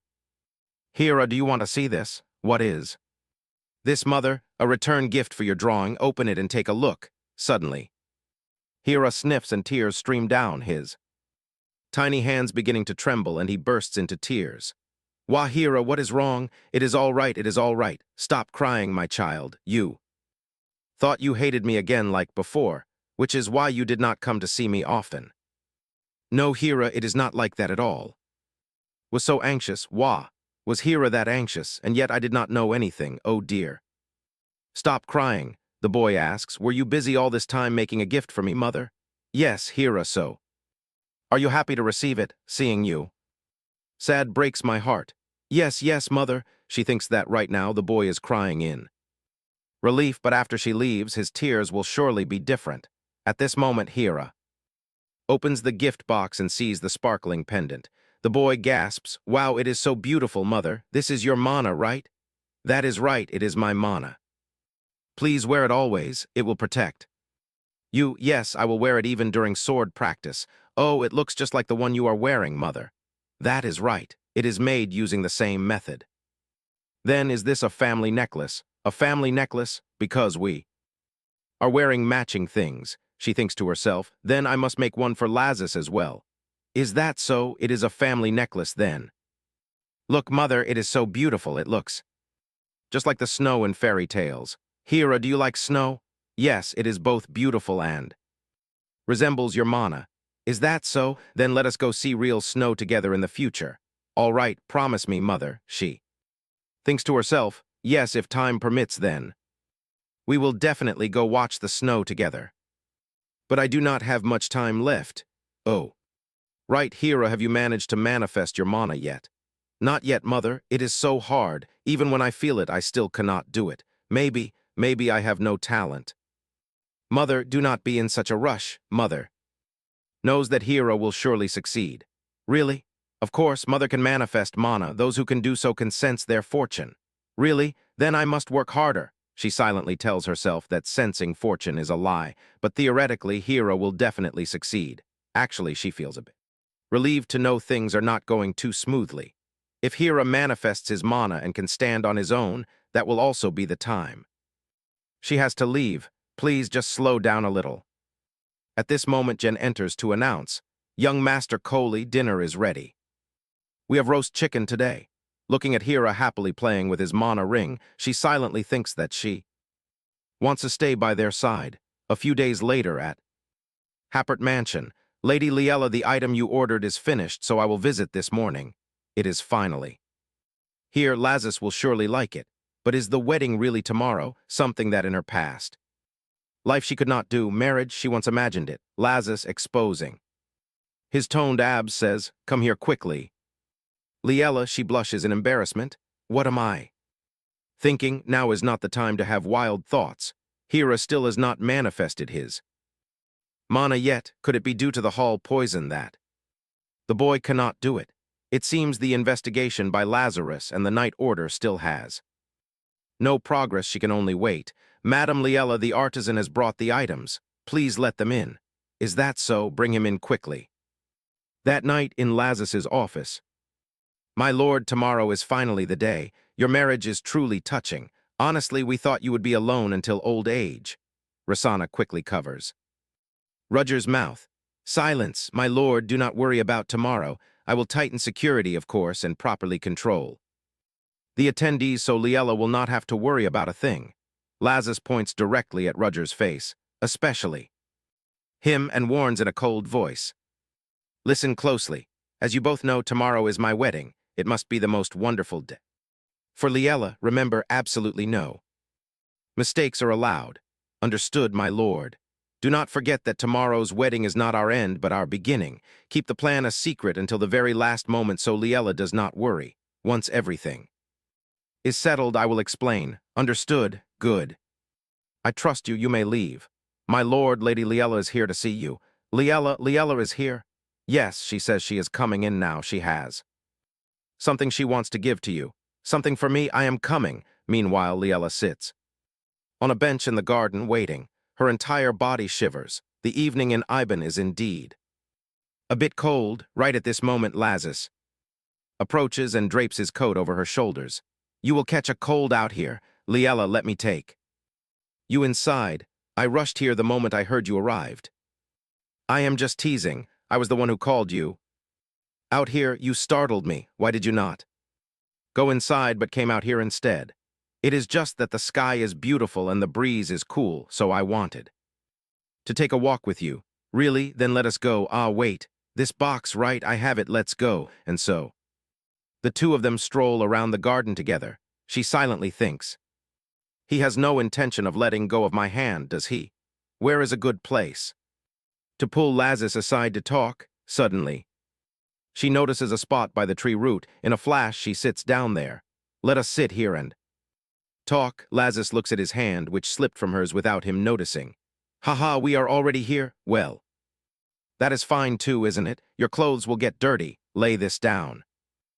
And sit on it. Ah, thank you. Why are you sitting on the dirty ground yourself? Should we sit together? It is a bit small, isn't it? Lazarus agrees, saying they should sit together. No sooner does he speak than he lifts her up. This is perfect. Lazarus holds her close in his arms and says, this place feels like a dream. Why is it so bright tonight? Liella looks up at the starry sky, raising her hand as if trying to reach for something. Seeing this, Lazarus asks, do you want to pluck the stars?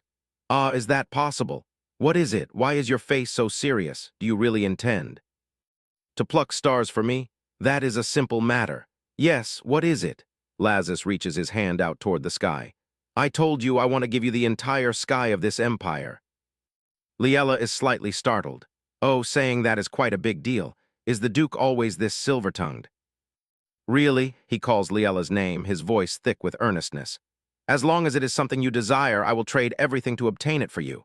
She once again stands dazed by his words, gazing into his cold yet breathtakingly handsome face.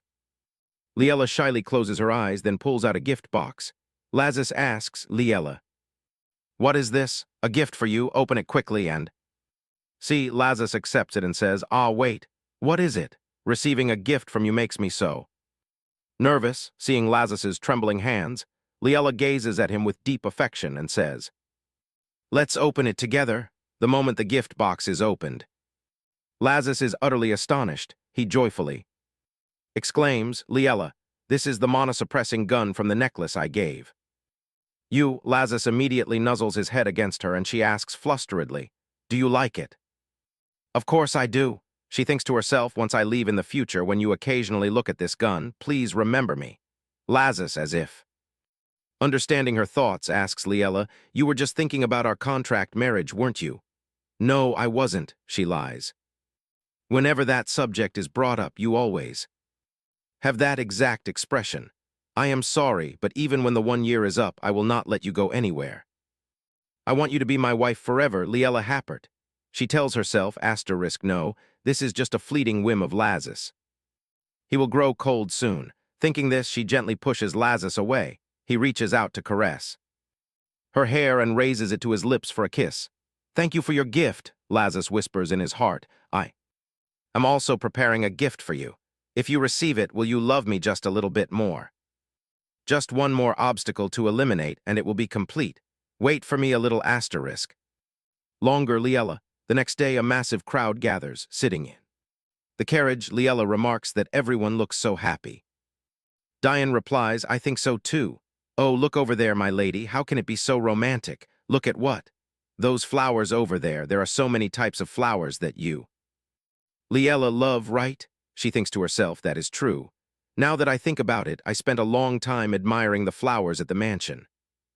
So it turns out he wanted to see asterisk what I like, yet even now I am still not sure what Lazarus likes. It seems that is the entrance to the Happert ducal villa.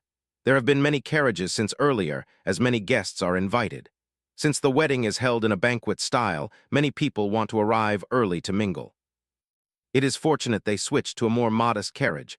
Otherwise, if they had entered in one bearing the crest of the Happert family, Liella can already imagine the scene of everyone crowding around the carriage and calling out, Lady Liella, Lady Liella. It would surely be like that.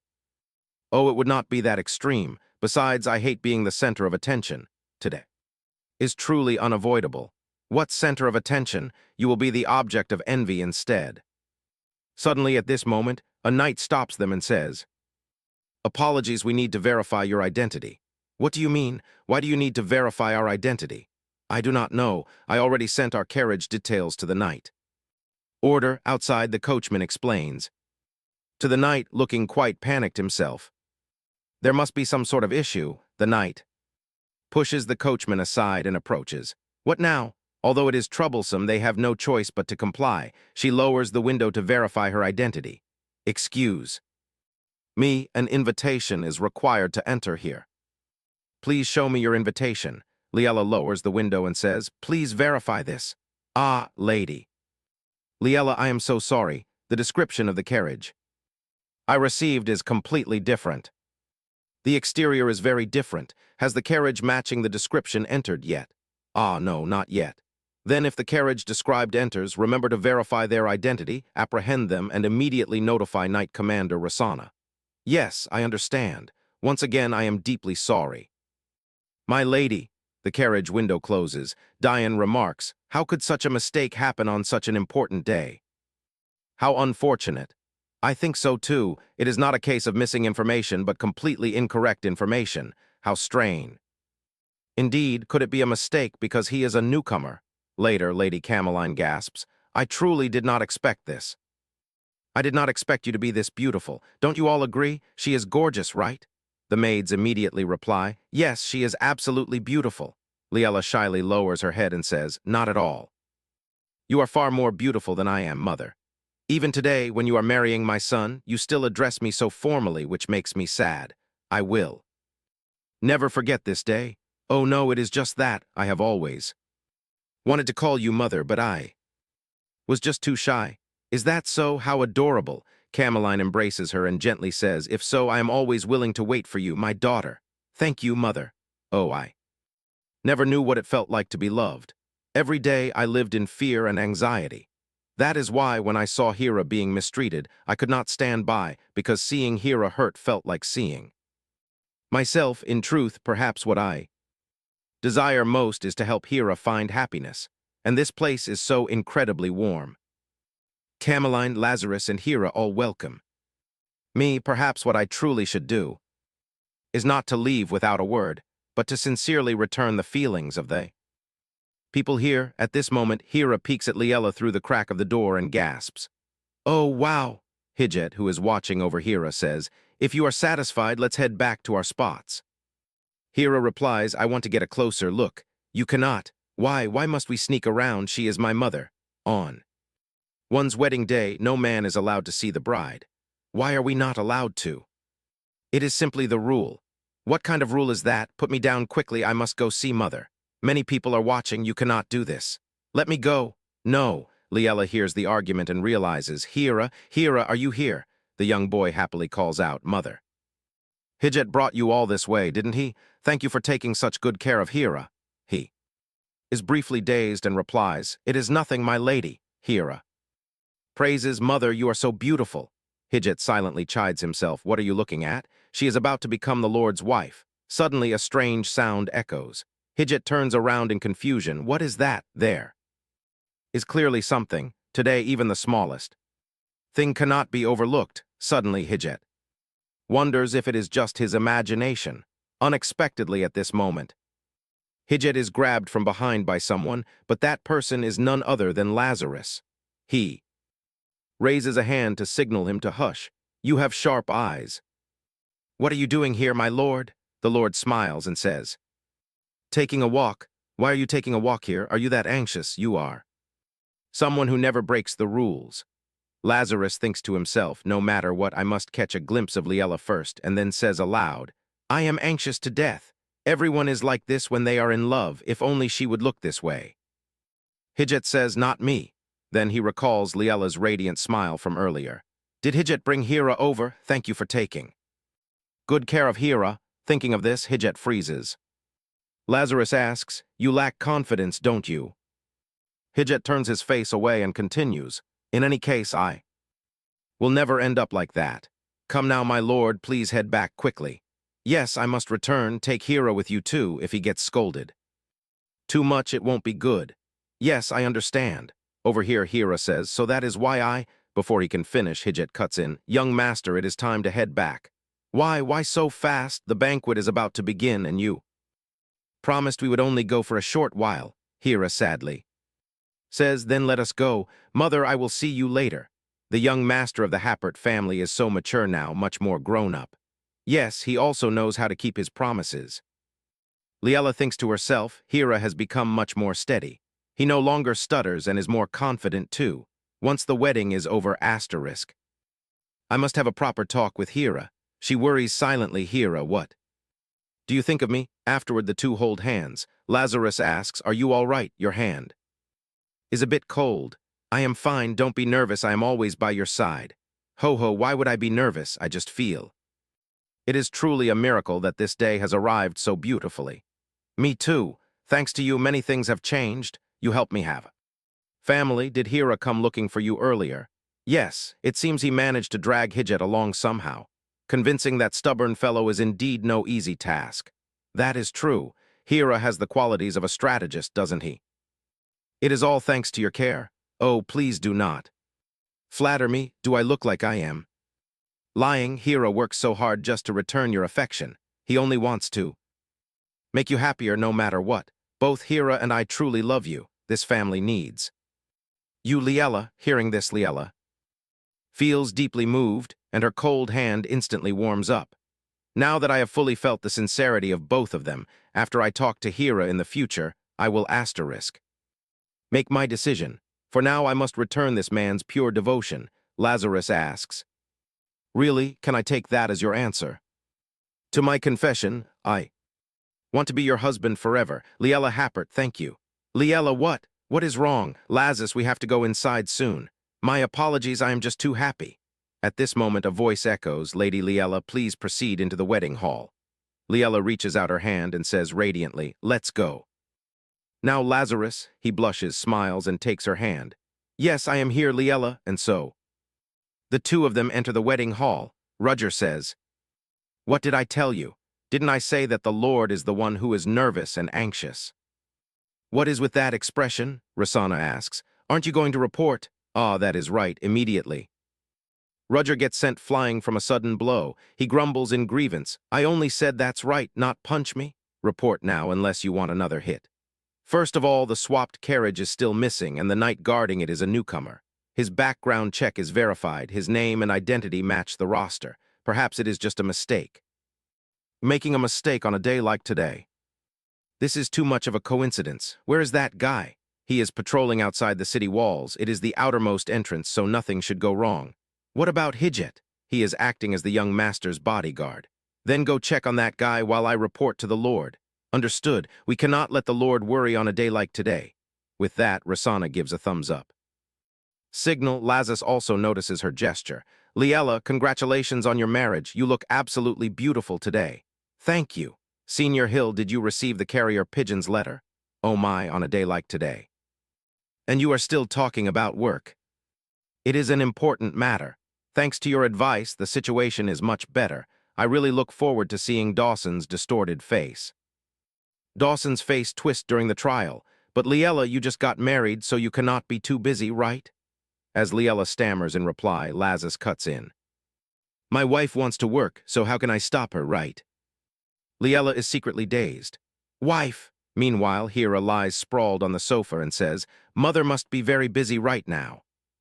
Young master, please eat this. It is delicious. You can eat to your heart's content today. I am not eating. Suddenly, Hijat's voice rings out. You are about to see Lady Liella soon, right now. She is coming here with the Duke. Really? Hira immediately sits up and adjusts his clothes. Do I look too untidy? No, you look perfectly neat. Liella walks in and thinks to herself, look at him trying to act so mature. He is so adorable, I must pretend not to notice. Hira, have you been waiting long? Are you tired? No, I was busy looking at this and that, so I did not even notice the time passing. Is that so? I saw you staying in one place all this time. I was worried you might be bored. Mother, did you miss me? He is so cute. Should I tease him a bit more? Yes, that is why I planned to go check on you a few times, but I saw you playing with Hijat and there was no room for me to butt in, so I had to wait. Mother, you could have come earlier. To me, you are always number one. How touching. Hira, I mean it, so next time please do not wait. I understand, that is why I am even more touched. Suddenly, the voices of other children ring out. Stop right there. Catch me if you can, Liella asks. But Hira, there are many children of your age here today. Do you not want to talk? To them, the boy lets out an "oh" but does not reply. Hijat immediately speaks up. He ignores whoever comes to talk to him and just sits alone. Liella thinks to herself, could Hira be like Lazarus, only opening up in front of me? Hira, do you not want to make friends? There is no one I want to be friends with. Hira has become much brighter after my intervention, but he will soon meet the child who is his emotional support in the Original story. Hera needs that child. Hera, at some point, someone important to you will appear just like Lazarus is to me, so be brave and get to know those who want to be close to you. You know what? Maybe among them is your life partner, because in the future you will also meet someone you love and build a family. Lazarus speaks up. That is right, just like Liella and I, to inherit the Happert family. Hera will also need a good life partner in the future. Hera, what is wrong? Did I say something wrong? You are right, this annoying guy is really too blunt. Suddenly Hera says, I want to go play on the swing. A swing, if it is the one at home. It is not here, Hijit says, there is one. Since this is a mansion, there must be one. Let me take you there. Hera. Do you really want to play on the swing? Yes, I really want to. All right, then go ahead, but do not play for too long. Come back before the sun sets. She secretly wonders if she put too much pressure on the boy. She asks Lazarus. It seems he is very sad, isn't he? He will be fine. Lazarus recalls what Liella said earlier. Hera, at some point, someone important to you will appear just like Lazarus is to me. Perhaps the boy is sad because of Liella's words and wants to be alone, but now is not the time to worry about that. At this moment, Enrique appears with a smirk. It has been a while, Liella. No, should I call you Duchess Happert now? Meeting the Emperor, and you do not intend to greet him. Never mind, I am not here for a greeting. Duchess, can you spare some time to talk to me? Liella asks. Yes, what is it? Before she can finish, Lazarus cuts in. I am sorry, but that is not possible. My wife says she is exhausted from the ceremony and needs to rest. Hearing this, Liella thinks that if Lazarus does not want to, she has no intention of going either. Thank you for coming in person to congratulate us, and I hope you have a pleasant time. Already controlling your wife? I see. I will leave for today then. He makes an effort to intentionally pass by Liella and whispers, I wonder what Duke Happert will do if he finds out about that, Lady Marmal's secret. What secret does Lady Marmal have? What on earth is it? Although she wants to confirm it directly with Enrique, Lazarus keeps clinging to her side so she cannot slip away. Liella, what are you thinking about? Your expression looks so serious. Ah, yes, today I officially become Duchess Happert, so I am determined to change my mindset a little. The scent of flowers in this room is so lovely, isn't it? So Liella likes the scent of fresh flowers. When we return to the mansion, I will bring plenty of flowers into our room. Is that a good idea? She secretly thinks. Sharing a room, I completely forgot about that. If he allows it, we will truly be husband and wife, won't we? This is crazy. I want to continue. I want to truly become his wife. Just then, a voice calls out from outside. My lord, it is Rosanna. I have an urgent matter to report. I am coming out. Rest well. Liella, I will be back soon. Yes, please go ahead. If it is an urgent matter, it probably will not be resolved quickly. Right, but suddenly a figure appears, catching her off guard. Has he returned already? Unbelievable. Before she can even finish listening to the report, she freezes in shock and asks, Why are you here? He asks mockingly, Is there any place on this land that I cannot enter? Since she is alone, he immediately drops his formal tone. Without Lazarus, I must look quite vulnerable, don't I? Is there something you want from me? He reaches out his hand, intending to touch her face. Of course there is. Do you know how much effort I spent just to meet you? Liella immediately slaps his hand away. No, I know nothing of the sort. Ah, it seems you have lost your memory. Why did you refuse my proposal? I wonder what will happen if the Duke of Happert finds out. The secret of Viscountess Marmal, that is. As he passed by her earlier, he whispered those words. Thinking quickly, Liella says, If you wish to propose something, please send a formal invitation. Spoken words are far too easy to ignore. It is not that I do not know how charming you are, but this is the last time I will find you endearing. Do you truly think your past will change when you become the wife of Duke Happert? What is done is done. Your Majesty, if you lose yourself in the past, you will only end up destroying yourself. You know very well that the past cannot be covered up with such empty words. I have no intention of covering up my past. I am simply not obsessed with it. I suppose you want to tease me.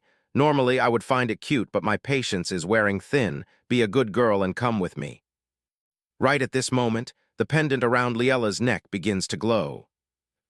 Duke of Happert is returning, I see. We have rambled on. For far too long. I will give you 1 week to come to the place where we always meet in secret. A secret meeting place? How am I supposed to know? Where Viscountess Marmel met him in secret. Since you keep playing dumb, I will add this. If you have truly forgotten that place, I will send someone to you. He will show you the way. See you then. With that, Enrique departs. Liella sighs inwardly, thinking he truly does whatever he pleases. He could have at least spoken properly. At this moment, Lazarus asks, "Are you very tired, my love? You look exhausted," after the ceremony ends. "Let's go on a trip." "A trip?" "Yes, there is still much to do, so it might take a little time to arrange everything."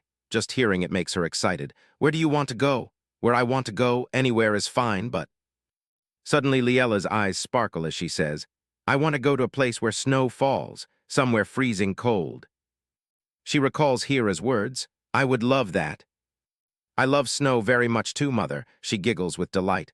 "Oh, really, in truth, that boy absolutely hates the cold. Is my love for snow that amusing to you?"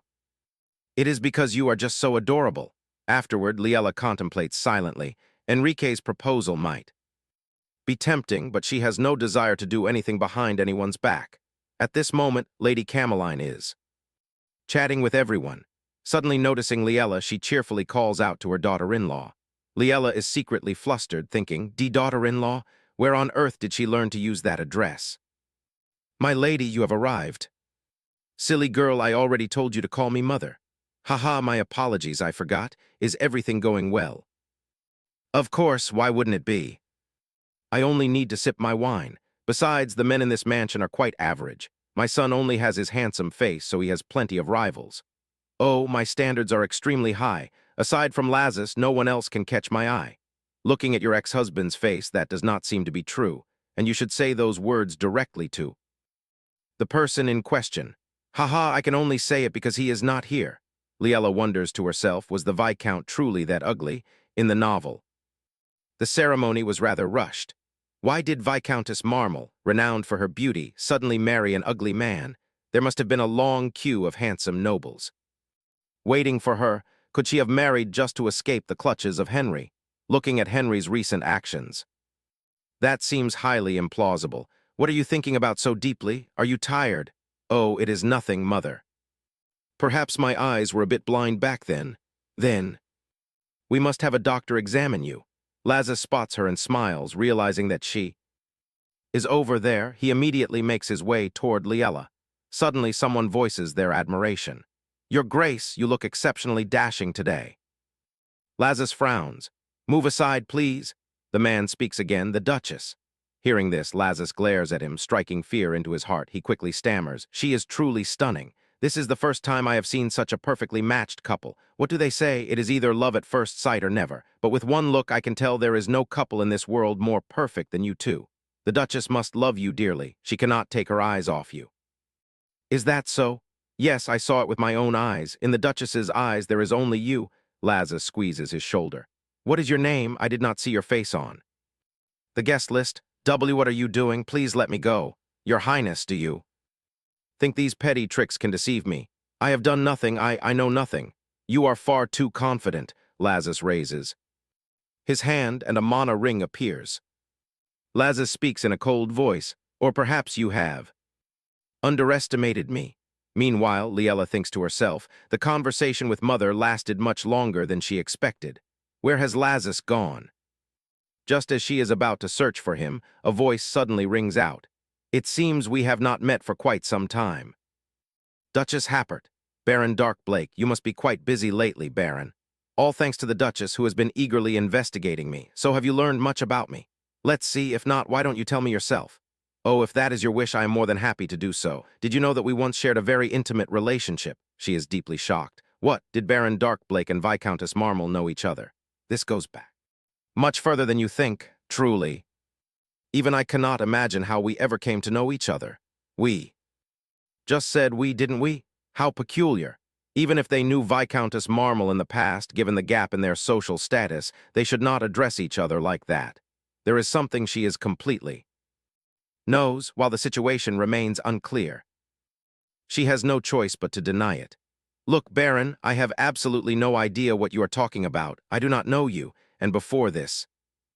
Even less so. Ha, do you intend to deny it, or is it that you truly do not know? Liella looks at him with a look of deep displeasure. Ah, my apologies. I am not yet accustomed to this situation. Still unaccustomed. The Baron is a veteran of high society, so what on earth is he thinking by saying such things? Your expression tells me you know nothing. It seems the Duchess still remains ignorant of the truth I already know. Baron, you are being insolent. Stop playing these ridiculous aristocratic games. Duchess, it seems you have truly lost your mind. I am calling the knights at once. He smiles mockingly, then bursts into a fit of wild, manic laughter. Ha ha, Liella thinks to herself, is he truly insane? Do you really not know who I am? How tragic, are we not in the same boat, an outsider? Thrown into a foreign world. An outsider, what does he mean? My hometown is originally Iban. Suddenly, Liella freezes. Wait. A foreign world.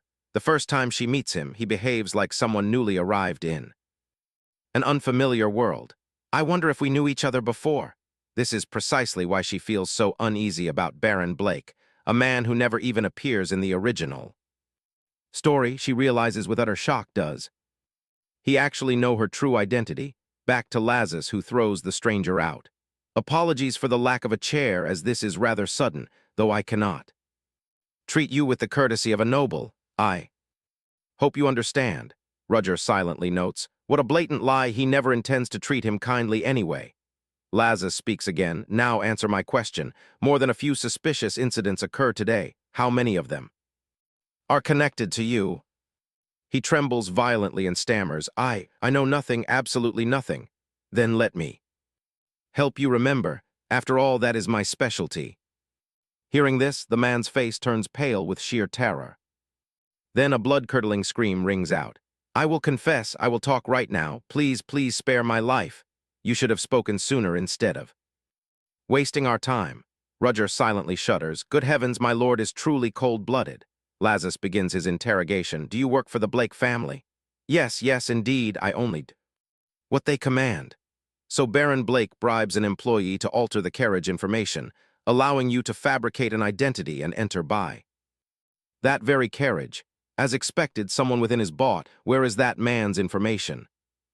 I do not know that much detail. Suddenly, Lazarus frowns. As a rat scurries beneath his feet, he kicks it away instantly, making the other man tremble in terror. There are far too many pests around here. Roger, once the wedding concludes, investigate the bribed insider immediately. Yes, my lord. Lazarus silently wonders. To bribe an insider and infiltrate just to plant a small amount of Hall, compared to the effort expended, their target seems far too simple. They also know that such a small amount of Hall will not affect me, and they must have known this clumsy fool would be caught in no time. It is almost as if this situation is not their primary objective. Lazarus suddenly realizes something, instantly turning around to say, You handle the rest. Roger replies, Please leave it to me. This is bad, I should not have left her alone. Perhaps Blake's target has been Liella all along. Back to Liella's side. Ma, you look rather shocked, don't you? Think about it carefully. In this world you became the Duchess, so you no longer wish to run away, do you? Let me put it this way. I gave you an offer, but I forgot that there is only one choice. At that exact moment, Lazarus steps forward, pressing a gun against the man. Tusk, why is he back already? This is much faster than I anticipated. Blake speaks up. Are you Baron Blake? If you lay a hand on me, you will be in grave trouble, Duke. Silence. Never utter Liella's name with that filthy mouth of yours again. Today. I do not wish to shed blood. Liella, it is dangerous. Quick, stand behind me. Liella, are you hurt? Leave the rest to me. Thinking for a moment, she hesitantly calls out to Lazarus. The Baron smirks triumphantly. Please, let Blake go. After that, she collapses onto her soft bed, feeling utterly lightheaded. She reflects on the encounter from earlier. Could this man already know who I am? At the banquet a few hours prior, her biological father smiles smugly. I am very pleased at first. I am furious because you back me into a corner, but that no longer matters. On the contrary, I now feel grateful because you grant me such an affluent life. I am a baron after all, ha ha ha. but with my ambition, a mere baron, is simply not enough. So my daughter, you must assist your father so I can ascend to a higher position. From now on, do everything in your power to repay me. Her hand trembles, filial piety, for her entire life. He haunts her all her life, leading to her tragic death in an accident. A miracle grants her a second life. She is just beginning to feel what happiness is yet. She cannot escape his curse, which drags her down like a muddy swamp. She wants to shoot him dead on the spot, but she must endure. She must bring Dawson to trial and raise Senior Hill to become the head of the Hill family. She must not forget her objective. Since there is no evidence anyway, she can just deny it. She tells herself to calm down. Look here, Baron, have you lost your mind? What gibberish are you spouting? Considering his behavior, she wishes to throw him into prison immediately. However, since today is a joyous day and he is clearly not of sound mind, she chooses to show mercy and summon a doctor, but I will not tolerate any further disrespect. My daughter, have you still not come to your senses? I am your father after all. Liella immediately aims her gun at him. I warned you that I would not let this go again. Ha ha ha. My daughter, you cannot bring yourself to shoot me. Do you really think so? Why is she unable to intimidate him? Duchess Marmal, if you shoot me, you will pay the price for your crime, the punishment for killing 2 people. She freezes in confusion. 2 people. How is that possible? I truly do not understand why anyone loves a creature like you. She is an orphan, not of the Happert bloodline. Yet she is born with mana. Surviving a horrific accident, she learns how to control her mana. His Majesty discovers her talent, promising her wealth and glory to have her purify Hall for him. She believes that promise and lives in the shadows for a long time to assist His Majesty. She supplies her mana to His Majesty to make Hall appear highly pure. To those outside the Happert family, it is a formidable weapon. His Majesty finally ascends the throne with her aid, yet His Majesty merely views her as a tool. He has no intention of keeping his promise. Realizing His Majesty breaks his word and only intends to use her as a Hall purification tool, she flees. Afterward, to make herself hard to reach, she marries a viscount to become a noblewoman, to obtain the noble status she bribes a woman suffering from an STD to murder her husband. Her goal from the very beginning consists solely of noble status and wealth. Having told the tale, he sneers, "You are just like a witch, my child. Once people learn this truth, will they still love you?" She lowers her hand, wondering what will happen if they learn the truth. She pictures Lazarus and Hera gazing at her with terrified eyes. "Mother, did you murder someone?" At this thought, she lowers the gun, her voice trembling and stammering. Seeing this, Dark Blake bursts into a smug laugh. At this moment, she recalls Lazarus and Hera, the fragrance of hyacinths, that flower bed. Look, aren't those all the flowers Liella loves? You are also the most precious gift I have ever received. Yes, they are the ones who cherish her above all else. Mother, I want to paint a picture for you. They always listen to her and believe her, no matter how absurd the truth. Even if she confesses that she transmigrated into this body from another world, they will believe her. Even if they know the past of Viscountess Marmal, they will never abandon her. If it is those 2, just you wait. Things will never go the way you want. What? Don't tell me he already knows everything. So that is why Lazarus obediently signs the contract. You tell him about transmigration and possessing this body, and he actually believes you? What contract? Lazarus has known everything for a long time. He knows who is behind the Hall incident, yet he still leaves it alone. Do you not know the reason? Lazarus allows His Majesty to hold a weakness against him just to cover for you. What are you saying? To cover your filthy past, Lazarus signs a highly disadvantageous contract with His Majesty. Now he is no longer the Duke of Happert with the power to overwhelm the Emperor. From now on, you must treat me well. Because of you, he becomes a chained dog, and I am the one holding his leash. If anything happens to me, your husband will never find peace. My daughter. And then Lazarus appears, asking, "Are you Baron Blake? If you touch me, you will be in grave trouble." Liella asks the Duke to release Blake. He is released just like that. Then let us contact each other later. The reason she releases Blake is simple because Lazarus signs a disadvantageous contract to conceal her filthy past. Though she does not know what leverage the Emperor holds, she knows that if she gets rid of Blake, Lazarus is in danger. I only want to prevent that from happening. Now it is just a matter of when they will target Hera, even if I die.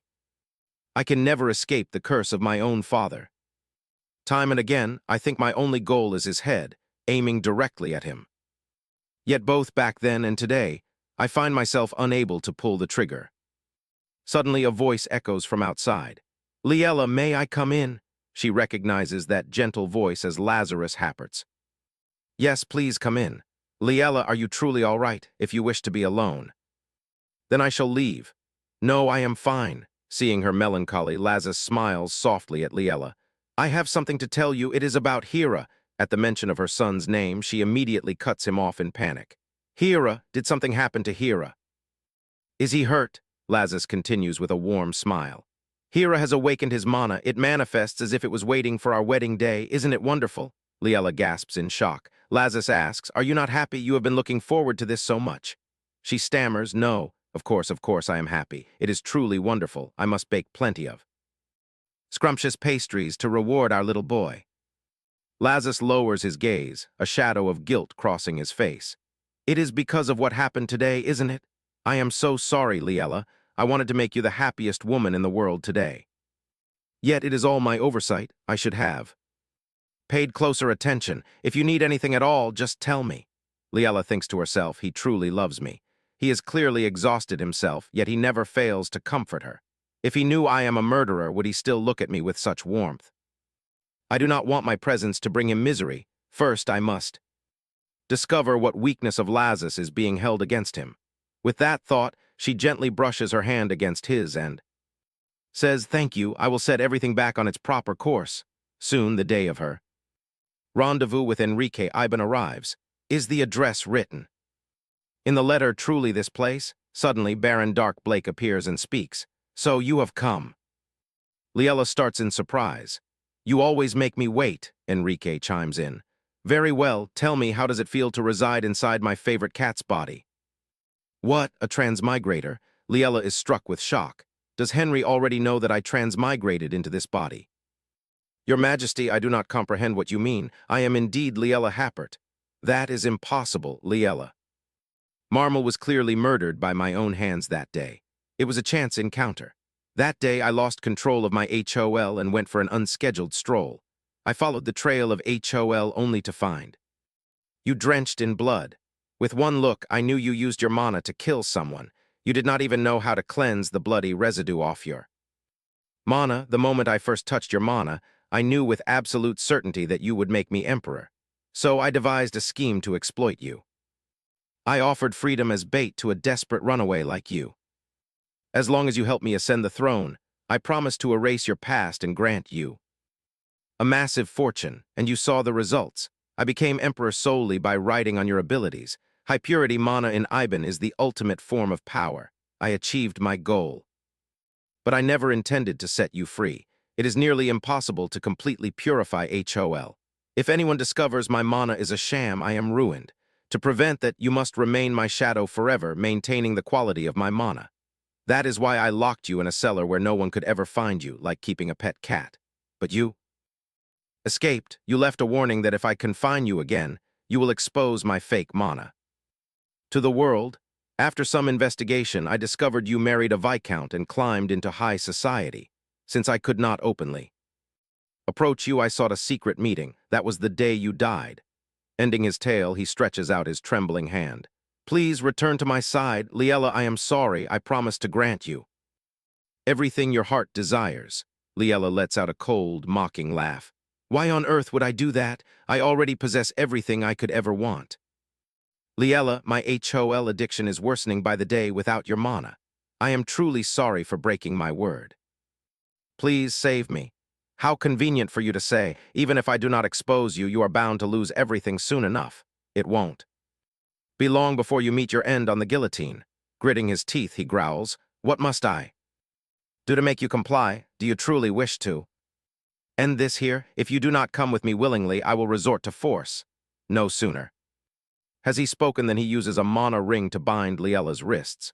She gasps in sheer panic. Let me go. Can you even withstand the agonizing thirst of being starved of mana? Liella desperately wonders what she can do to break free. Driven mad with desperation, he screeches, "Submit and follow me." The constriction of his mana ring grows increasingly violent. Liella stands there utterly helpless, finding no opening to retaliate. The Holer, ravenous for mana, devours her completely the instant it senses her energy. At that moment, she is undoubtedly dead. Her breath entirely gone. He assumes the HOL is purified, wondering if she dies would her raw mana flow into him. I staged the scene to make it look like you passed out from drinking and the police carried you back. Alcohol poisoning is a common cause of death, so it was the perfect cover. I believed that was the end of it. Your Majesty is truly devoted, going so far as to personally escort a drunken citizen. How exceptionally thoughtful of you. I indeed believed so. Such is your life and such is mine. I should have acted sooner, wiping the slate completely clean. Until you miraculously rise from the dead. Days pass after that night, yet I hear no word of your demise, which strikes me as bizarre. Then I receive a report. She is alive and well without a single scratch on her.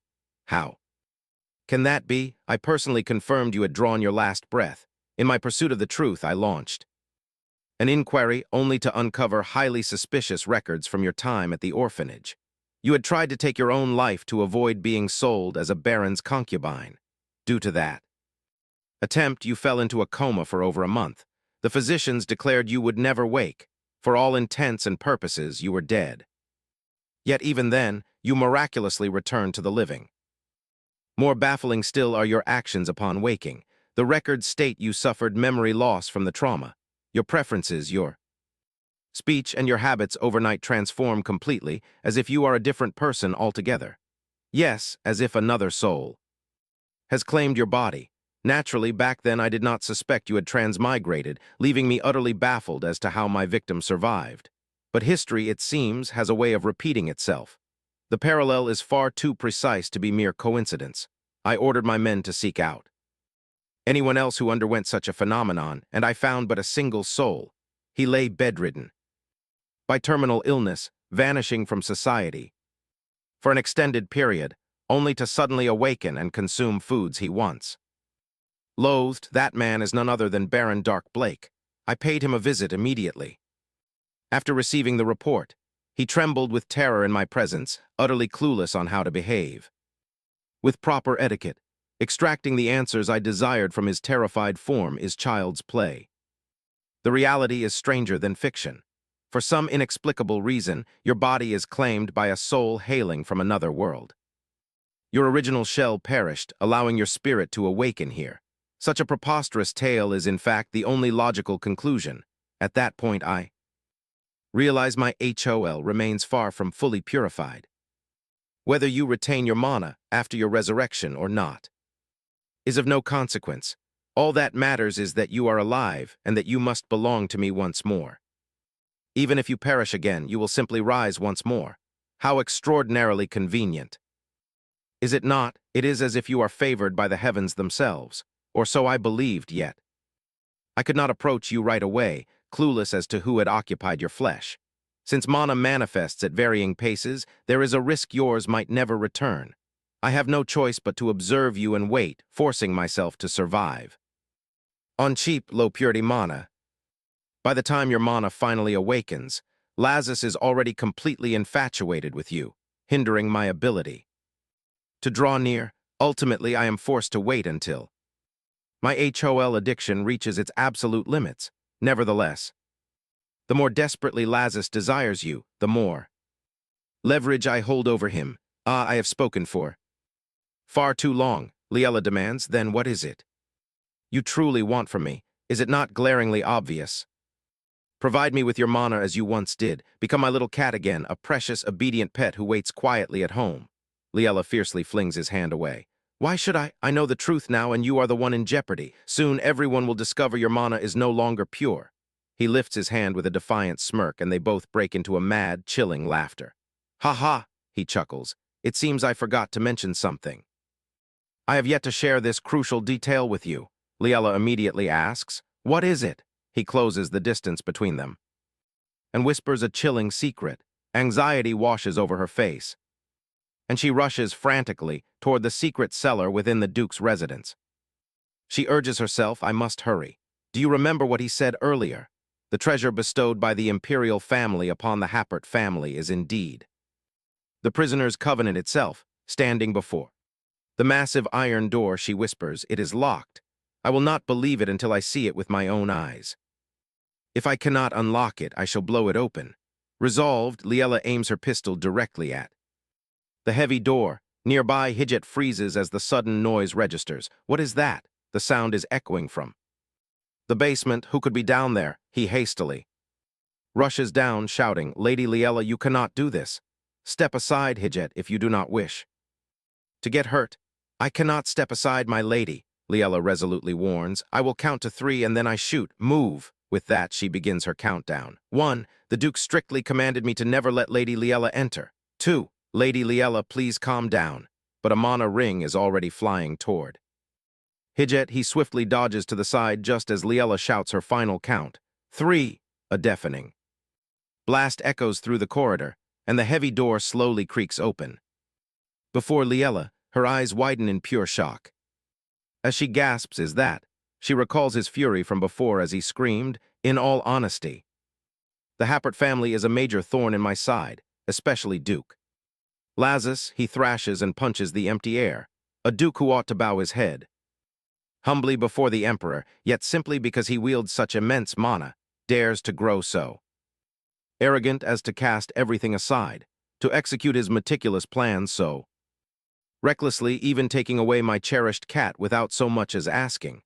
Just thinking of that bastard's face makes my blood boil, and frankly, I have no desire to hold back. Suppress this anger. Very well, my lord, I already have a plan anyway. While the walls of the Happert estate remain intact, I send a spy to destroy it from within, but all is lost if the spy is caught. At first, I think you will ruin my plans to support the Happerts, but on second thought, it is fine if we can control it. Who expects Lazarus to fall under his hands? I do not even have to lift a finger. If they marry, it is even more advantageous for me. Liella asks in surprise, why? Is my marriage to him beneficial to you? What, you ask that seriously, fool? Are you missing a brain cell? If you become the Happert lady, why do we need a spy to complicate things? Essentially, I show you the weakness of a perfect person like Lazarus. Thank you. Thanks to you, I can easily overthrow the Happert family. What do you mean by overthrowing the Happert family? What do you do to Lazarus? Oh, it is just a duchess who cannot keep her sanity when beside her beloved husband. Are you so happy beside your husband that you forget your mission? Do you remember who stands behind you? Liella remains silent for a moment, then says, I accept the mission, my lord. Heh, you finally open your eyes, do you not? The one who deceives the subjects that he is pure just to ascend the throne. The fake emperor, as expected, teasing a little cat is no fun at all. Yes, cute little cat, let me answer you. Your husband, it seems he has his eyes on you. He is preparing to put on the prisoner's covenant. What? I never think Lazarus can infiltrate so easily. But thanks to that, it is even easier for me to approach the Happert estate. Now, even if the little cat returns to her nest in the end, nothing under this sky can stop me.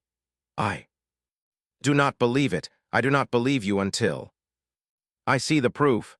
As expected, the little cat is indeed so full of suspicion. Only this makes it fun. Back to the present, Liella secretly says that it is definitely Lazarus's mana. She recalls that Lazarus once says the prisoner is dead, the new generation of the Happerts. Everyone believes this is a favor between the Happert family and the imperial family, but to be honest, this is not a magic item. All the mana from generations of the Happert family is protected here. During the decline of the imperial family, even they fear the mana of the Happert family. The royal family gathers ordinary people to create a Knight Order that can use mana, but the entire Knight Order is helpless against a single Happert. Therefore, the royal family sets limits on the Happerts, as long as the mana circulates and does not fall into the prisoner's covenant.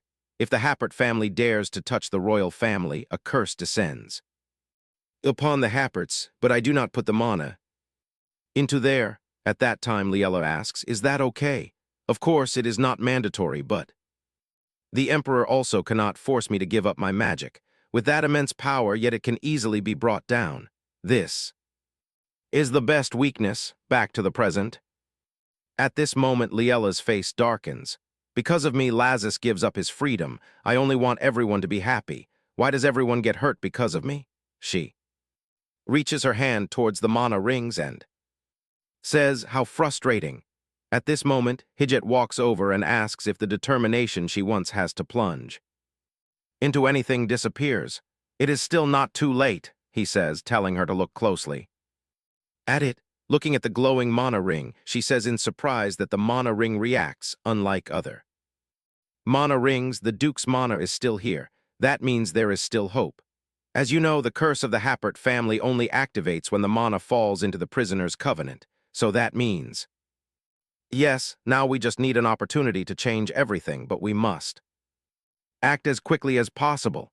Liella secretly tells herself this, and she smiles, thinking there is still hope. Hijit sees her mood improve and feels happy too. At this moment, Liella stands up, and a mana ring appears on her hand. She secretly tells herself that she puts everything back in its rightful place.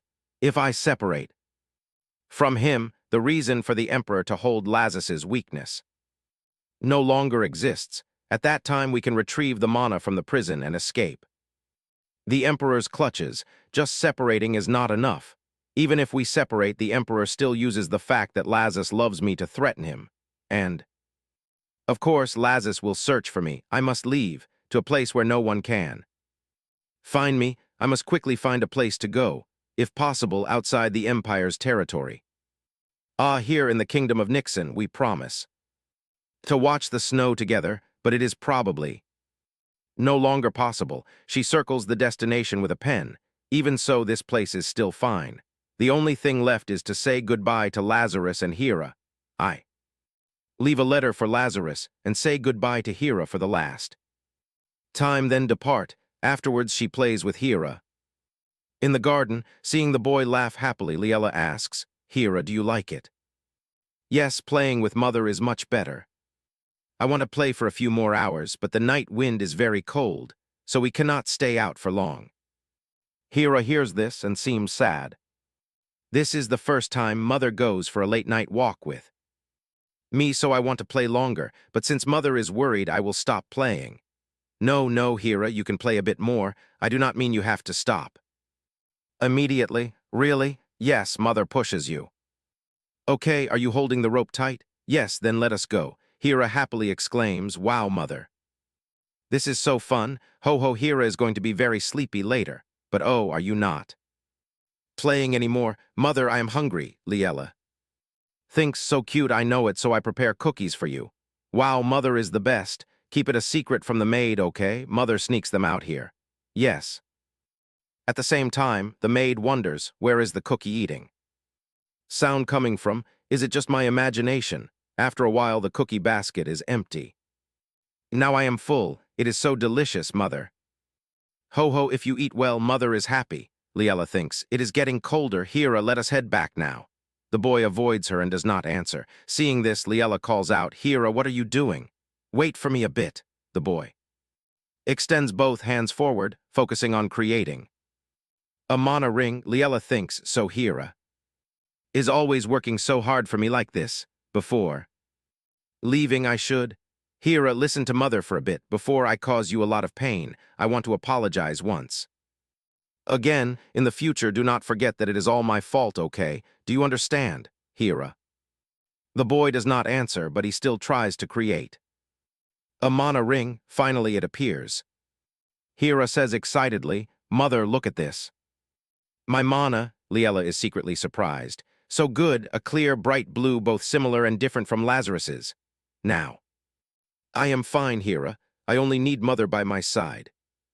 I am once very afraid of the dark night, but now no longer is it bright. As long as I am with mother, I am always happy. I also want to be a source of light beside mother. Saying so, the boy turns his face and says, "Oh, this is so embarrassing," Liella calls out emotionally.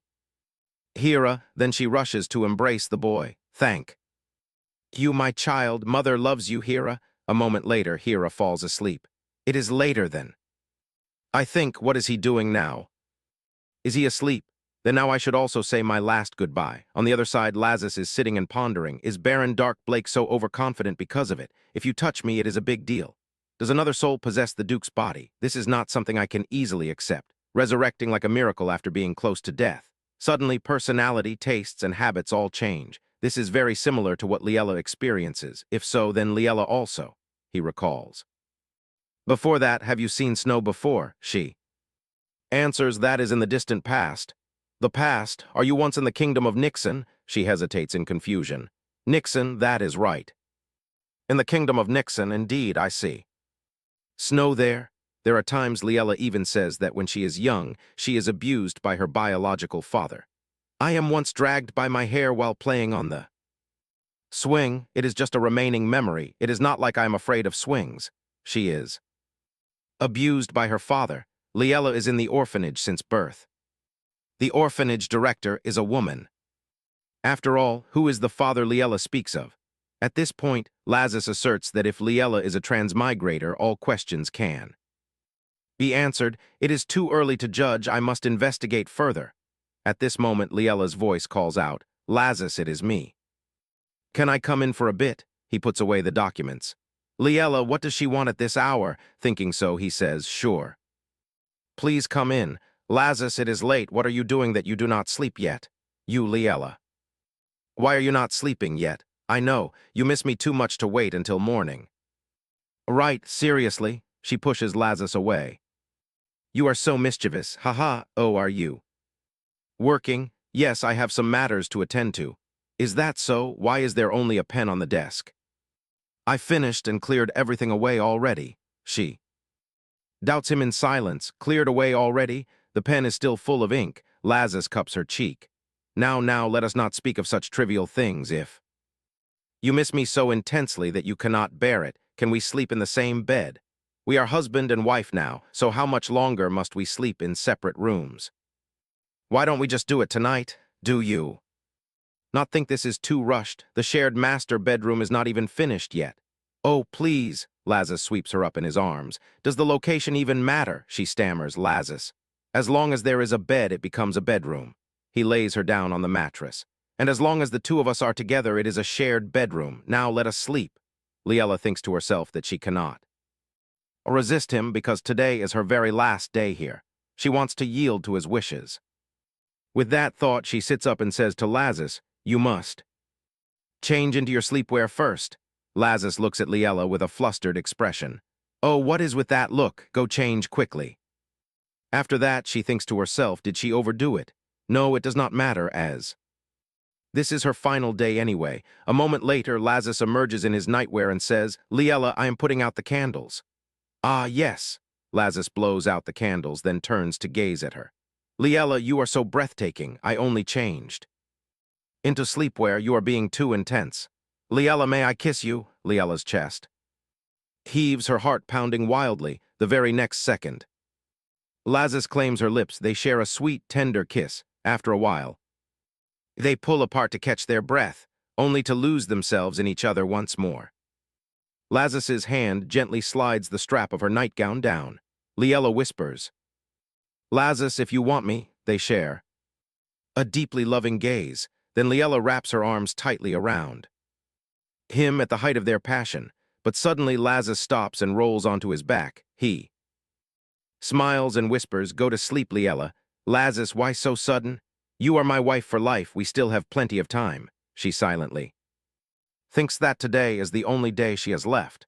If she spends the night with him and leaves immediately after, will it hurt him even more? The next morning, Lazis speaks up and asks, "Are you awake?" "Yes, why are you awake already?" "No, I look forward to seeing you in the morning so much that I cannot sleep. I am just too excited for every single day of our future to close my eyes." She silently chides him, "You fool, seeing me in the morning. Today is the last day. This must be the wound caused by the prisoner's covenant." She also wishes they could be together every morning just as he says, but she cannot let her own greed force Lazarus to obey Henry. She smiles, whispering a silent goodbye to Lazarus. She then returns to her room, where she has already prepared letters for everyone, the divorce papers, and the mining rights documents. She leaves everything there. Now I must go. Once Lazarus reads this letter, he will surely give up on me. He will likely regret the time we spent together and curse me. For the rest of his days, that is fine, for she is used to being hated. Senior Hill Edith, you too must live well without me. Please ask everyone in the night order to take care of Hera. Diane, without me, you will become Hera's mother. Please take care of the sweet boy and the one who will mother my child. Lady Cameline, I will miss you. Lazarus, in the end, I still cannot tell you that I love you. I hope you live a good life. Hera, mother. Will miss you so much. I love you so dearly. Thanks to everyone, I am able to enjoy the happiness I never had in my past life. Thank you.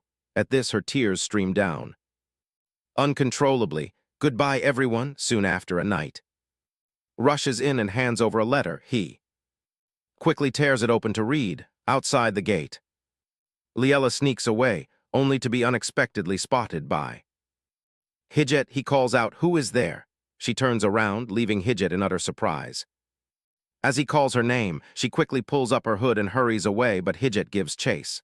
"Where are you going, Liella?" Very quickly she is blocked by him. She forces a weak smile and says, "Can you pretend you did not see me at this hour?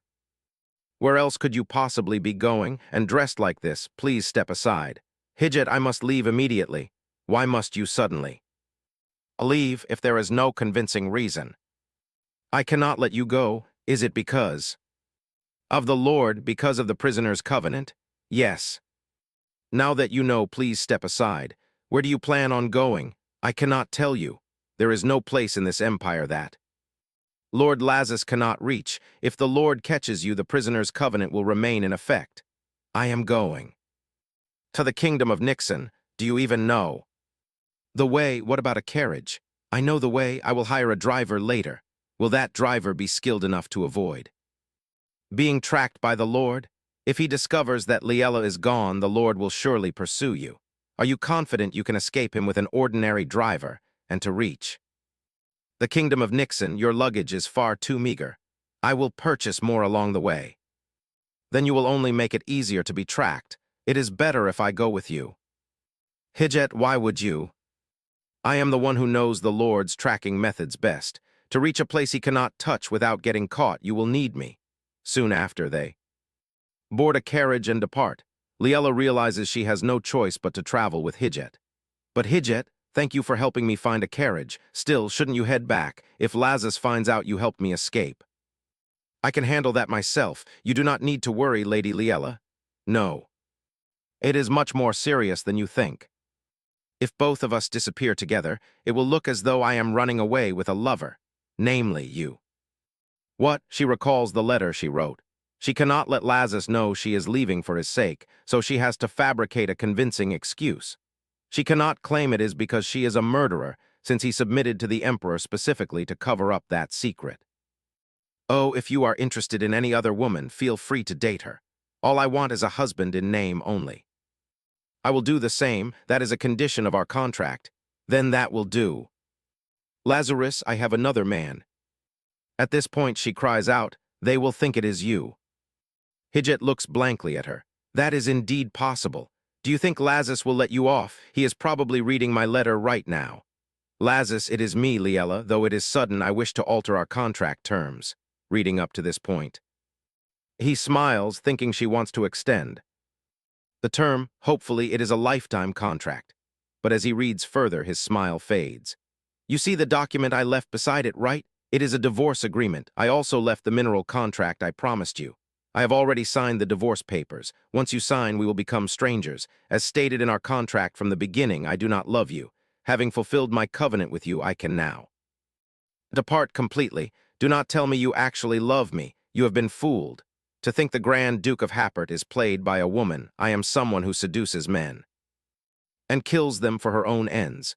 Forget someone like me. I already love another man. When we first signed the contract, we agreed not to interfere in each other's romantic affairs. Do you remember? Did you enjoy our final night together? This is a gift. The final gift for the pitiful fool who loved me. It is also my last bit of amusement. Go ahead and curse me for the rest of your life. Take care. Finishing the letter, Lazarus crumples it in his fist. You have someone else, then. No matter how many there are, I will find them and slaughter them all, until the only person you love is. Me not interfering with each other's love lives. In that case, I will make you love me. Do not even try to stop me. Back to Liella. It might turn out just like that. Hijit, perhaps you should go back now. I can find my way on my own. Will the Lord truly react that way? At that very moment at the Happert residence, Lazarus stands frozen, clutching the letter. Rasana walks in and calls out, "Where is Hijit? We cannot find him, sir." "What should we do, Lord Lazarus?" Lazarus draws a pistol. From his coat, in a grim voice he issues his command, "Spread the word. Prepare the entire army for battle." Back in the carriage, Liella asks, "So how do you think he will react?" He is naturally unpredictable, so there is no certain answer. But I have served the Lord for a long time. I know his methods will not be anything like what you expect. How so? Hijit, you also know that after meeting me, he became a completely different person. He will certainly not let this rest. And it will not go the way you are worrying about. So you can rest assured. Instead, what I do not understand is that you already know the Lord became a different man after meeting you, yet you still choose this way to hurt him. What are you saying? Is it truly necessary to lie about having another man just to wound him? You know the reason why Lazarus signed the prisoner's covenant. If I leave quietly, he will never break that covenant. I must make him tired and despise me. There is no other way. You want Lazarus to break that covenant as well, do you not, Hijit? Of course I want the Lord to break the covenant, but I do not wish for you to be hated by the Lord. What I hope for is that one day, once the Lord settles everything, the two of you can be happy together. Can you not persuade the Lord in some other way, instead of cutting ties so completely with such a cruel lie? Liella hesitates. I do not know any other way. Knowing that Hera is still afraid of me, knowing that I am only a hindrance to Lazarus, I thought it best if I simply disappeared. I have never thought of any other way besides this. Is there really another way? At the moment, I do not know either, but leaving a letter like that and running away will not make things any easier. What is certain is that the prisoner's covenant will not simply fade over time. Even if it causes a misunderstanding, if it can lead the Lord to break the covenant, I will support you first, Liella. If it causes a misunderstanding, will you still be able to return? I will take care of myself. Right now we must focus on not being tracked by the Lord. Getting caught halfway will only make things more complicated. I will take care of our next move. Avoid contact with the outside world until they leave the Empire. The carriage continues to move at the fastest speed. Lady Liella, are you asleep? I have prepared some necessary items enough to last until we reach the kingdom of Nixon. Thank you. You have gone to so much trouble for me. I am fine. It is late, but do you want to have a light bite? I managed to find some simple food. After that, a fire is lit to keep them warm. Liella walks over and calls out, "Hey, Hijit, what is wrong?" What you said earlier keeps me thinking. I know I hurt Lazarus, but I still think this is for the best. Though it will be difficult at first, Lazarus is better off without me. It is the same for Hera. Why do you think that, do you think? The two of them do not love you. It is not like that. I only happened to obtain the information he needed and helped him. That is why Lazarus was fond of me. But now I cannot help him or Hera anymore. She thinks to herself, the knowledge I have from the original story is already used up. Hera already has mana, so he does not need me anymore.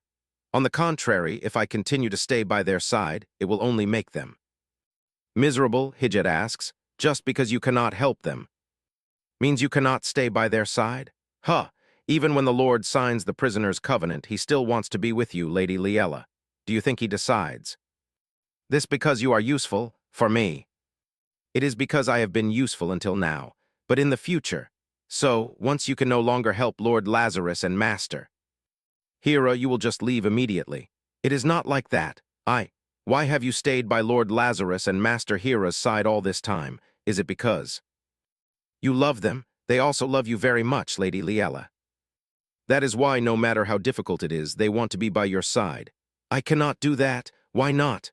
I do not deserve to be loved like that. I am a Marmal who abused Hera, the one who almost ruined Lazarus by letting the Emperor seize his weakness, and I have never received love, so I do not know how to love anyone else. Until death, I still will not be loved by anyone. I even learned how to shoot to kill my own biological father. Therefore, I do not have the right to be loved. Hearing this, Hijit says, that is not true. Remembering her radiant smile, Hijit says, Lady Liella is warmer than anyone else. So, you are worthy, she asks blankly. What? Hijit says she is worthy of being loved by the Lord. So, Lady Liella, please do not demean yourself like that anymore. The scene shifts to the Duke's mansion. Hera sobs, Mother, has my mother really left? Sob. Lazarus comforts him. A son of the Happert family must not cry. We must make use of our time to find a solution. Hera, do you want to find Mother? Yes, I do. Then Father needs your help. Will you help Father, my son? Eventually, the carriage arrives at a region covered in white snow. Hijit calls out to Liella, we have arrived. This is the kingdom of Nixon. Thank you. Thanks to you, I arrived safely. Did you not sleep well? Looking at her expression, I am fine. Thank you for helping me. Hijit, you can go back now.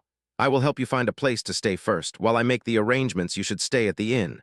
No, I will go with you. I cannot let you do all the hard work alone. Then, please come this way. After that, he asks, is this place really going to be all right? This place is too shabby for you to live in.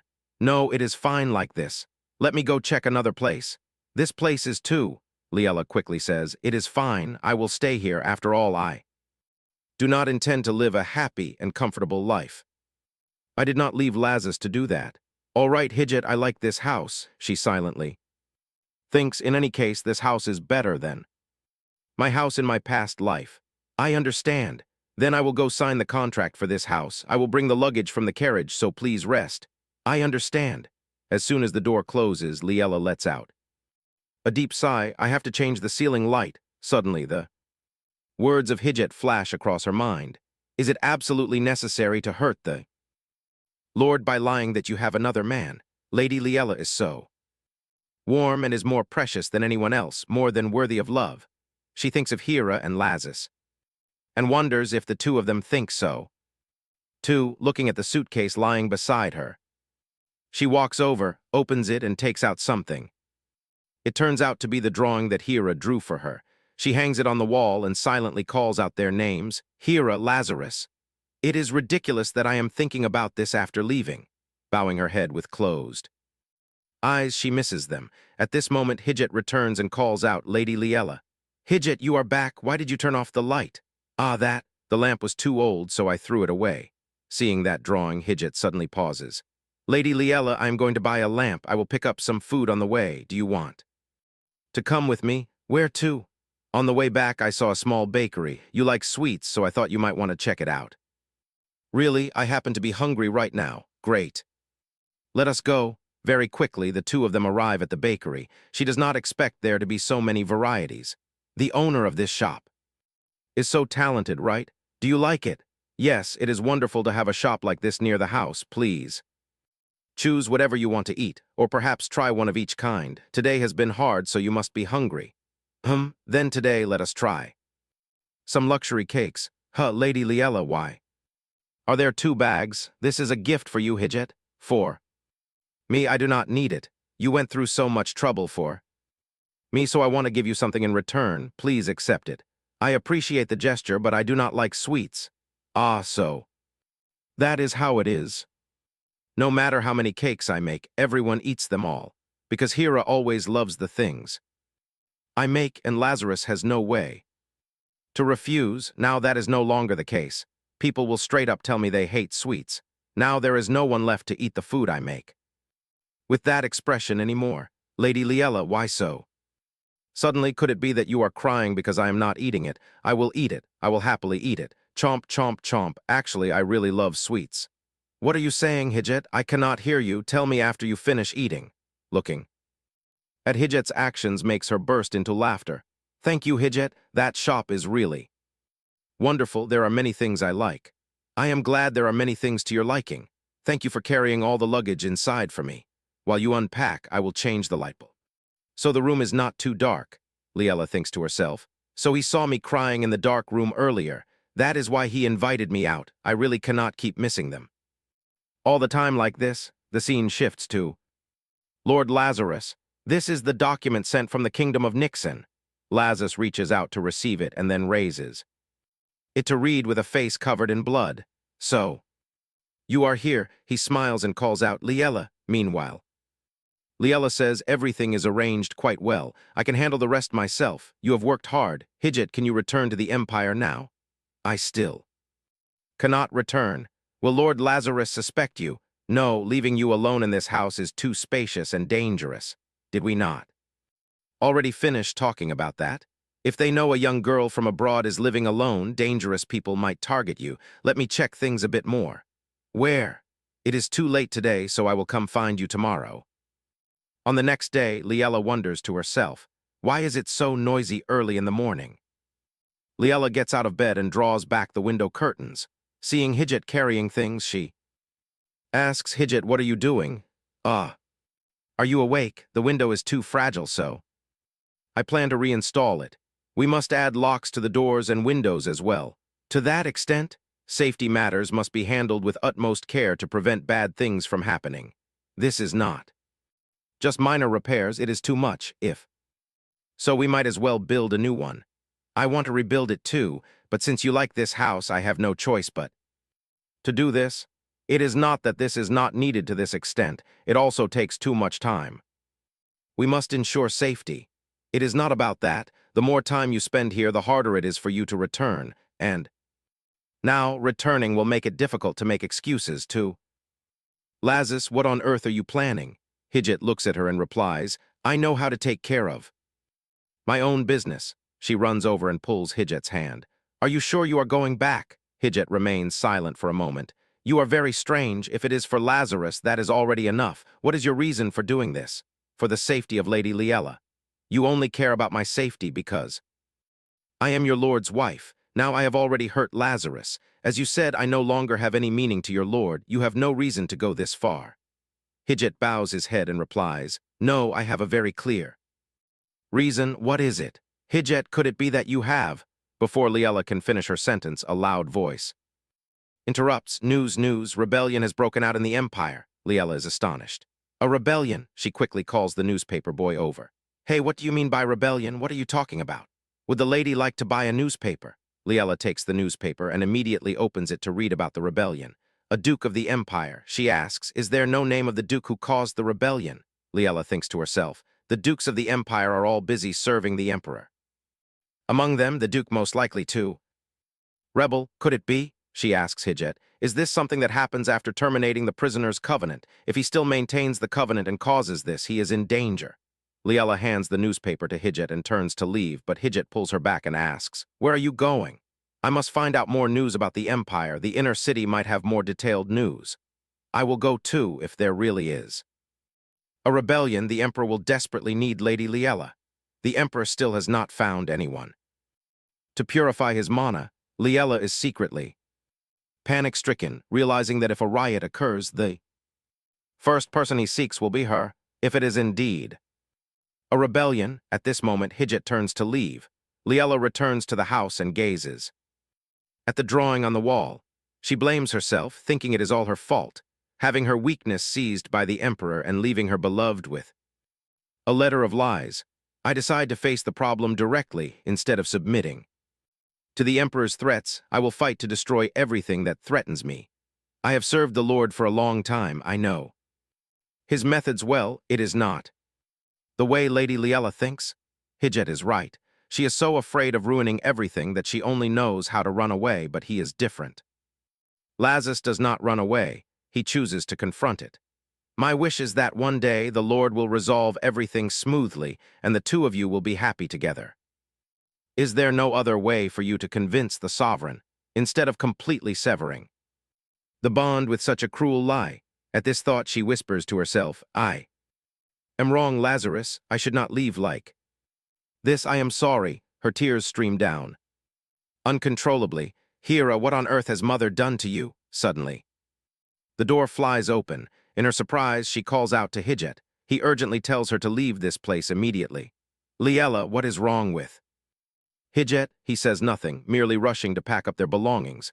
Liella asks anxiously, raising her voice, I ask you what is happening. What about the rebellion? Have you investigated it? Is it true? Is Hira safe? Lady Liella, I will explain to you later. For now, we must leave this place. Hijit, where are we going? We must leave the forest first. It is deserted here with too many hiding spots, making us easy targets for an attack.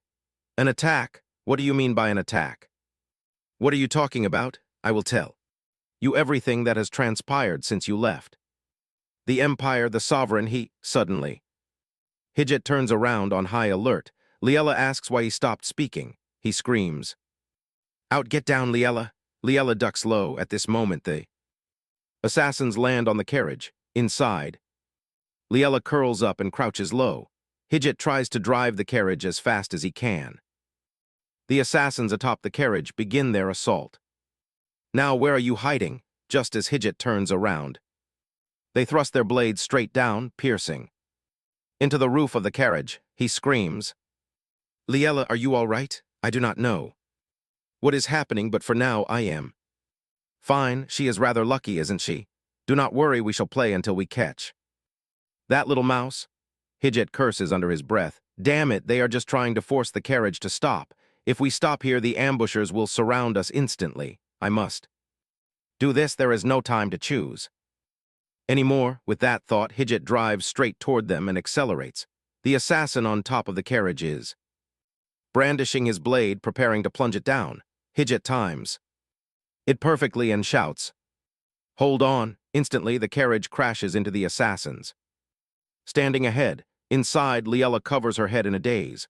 Unprepared for this, the assassins click their tongues in annoyance. Right at this moment, rings of mana fly forward, blasting them back.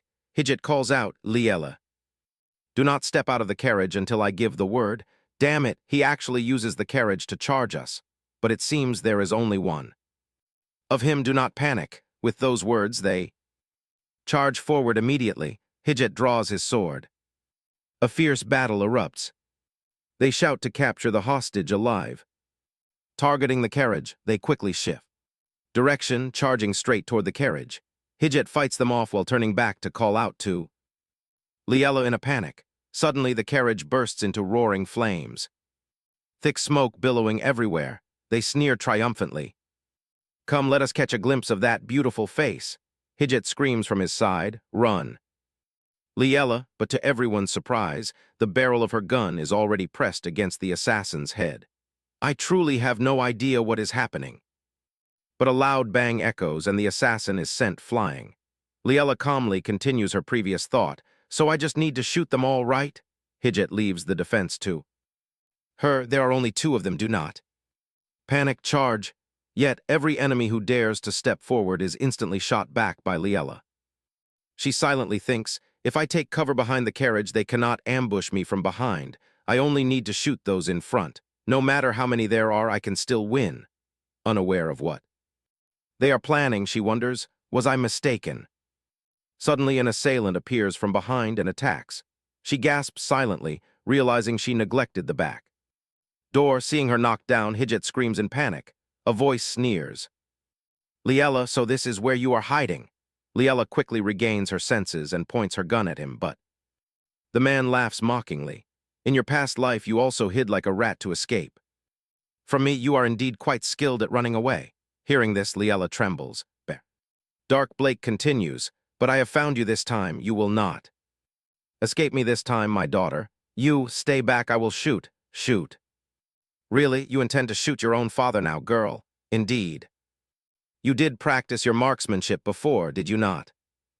Her hand trembles as she pulls the trigger, but he slaps her hand away. You wish to kill your father so desperately? You cannot kill me, girl. Once you are captured, it will be time to deal with that rebel. What? What do you mean? Oh, it seems our Duchess Happert is still completely in the dark, is she? Is that why you fled to such a far-off kingdom? To rest, the war in the Empire is caused by your husband, Duke Happert, and indeed it is so, he recounts the prior events, the person who ordered me to ruin the banquet of Senior Hill's family is none other than them. Have you all seen? They create shadows containing mutated Hall through human experimentation, using them for political gain. And the mastermind behind this is Emperor Enrique Iben, the crowd murmurs. The current emperor possesses highly pure mana despite not being from the Happert family. Did he not seize the throne through his own strength? What is this human experimentation to create Hall? Silence, everyone. Order, having collected evidence and testimonies, it is confirmed that these men conducted illegal experiments. I declare these two guilty. Furthermore, the Iben family will be summoned. For investigation, throw these two criminals into the dungeon. Rumors spread like wildfire and the empire falls into chaos overnight. Word spreads that the emperor's current mana is a sham. Dissatisfied nobles begin pushing for Lazarus to ascend the throne. We can no longer accept Enrique as our emperor. Yes, we must depose him at once. In the past, the Happert family yielded the throne to the Iben family, even signing disadvantageous covenants in an effort to maintain peace. But since the Ibens deceived us, we cannot allow them to continue ruling as emperors. Happert is no longer an ally of the Iben family. I declare them enemies of the empire, refusing to accept an emperor with false mana. A wave of support rises for Lazarus Happert to ascend the throne. At that time, everything proceeds exactly according to his plan, nearly driving the emperor to his death. That night the jailer is knocked unconscious. Baron Dark Blake cries out in terror, Who goes there? It is I, comes the reply. I have a task for you. Though I am imprisoned, I know my standing. I shall repeat this once more, lest you believe lying here is as comfortable as a dream. Lazarus is cornering me. Henry grabs him by the throat, threatening him. The nobility and the commoners alike support him. I have virtually no place left to stand in this land. This is all because of your useless self and that foolish noble. Your Majesty, please spare me. I give you one final chance. Gather the remaining forces. With those words, Henry hurls him to the ground. Go to the kingdom of Nixon. Understood, but why the kingdom of Nixon? There lies my little cat, Liella Marmal. Besides, Lazarus cannot fight immediately. And after that, Enrique falls into Lazarus's hands. I have told you, do not destroy the bond between the Happert family and the imperial family that has lasted for generations. Wait, why are you doing this? Wealth or power, I can grant you both, so compose yourself. Farewell, then. Wait. Yet suddenly Lazarus clutches his chest and groans. It seems his mana suddenly transforms into Hall. Had it not been for that, I would have died on the spot. It seems he fought while purifying the Hall of that adopted child Hera. The feeling is quite similar to my bond with Liella. Perhaps he cannot bear to push the child into war. Or perhaps it suddenly flared up just as he was about to end my life. If Lazarus's Hall can be purified, it will surely aid me. That is my lifeline. Capture the child Hera as a hostage, and my little cat Liella Marmal as well. Yet strangely, no one knows where they are. I believe he has hidden them, but we find traces of them in the kingdom of Nixon. Henry replies, if you wish to live, bring my cat back to me. Recalling this, the Baron laughs. Haha, now that you are in my hands, everything will be fine. The one facing execution will not be me, but your foolish husband, and it is all your fault, my dear daughter. Meanwhile, Hijit is also restrained by them. Haha. It is all over. Hijit, are you all right? At this moment, the hooded assassin shoves Hijit aside. He orders in response, bring her here. Liella continues to call out, Hijit, now is not the time to worry about others. Before she can even finish, he pushes her toward the other person. Hijit tells Liella to run away quickly. Baron Dark Blake laughs and says, let me introduce you. This is His Majesty the Emperor Enrique Iben. My little cat is finally here. Liella sees him and trembles. What a cruel twist of fate. In the end, where do you run off to? My darling little cat, I look for you for so long. Hijit struggles to rise and says, get away from Liella. Stay right there, you dog of the Lazarus family. Hijit, I am fine. Do not act recklessly. Yes, you must be obedient like that. That is indeed my little cat. This saves me so much trouble. How truly fortunate. Who would have thought you would leave Lazarus at a time like this? Now you only need to purify the hall poison for me as before, and the tides can turn. If I hide you away and show everyone your mana, Lazarus has no way to prove that it is purified hall. The foolish public sides with me once more. People always believe what they see rather than the truth. Then I execute Lazarus for treason, and you are forever my cat alone. Come. Why do you not quickly purify the hall poison for me? Liella turns her face away in disgust. Oh, look at that, upon hearing the news that your husband is dying, are you angry? Relax, I treat you so well that you do not think of him anymore. Understood, Dark Blake, as for me taking your daughter away, of course. Your Majesty taking my daughter is my greatest honor, but she is not a good daughter. She married without her father's permission. Do not worry, I make her a gentle cat. Did you hear that, Liella? Father gives his permission. Liella immediately spits right in his face. My parents are long dead. Do you really think I follow your plan? Even if I die, I absolutely do not help you. You insolent brat, who do you think you look down on? All right, Dark Blake, what is the point of being rough with my sweet cat? If a cat is disobedient, you do not get angry. You must teach it to realize what kind of person I am. You are naughty, little kitten. Is it because I leave you with him for too long, making you fail to realize who your real master is? He reaches out his hand and calls out, and the man immediately offers him a knife. Yes, your Majesty. Seeing him hold the sharp knife, Liella says, killing me brings you no benefit. If I die, then Lazarus, how can I ever kill you? No one kills a cat just because it scratches their face. If you do not obey, the one who dies is not you, but that guy over there. With that, he unleashes Dark Mana and strikes toward Hidget, sending him flying backward. Ugh, Liella cries out in panic. Hey, Hidget, it is not yet time to pass out. Get up. This is just warning. Next time I slit this throat right here. Now are you ready to listen to me? Hidget grits his teeth and says, I am fine. Protect yourself. Come on, quickly purify the hall poison or else I kill him. I understand, so please, she silently says to Lazarus, I am sorry, I have no other choice. Hidget struggles to squeeze out a few raspy words. Glancing at his neck, Henry sneers. Is the famous knight of the Happert family afraid of having his throat slit? Do you no longer worry about her? Truly, anything can happen. Ha ha ha. Hidget struggles to move his hand to his neck and signals to Liella as she realizes something. Could Hidget be referring to this necklace? The Emperor urges her. What are you doing? Why do you not quickly purify it? I know I do it, but before that, release Hidget first. You truly are disobedient. If you are a little more obedient, do I even need to bother with him? With that, he kicks Hidget aside. Liella speaks again. How can I trust you? What if, after I purify the hall poison, you go back on your word? He throws the knife down. You really are a cowardly cat. Fine, I keep my word for now. Satisfied, now quickly purify it. With that, Liella grasps her pendant. Emperor immediately jerks her hand away. What is this? What do you hold in your hand? Nothing, my hand is just shaking. Wait, could it be that thing? He notices something unusual about the pendant on her neck, and he quickly turns around and shouts, Damn it, Dark Blake, leave this place immediately. Yes, what do we do with this guy? He does not live long after being poisoned by Hall anyway. Just take Liella and leave. Yes, sire. Hidget watches and weakly calls Liella's name. He can only watch them take her away. Then Hidget tightly closes his eyes, unaware of how much time passes.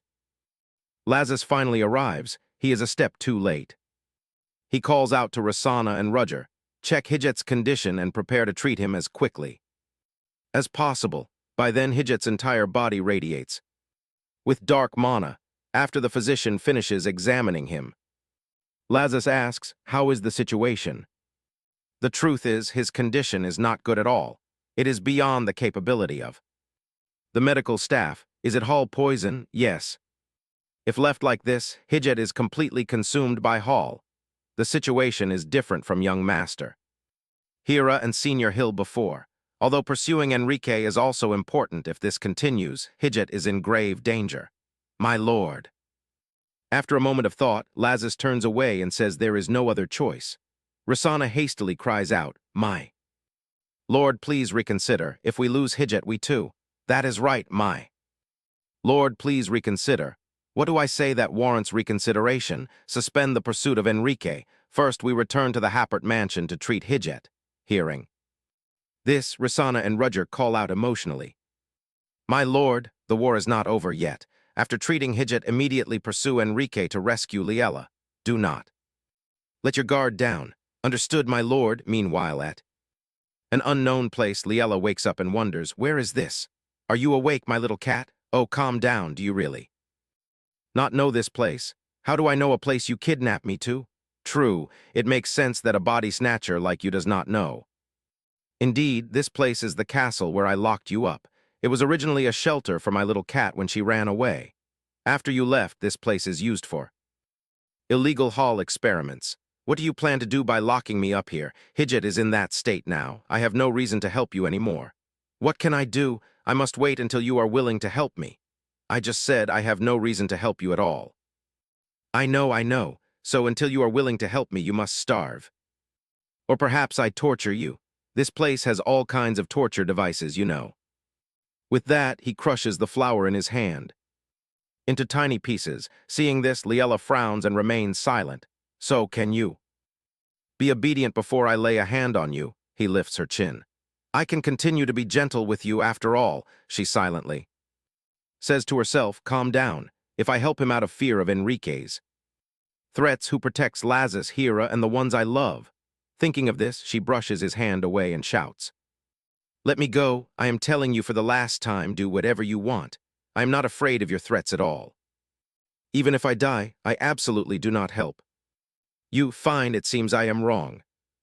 From the very beginning, it was a mistake to try to persuade you. After all, a body snatcher like you dying right here makes no difference. Even if I kill you, a new soul just inhabits this body anyway. So I might as well just kill you and then coax the new soul that enters. I should have done this a long time ago. Why did I not think of it? After all, you are just someone who snatches the body of my little cat. Do you have nothing to say? Do you not expect things to turn out this way? No, quite. The contrary, if you want to kill me, do it right now. Are you mocking me right now? No, I am serious, because you are the type who can only make empty threats. I would rather die than submit to someone like you. If I die completely so that no one can ever snatch this body again. Go ahead, try stabbing me and see what happens. He frowns in anger, then throws the knife to the ground. Damn it, an emperor with fake mana is only capable of this much. You are not confident either, are you?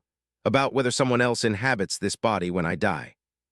Shut up, that is not the reason. If I can kill you, if I have enough courage to do so. Wait, why is his expression like that? He continues, then I do so.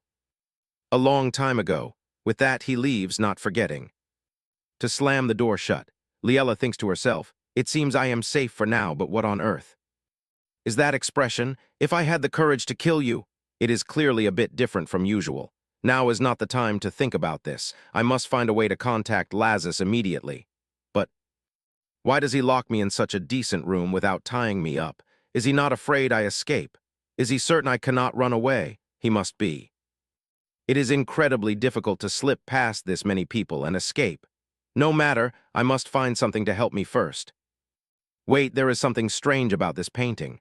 At first glance, it looks just like any ordinary painting, but the items in this room are long abandoned, covered in dust with no trace of being used. Only this particular piece is preserved beautifully as if touched regularly.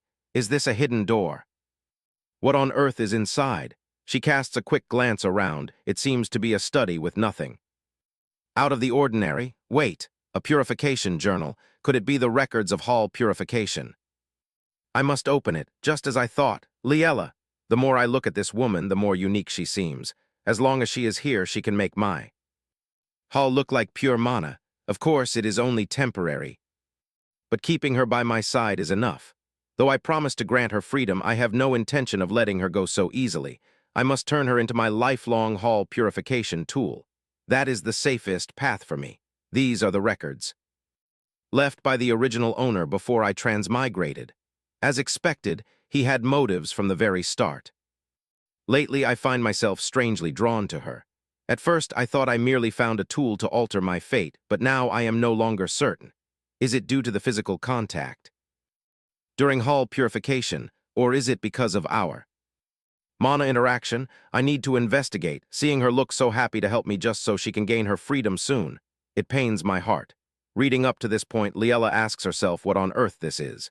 Henry is attracted to Liella. How can that be? She continues. Reading day 42 of purification. It does not seem like Hall purification. Instead, she shows symptoms of Hall poisoning. Every time she exhibits these symptoms, she halts the purification repeatedly, as if she knows I will not be able to endure the withdrawal symptoms. In the end, driven by withdrawal, I have no choice but to force her to purify me. It seems Liella wants her freedom so badly, she is in too much pain to even eat. If this continues, she will die. What on earth should I do today? Liella tries to escape again. If I do not lock her up, she will slip through my fingers. If that happens, I am finished. I must keep her by my side. No, I want her by my side. Yes, that is how it must be. It is the safest way for both. Me and her, what on earth is this? This is entirely different from what Enrique told me. Does Enrique truly love Liella? Could that expression back then mean? Suddenly, Henry enters and says, "A mouse has usurped my cat's body." Speechless, she turns around in shock. "Henry, who gave you permission to enter? I do not recall opening the door for you. If you want to hide something, you should hide it properly. What is the meaning of this journal? What are you thinking? Have you not read it all? It is exactly as written. It is a purification journal. What else? It is not just a journal. It says here that you have feelings for Liella. What does this mean? If this is a joke, stop it. Whether it is true or not, it has nothing to do with me. I will not deny its truth, but just as you say, it is none of your business, you body snatcher. At first, I only saw her as a tool for Hall purification, just as written here. But as time passed, I gradually became drawn to her. Whether I view her as a tool or as a woman, I want to possess her. Though that is not what she wants. Then why on earth did you kill her? She is the one you love, after all. I did not intend to kill her. Liella died that day because her Hall erupted. Besides, from the very beginning, I had no intention of granting her freedom. The moment she stepped onto the same boat as me, her destiny was sealed. How can one leave a boat in the middle of the sea? One would only drown. Moreover, if she is the helmsman, the other person will also perish. That is why I have to lock her away. She cannot survive away from me. The only place she can find peace is in my embrace. You are insane. You claim to love her, yet you merely used her and killed her for your own survival. You do not love her at all. Never speak of love again, because you have no idea what love is. You wench, what do you know? You only know how to usurp my cat's body and cling to the Happert family. If it were not for you, you wretched girl, and that bastard Lazarus, both the Happerts and Liella would be in the palm of my hand. It is because you ran away that he broke the covenant and incited a rebellion. The Happert family. Why must they always oppose me? Now it seems that even though he knows you are in danger, he still buzzes around you. Saying this, he snatches Liella's pendant. Bastard, Liella gasps. In shock, I will destroy it, this object that contains the Happert family's mana. Stop venting your anger on me. Even if you destroy it, neither I nor the Happert family will ever belong to you. Shut up, wait. This is Lazarus's mana. Suddenly, he bursts into laughter. Ha, so that is how it is, so it is this, ha. Meanwhile, Hidget mutters, calling out Liella's name. The image of her being dragged away by the Emperor flashes before him. No, I must protect her. At this moment, Roger calls out, Hidget, how are you? Don't you dare die. If you die here, I will be terribly disappointed. Hidget then snaps awake. Oh, you are finally awake. Hey, Commander. Come quickly, he is awake. Really? Hidget asks, what are you doing? What does it look like, taking care of you? How long have I been unconscious? You have been out for a week on the brink of death. How do you feel? Inside, are you all right? You should really continue to lie down. I am fine besides. Liella, cough. Hey, do not exert yourself. You are not healed yet. You are poisoned by the Hall mutation. If we had found you any later, you would have been dead. What about Liella? How is she? Tell me. She is kidnapped by Enrique. We are currently tracking them down. Calm down. He wanted her as a hostage from the start, so he probably will not treat her. Recklessly, right now you must look after yourself, so lie down and wait. Hijit shouts, someone like me does not matter. It does not matter what happens to me. I failed to save Liella. There is no reason for me to exist. I failed to execute my master's orders properly. I should have just been left to die there. At this, Rasana punches Hijit in the face, her eyes narrow in sheer fury. Hijit instantly falls silent. Roger tries to intervene. Commander, he is heavily injured. If you strike him so hard. Rasana snaps. Step aside. Listen to me clearly, Hijit.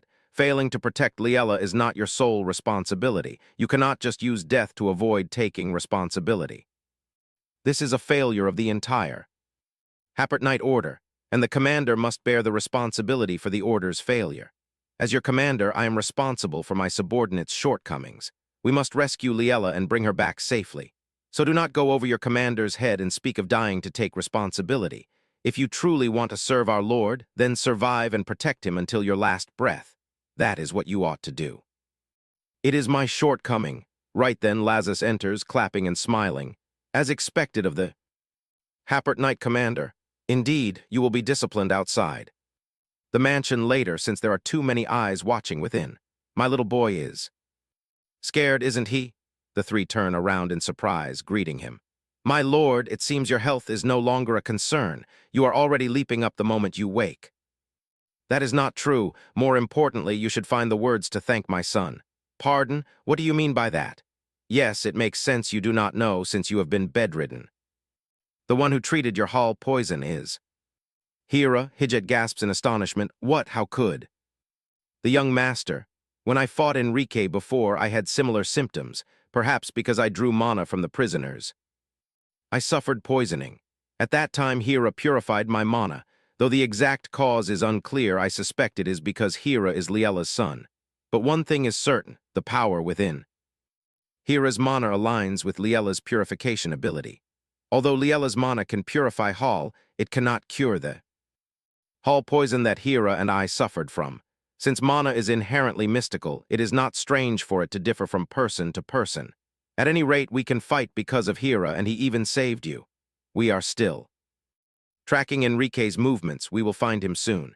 When that happens, an all-out war will erupt, and you are an indispensable force, so rest well until then. At this, Hira asks with a smile, Hijit, did I do well? I will work hard to help you get better soon. Hijit clasps young Master Hira's tiny hand, thinking to himself, I am such a fool. The one I need to protect is right before my eyes, yet why did I think of dying? With those thoughts, Hijit says aloud, just now. Young Master, you truly did an amazing job. Meanwhile, at the desolate castle, where Liella is imprisoned, she wonders, what is going on? It is so quiet. It has been days since that day, and Henry has not returned. Did he discover something back then that made him busy? If I just sit here doing nothing, suddenly, a noise startles her from behind. Is it the servant bringing food? I told you to just leave it there. But the visitor is Baron Marmel. My daughter, it is me, your father. I have nothing to say to you. Leave. No matter, I am only here to let you know. Let me know, what is it? Yes, how should I put this? Perhaps this is your very last chance. We are gathering forces to launch an assault on the Hapert mansion. No one from the Hapert family will escape. There will surely be many casualties, and you, useless as you are, can only stay here and watch helplessly as they die. Liella collapses. Is he planning to indiscriminately attack even commoners? She trembles, whispering, no, the Hapert mansion, everyone is there, at the training ground of the Duke's mansion. Hijit begins practicing with his sword. Suddenly, a sharp pain pierces his chest, causing his sword to clatter to the ground. Instantly, Hijit recalls events that feel as fresh as yesterday. Liella being taken away and Rasana's stinging words. Listen well. Failing to protect Liella is not your sole responsibility. You cannot just use death to avoid taking responsibility. This is the failure of the entire Hapert Knight order, and the commander must bear the responsibility for the order's failure. As your commander, I am responsible for my subordinates' shortcomings. Here. Hijit picks up the sword. It is because of my weakness that all of this. Suddenly, Hira's voice rings out, Ha! At the sound, Hijit freezes. That voice, young Master Hira, when did you come here? The young master can swing his sword so skillfully now, even during my absence. Has he never stopped training? Young Master Hira, Hijit, when did you get here? I did not know you were coming. I have been here for a while. I am the one who did not know when you arrived, Hijit, your sword. Your magic is much better. While I am not here, you still practice, don't you? Really, do you think so, teacher? Yes. It is much smoother. It is father who tells. Me, the Lord, what does he say? When my mother disappears, I am so depressed that I can do nothing. At that time, Hijit is not here either. I only cry in my room. Then father comes and tells me that I am also a member of the Happert family. I can also do things that help our family, so I practice all by myself because this is all I can do. When Hijit says my strength has improved, I am truly happy. I try so hard, Hijit thinks to himself. The young master is indeed much more mature now. I say, Hijit, actually I am deeply worried about mother. I also want to help find her, but with my current strength it is difficult. Isn't it? No matter how hard I try, I am still too small. If I am grown, I can fight in place of the injured Hijit. Would that help? At least a little. Please do not think like that. It is not as if you did not save me. Right now you are already helping everyone. Really. Am I also useful? Of course, I will recover soon to fight in your stead. Young Master Hira, so do not worry. Hira holds out his pinky finger and says, promise me, teacher, that you will bring everyone back safely. Very well, then young Master Hira must also promise me that until we bring Lady Liella back safely. You must stay healthy, Hira replies. Yes, I promise. Then they lock pinky fingers. At the abandoned castle, Liella wonders, what on earth should I do? I must inform everyone. About the attack, I already write the letter, but I do not know how to address it, nor do I have a trustworthy messenger. Furthermore, I cannot escape from those soldiers. What should I do? Suddenly, she turns around alertly and asks, who is it? Is it food? Take it away. I do not want to eat. You cannot. If you continue to skip meals, you will be force-fed. Then just leave it there and leave. I will eat later. Hearing this, the person enters. I will leave the food here, he stammers. My lady. Liella interrupts him immediately. Why are you not leaving yet? Is there something else? Well, the truth is I must watch over you until you finish eating. Did your master order that? He kidnaps and detains me of his own free will, so is he afraid I will die? Tell him to come here in person. If he wants to ask a favor, he should not send a servant but come himself. I do not see his face for days, so why should I listen? If you understand, then leave. Lady Liella, I am sorry to say this. If I return just like this, I will be in trouble. I'm also merely someone captured here. If I go back like this, I will be caught in the crossfire. Please help me, Lady Liella, you are also a captive here. If I can help you with anything, I will certainly do so, so please save my life. I understand. I will eat. I will not let you be dragged into trouble because of me. Thank you, truly thank you, Lady Liella. Are there many people like you here, who because of me are forced to work here, those innocent people? Yes, yes, there are quite a lot. For instance, the food for the soldiers requires a lot of preparation. I am sorry that because of me, innocent people. No, we only work, we are fed and paid in full. Please do not think that way. If you need anything, just say the word and we will help. We will do our absolute best. He notices the letter in Liella's hand and suggests, for example, sending a message to the outside. How can you send a message? We take turns going out to the market, although soldiers accompany us. There is a brief opening. Then could you help me send this letter? It is truly important. Please send it as fast as possible. I understand. Lady Liella helps us, so I will definitely send this letter for you. After that, he returns to report to the Emperor. Just as your Majesty says, Liella wishes to contact Lazarus. After a moment of hesitation, she hands the letter to me. Enrique opens the letter, reads it, and laughs. So that is how it is. Everything goes according to plan. He slams the letter onto the table. Now it is time to end it all. Yet somehow the letter reaches Lazarus. In the letter, Liella writes, Lazarus, it is me, Liella, if you are reading this letter, it must have safely reached you. I am being held in some abandoned castle. I will try my best to escape, but first I still wish to contact you. You may want to come find me right away, but please endure. Lazarus. There is something more important than finding me. Enrique looks for an opportunity to attack the Happert mansion. Before long, he will lead the Shadow Army here. If the letter arrives in time, it may not be too late. Please lead everyone to safe evacuation and prepare for the battle. Absolutely, absolutely do not drag Hera into this. I count on you. To help, after reading, Lazarus falls into deep thought. Rosanna says, "My lord, please give the order to gather all forces of the Night Order. Rosanna, track down the location of the abandoned castle by tomorrow. Do not be late." "Yes, my lord." "Roger, evacuate everyone in the mansion and establish a defense line." "Yes, my lord." "My lord, do not lower your guard. We are about to enter a war." The next day, before Rosanna returns, Roger says, "The captain is late, my lord. If I had known, I would have also gone to search for the abandoned castle's whereabouts. Ensuring Liella's safety is the most urgent matter. If today we still cannot find her, then starting tomorrow." Lazarus interrupts, "Do not worry, Rosanna will return." Without fail, just as his voice falls, the door bursts open. "My lord, I found it." Roger looks stunned and says, "Is it true?" Lazarus asks, "Where?" "I traced the messenger's trail. The letter is delivered by someone from a nearby village." The messenger says, "That person looks like they went out to buy food, and this is the only place in the vicinity that sells daily necessities." Saying this, Rosanna points to the map. "It is decided. Let us go inside to discuss our strategy." Roger, report on how the defense base is set up.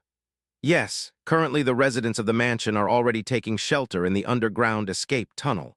Archers are positioned along the walls. The infantry at the main gate are equipped with heavy weaponry to form a three-layer defense. All entrances are sealed. As a precaution, a rapid response unit is deployed in each area. Although we cannot estimate their numbers, it will be enough to fight back." "Good. Next is the rescue plan for Liella." Rosanna: "Yes, currently the abandoned castle is surrounded by the enemy. According to our scouts, many soldiers can be seen around the castle. In case our attack fails, we must still maintain the mansion as our retreat. Since their main objective is to attack us, the enemy forces at the abandoned castle are only at a minimum. Even so, we must send our elite troops. My lord, I will go rescue Liella. Please entrust this to me." "Why must my lord not leave this post?" "Everyone's morale depends on my lord, so please command the defense base." "Is the Happert Night Order so weak that their morale will waver if I am absent? This reason is not acceptable." Rosanna hesitates and says, "Please give me a chance to make up for my subordinate's failure." "You should have said so from the very beginning. Thank you for being honest, but it is a no." Regarding Liella's rescue, Hijit suddenly approaches and speaks up loudly. "I will go, my lord. I will definitely succeed. Please give me one more chance." "Hijit, you are in no condition right now. Before dawn, go to the tunnel where the civilians gather. My lord, please." An injured sword cannot protect anything at all. "Hijit, I understand what you all are thinking, but I will go rescue Liella alone." "My lord, if I am not here, you are still here. The Night Order will not waver," right, Rosanna? "Furthermore, this is what I must do anyway." After that, Hijit reluctantly walks over to the civilians, and suddenly his gaze freezes. He sees Hera sitting there with Jen chatting with him. The Night Order is already assembled, led by Rosanna and Roger atop a tall tree. Someone is watching. Lazarus also mounts his horse to carry out the plan to rescue Liella. On this side, Baron Dark Blake says Liella's letter is already delivered. It seems they are prepared for an all-out war. Everything is ready. Now is truly the time to end this. When the sun rises, the name Happert will disappear from the Empire. Having spoken, he shouts, "Now let us go to battle," aiming at the Happert mansion to launch the attack. When night falls at the Duke's mansion, Rosanna and Roger and the knights are on high alert. Suddenly, a noise echoes from the trees. A knight demands, "Who is there?" Looking up, he sees a squirrel in the branches. "What? A squirrel?" He sighs in relief, thinking it is nothing, but instantly a blade is pressed against his neck. He barely manages to let out a gasp before several knights are already lying in pools of blood. Next is the chaotic shouting. Enemy spotted, we cannot determine their strength or numbers around us." Rosanna grits her teeth. Has it already begun? Everyone enter. Combat mode, we absolutely cannot let the mansion fall, for our Lord let us fight with our very lives, and so the battle begins. The Happert Knights concentrate their mana rings onto their weapons. The sniper squad is also ready in position. Hearing the command, they prepare to shoot. Fire. Instantly gunshots echo, firing continuously at the enemy. Rosanna orders, everyone stay firm in formation. Defeating every last one of them is the only victory. Stick close and fight to the end. Suddenly, Blake appears right behind Rosanna. Die, you dogs of Lazis! Fortunately, Roger blocks the strike just in time. How interesting. Isn't it? Without your master here, do you dogs have to fight among yourselves? Who are you calling a dog? I am a lone wolf. Haha, a wolf without a master. What are you acting? All on your own? Well, say whatever you want, but know this, at least our leader is no dog. At this moment, Rosanna leaps, raises her voice and continues, but a tiger is utterly terrifying. With those words, she slashes him, sending him crashing to the ground as he cries out, "Ah, what a pity. Next time I will pierce your heart, not just your armor." He screams, "Damn it, cover me." Instantly, enemies emerge, catching Rosanna off guard. Roger quickly calls out, "Commander, this is strange. Clearly, the battle is in our favor and disadvantageous to the enemy.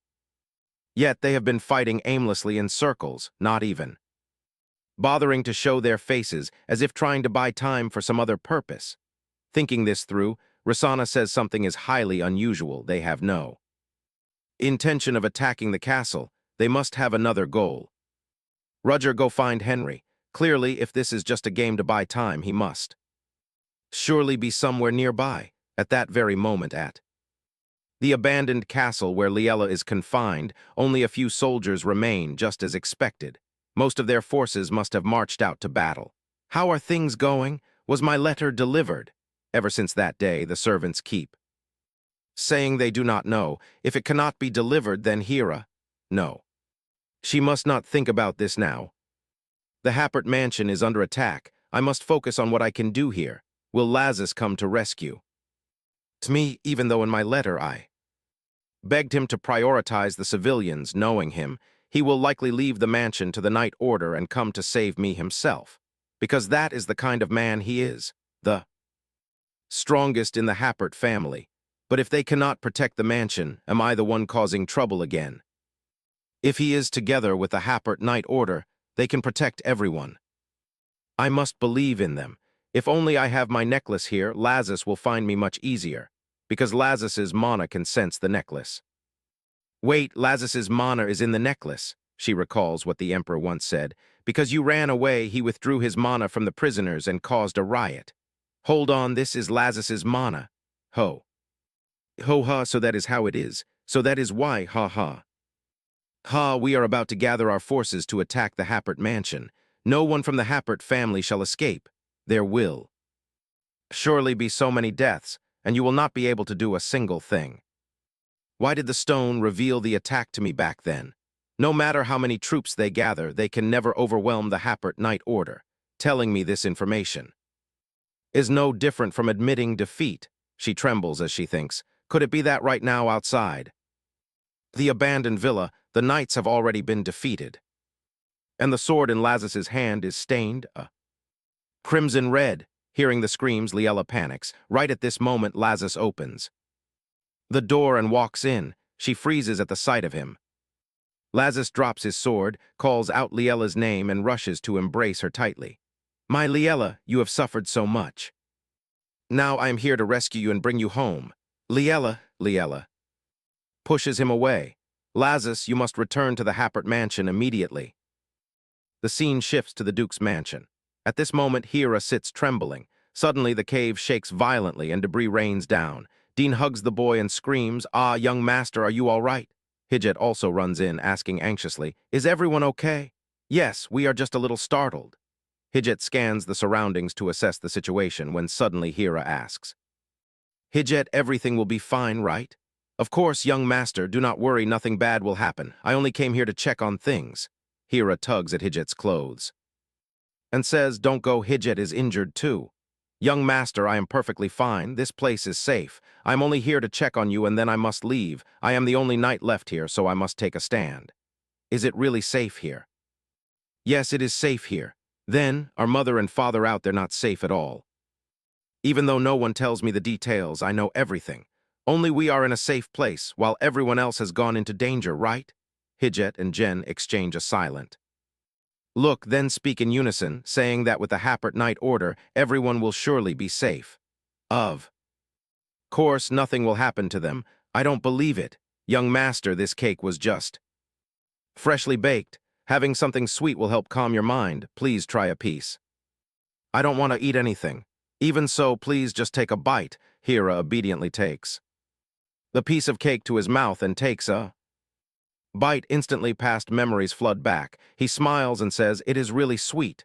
Hearing this, Dean says, "Wonderful, please eat more. Brother Hijette, you should have some too." Sir Hijette? Yes, what is it? It seems my anxiety has faded. Suddenly I need to use the restroom. It is just a short walk down that path. Do you need me to go with you? No, there is no need. I can go by myself. But it is better if I accompany you. If I cannot even do this on my own, Mother will be disappointed in me. I am going now. Don't go anywhere else. Make sure to come straight back. Yes, I know.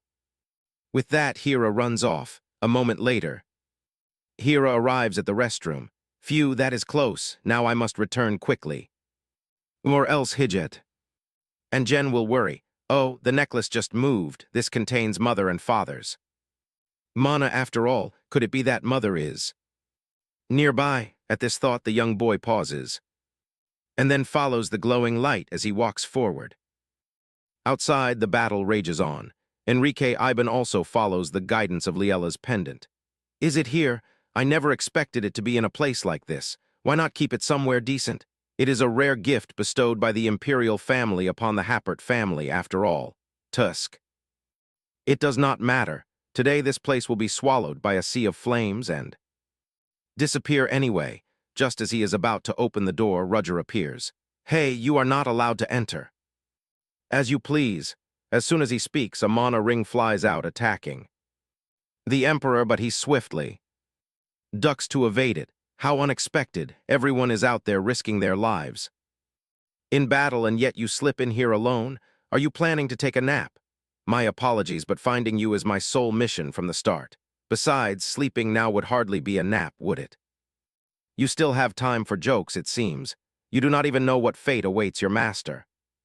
I do not care what tricks you have up your sleeve, but stay right there. Move, and I will sever your head from your shoulders. If you wish to try, then go ahead. As he speaks, he summons mana into his hands. I have no time to bicker with someone of your caliber. Back inside the cave, Dean calls out in a panic. Sir Hijette, we have a major problem. Are you all right? What is wrong? Dean trembles as she replies. The young master is missing. What did you say? He did not return for a long time, so I went to search the restroom but found no one. It seems he has wandered outside. Do not worry, please calm down. I will look for him immediately. No, you cannot. You are still injured. Let me go. They will not dare harm a civilian. No, that is impossible. They will attack civilians too. What are you saying? They are cornered. To end this today, they will strike down anyone. What should we do? We still have no idea where the young master is. If anything happens to him, Hijette silently recalls. Hijette, did I do? Well, I worked so hard to improve. Hira praised me, saying I have grown stronger. I am so happy. I put in so much effort. Promise me that everyone will return safely. Then, young master Hira must promise me too, until we bring Liella back safely. You must take care of your health. Yes, I promise. In the end, I still have to go. Hijette recalls Lazarus's words. An injured sword cannot protect anything. My lord said I am an injured sword, unable to protect a single thing, but even so, what must be protected, I must protect. Do not worry. I will risk my life to protect young Master Hira. Meanwhile, Lazarus and Liella rush back to the mansion. He reassures her, everything will be fine. Liella, because I will definitely stop this. Liella silently prays, please, please let it not be too late. Inside the Duke's mansion. Now Hijette walks with blood-soaked feet. Hijette calls out endlessly, Young Master Hero, where are you? Wherever Hijit goes, he slashes down the enemies. He continuously calls out as he strikes down the foes. Where on earth are you, young Master Hero? At the same time, Enrique remarks to Roger, how strange. You clearly said you would take my head. Did you change your mind, or is the head you intend to cut off actually your own master's? Roger retorts. You are just terrified of my master, which is why you had to sneak in like this. Someone like you can never defeat our master. Enrique squeezes Roger's neck tightly and angrily. Calls him a fool, then he throws Roger hard onto the ground. Us! The sword in Roger's hand also clatters to the floor. Henry bends down to pick it up. If you had the sense not to get in my way, I would have spared your life. You do not even realize who is standing before you, yet you dare bark on behalf of your master until your dying breath. He swings the sword. Since you wish to die for your master so badly, I will end you myself. Have a safe journey, Lazarus's precious dog. Right at this moment, a spear tears through the wind, hurtling toward them. The Emperor, on alert, blocks it with his sword. Instantly, the sword is knocked from his hand as the spear plunges deep into the ground. Rosanna warms up, saying, Hey, remove that hand. This instant. Who gave you permission to touch my subordinate? He asks mockingly. And who might you be? Am I not the commander of the Happert Knight Order? Line up and wait for your death to save us the trouble. Once I slaughter all of you, Lazarus's expression will surely be quite amusing. Rosanna grits her teeth in anger. Do not slander my lord any more, Henry. If you keep running your mouth, I will not be able to complete my mission to capture you alive under my lord's command. He immediately lunges forward, swinging his sword at Rosanna. It will take some time. You have no idea. You will slowly fall into a disadvantage when fighting with a mana weapon entangled by Hall. You will slowly feel it. Your body is already beginning to suffer from the Hall poison. I do not care what you say. You see, I am an easygoing person, and I actually feel quite sorry for you, for a wolf to serve a dog as its master, when you have the potential to become the commander of the Imperial Knight Order. Why do you choose to follow him? It is not too late to drop your weapon and follow me. I promise to spare the life of your subordinate lying over there. What do you say? Forget about that, Lazarus, and follow me. Rosanna grits her teeth. Stop insulting my lord. With those words, she strikes the Emperor, sending him crashing to the ground. HMPH, I have no interest in the Imperial Knights or anything of the sort, especially not when someone like you is the Emperor. For me, the Happert Knight Order. She recalls the past. Please let me take responsibility for my subordinate's failure. Indeed, that should have been done sooner. Besides, that is not what a lord means. Without me, there is still you. The Knight Order will not fall into chaos, right? Rosanna, come here. Rosanna lunges forward. The Happert Knight Order is my pride. Is that so, then? What a pity. Suddenly, Roger screams, Commander. Behind her, she turns around only to see a net made of numerous dark mana rings descending upon her. Before she can react, she is already trapped inside the net of Baron. Dark Blake, he sneers, how pathetic. What should we do now? I have trampled over your pride. He sits down, a knife in his hand. Hey, look closely. If you want to kill someone, do not use that useless weapon. Something small and sharp like this is much more effective. As he speaks, he stabs Rosanna. The Emperor stands up and says, Go down to the basement quickly. Blake, time is tighter than we expected. With that, they leave immediately. At this moment, Roger screams, Commander, open your eyes, please. Hearing this, the Emperor and the Baron look even more smug.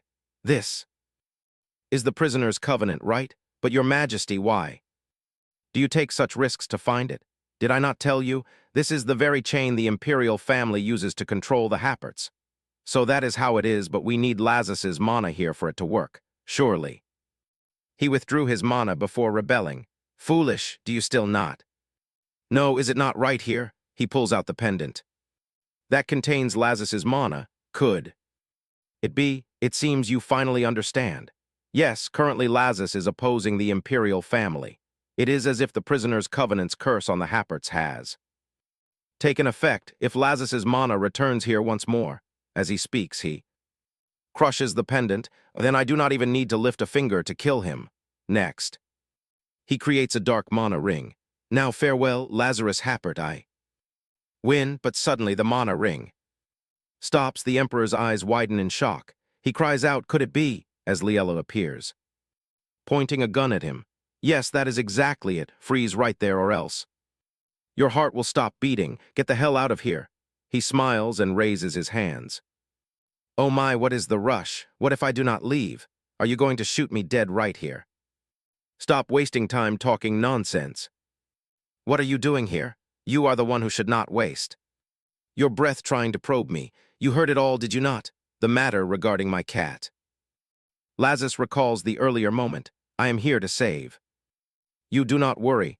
Lazarus, you must return to the Happert mansion immediately. The Happert mansion, what should we do? Has Enrique already gone there? We must go back and check immediately. Liella.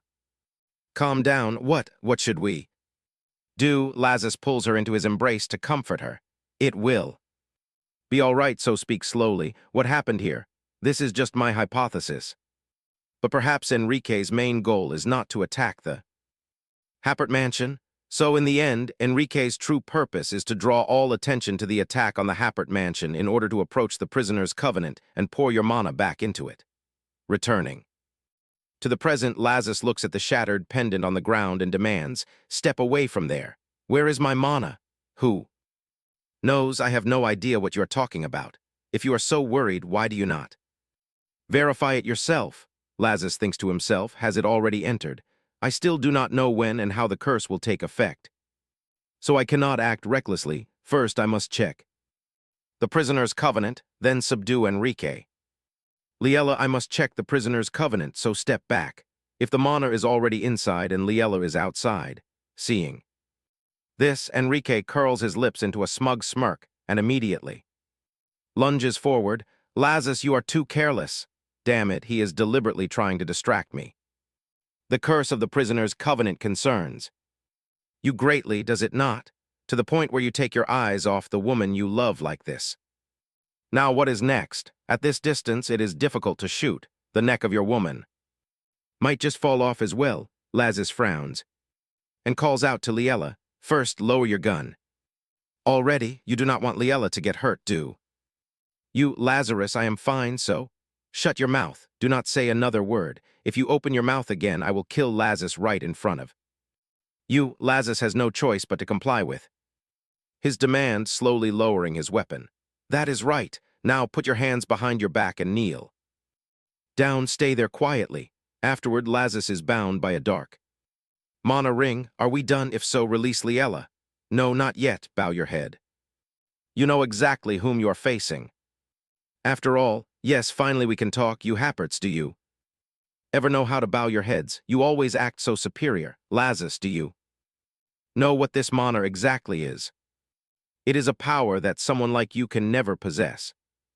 You are so obsessed with it that you created a fake imitation like Hall. You truly do not know your place till the very end. Listen carefully, Lazarus. This mana is a form of substance that manifests human spirit. That is why most of those weak and incompetent fools cannot summon mana. In contrast, the Happert family possesses strong spiritual power over generations, so most of you can summon powerful mana. But as you know, Lazarus Happert, you do not just have that. Being too powerful only makes one lonely. Those fools believe they can solve everything with the strength they possess, which is why they strut around arrogantly all day. The so-called prisoner's covenant is the imperial family's weapon to turn you Happerts into weak, lonely dogs. The Happerts, arrogant with their own power, will lose all their strength and become useless under the prisoner's covenant's curse. Yet you ruin my plans time and time again. Seeing Lazarus pushed to the ground, Liella screams in panic. Lazarus, let me go. Stop this right now. Oh dear, are you that upset? The prisoner's covenant is supposed to strip away all strength, forcing you to meekly bow before me, the Emperor, but in the end, it turns out like this.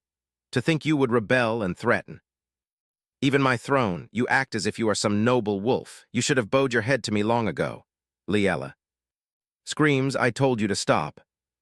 Then she struggles to break free from the Baron.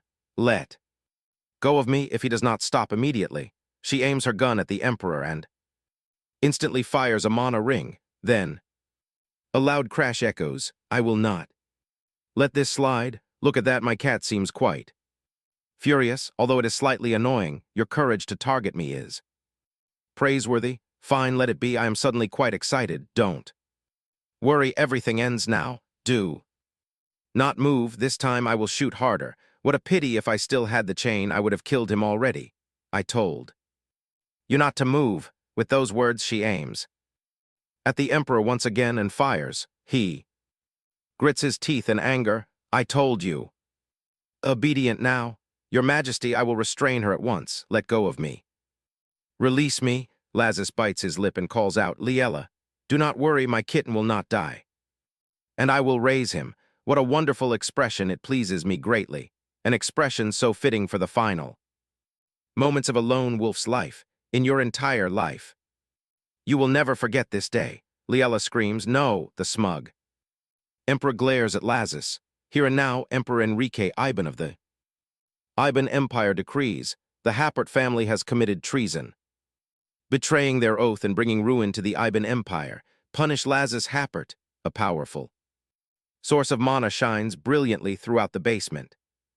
Lazarus screams in agony, seeing him shriek. Liella cannot hold back and repeatedly cries out, Lazarus, oh, that colossal force illuminates the entire area. On the other side, Hera stares blankly at the strain. Light Hijit notices it too. Both turn their eyes toward the same place, looking back at Lazarus, who is screaming in pain. Enrique laughs out loud with triumph. Ha ha ha, how marvelous. This is your own foolish doing. Despite possessing the power to rule all, you let personal feelings sway you and chose to trust others. Leaving your mana behind in the prison all alone, how are you any different from the first Happert? This is the end for the arrogant. In the end, you must submit. You will die like this, and the Happert family, once the founding contributors of this nation, will vanish from history. Your name will only be remembered as a traitor to the country, all because of a useless woman who cannot even fight back. Now let us end this. Liella drops to her knees. Please stop. If I am what you want, I will obey. I am sorry, but begging now changes nothing. The Baron shoves Liella aside and barks, out of the way. Liella, run. How laughable. At this point, you still worry for another. Please let Liella leave this place. He kicks Lazarus hard. It is useless. Do you think she can escape me on her own? Even if she runs, I will drag her back, in this life. You will never escape my grasp. Now, since you understand, it is time to end this. He raises his sword. This ill-fated connection between us. Right at this moment, Hera runs over. No, don't. Henry pauses. Both Lazarus and Liella are shocked. What is this now? Am I seeing things? Hera grips his wooden sword tightly and says, I will protect Mother and Father. Out of the way, brat. I do not know who you are, but this is no game. No, I will never back down. You are the one who needs to get out of my father's sight. Hera, no, come here quickly. Ah, I see. This little brat who suddenly jumped out turns out to be Kitten. Do not get in my way. How annoying. With that, he shoves the boy hard, sending him tumbling to the ground. Truly a nuisance. Even the sun gets in the way. How irritating. Do not bully my father. Parents and son, huh? What game should we play now? Hera, please, it is dangerous. Come here quickly. Just as Hera cries out, the Emperor kicks his father hard in the stomach. I told you to shut up. Seeing this, Liella screams his name. Hera glares at the boy sprawling on the ground as Enrique frowns. I told you not to get in my way, yet you do not listen. I have waited so long for this moment. Well, now that there are no more obstacles, let me fully enjoy this. The moment I end your life with my own hands. Suddenly, he pauses. Tusk again. He looks down and sees the boy tightly hugging his leg. You foolish brat. I spared you because you are a kitten. He yells in rage. In that case, I will kill you first. Hearing this, Lazarus and Liella can only scream, no. The Emperor's sword slowly descends upon Hera. Liella reaches out helplessly. Lazarus shuts his eyes tightly, unable to watch this scene, but at that crucial moment, Hijit appears and shields Hera, taking the full force of the Emperor's strike. Young Master Hera, where on earth have you been? I told you It is dangerous outside. I have been looking for you for so long. Witnessing this, Liella can only cry out, Hijit. Seeing Hijit cough up blood, Hira calls out in fear, Hijit, blood, blood. I am fine, please step back, but you did very well. Young Master Hira protected the Lord, so please withdraw. We made a promise, did we not, that you would stay safe until we bring Liella back safely. Please promise me that you will bring everyone back safely. Then young Master Hira must promise as well. Until we bring Liella back safely, you must stay safe. Yes, I promise to keep my promise to young Master Hira. I will face him, foolish boy. Hijit, you also promised me you would return safely. Why are you breaking your word now? What are you saying? I will never break my promise to young Master Hira. Young Master Hira knows this well. A scratch like this is not enough to bring down the Happert Knight. Order, young Master Hira is also a member of our order. One day, young Master Hira will lead the Knight Order, but for now, please stand back and watch. A hand caresses Hira's head. Indeed, our future lord. Please leave the rest to us now. Roger and Rosanna step forward, saying, thanks to young Master Hira, we are able to stand again and continue our duty. Roger, take young Master Hira to safety. Roger lifts Hira up and quickly departs. At this moment, Roger asks, you are the one who cured us of the hall poison, right, young Master Hira? Before this, Hira asks them, who is there? Only to find Roger and Rosanna lying motionless on the ground. Their condition is exactly like his father's and Hijit's. Leaving them like this will be extremely dangerous. If it is this, perhaps I can help. Returning to the present, Hira asks, are you feeling better? We are able to stand and fight once again. Like this, it is all thanks to young Master Hira. Because of you, we can continue to fight to protect the Lord and Liella. We sincerely thank you, young Master. The Knight Order's emblem suits you very well. Hearing this, Hira blushes and stays silent. On the other side, the Emperor frowns and mutters, Tusk, I really should have killed you all off. Are you truly here to seek death this time? Having survived, you still do not know how to run away. Do not worry, that will not happen this time. You have worked hard. Please hang in there, Captain. Since our Lord is here, I no longer need to capture you alive. This time I will definitively end your life. Let us go, Hijit. Roger, understood. 2. Swords clash, emitting rings of mana. To think you dare be so reckless after barely surviving. At this rate, you will soon be in tatters just like Lazarus, is it not? You who is at a disadvantage. Have you forgotten already, we are not just one person? As Hijit charges forward, he recalls, a damaged sword cannot protect anything, even though the Lord said a damaged sword cannot be used. I must still protect what I need to protect. Please do not worry, I will risk my life to protect you. As Hira thinks of this too, swords strike toward Enrique at the same time. He exerts all his strength to block, but the overwhelming power pushes him back. Roger shouts, Captain, now is the time. Rosanna screams, Henry, previously you told Lazarus that this is a defeat for the entire Happert Knight Order, and the failure of the order lies on the captain's shoulders. I will take responsibility for the failure of my subordinates. We will surely bring Liella back safely. So do not talk about taking responsibility with your life in front of our captain, or anything of the sort. Without me, there is still you. The Knight Order will not fall, right, Rosanna? That very confidence makes Rosanna even more determined. She grips her spear tightly and charges at the Emperor. Empowered by Rosanna, Hijit, and Roger are invigorated. The Emperor is shoved and tumbles to the ground. Damn it, say that again. If you dare, Enrique, what do you want, since you have touched the Happert Knight Order? What more do you want? The Baron cries out. Your Majesty, I will immediately. Henry shouts, stay right there. How can your strength possibly deal with these guys? Keep a close eye on the kitten of mine. Do you think I will die by their hands? No need to surround me. I am different from you all. I do not need the meaningless help of yours. Even at this point, you are still bragging. I am utterly speechless. Roger, do not be careless. Liella silently thinks they are completely surrounded, so where does he get that confidence from? He is the one who pushes everyone into this passive position. Although Hira hides somewhere, Lazarus's situation is still unclear, if she can Escape this restraint, perhaps they can win. How can she escape this darkness and retrieve her gun? At that time she can. Just as she thinks of this, Enrique suddenly speaks up. If you insist on killing my master, like that you yourself will die. Liella pauses when she hears this. One by one they fall.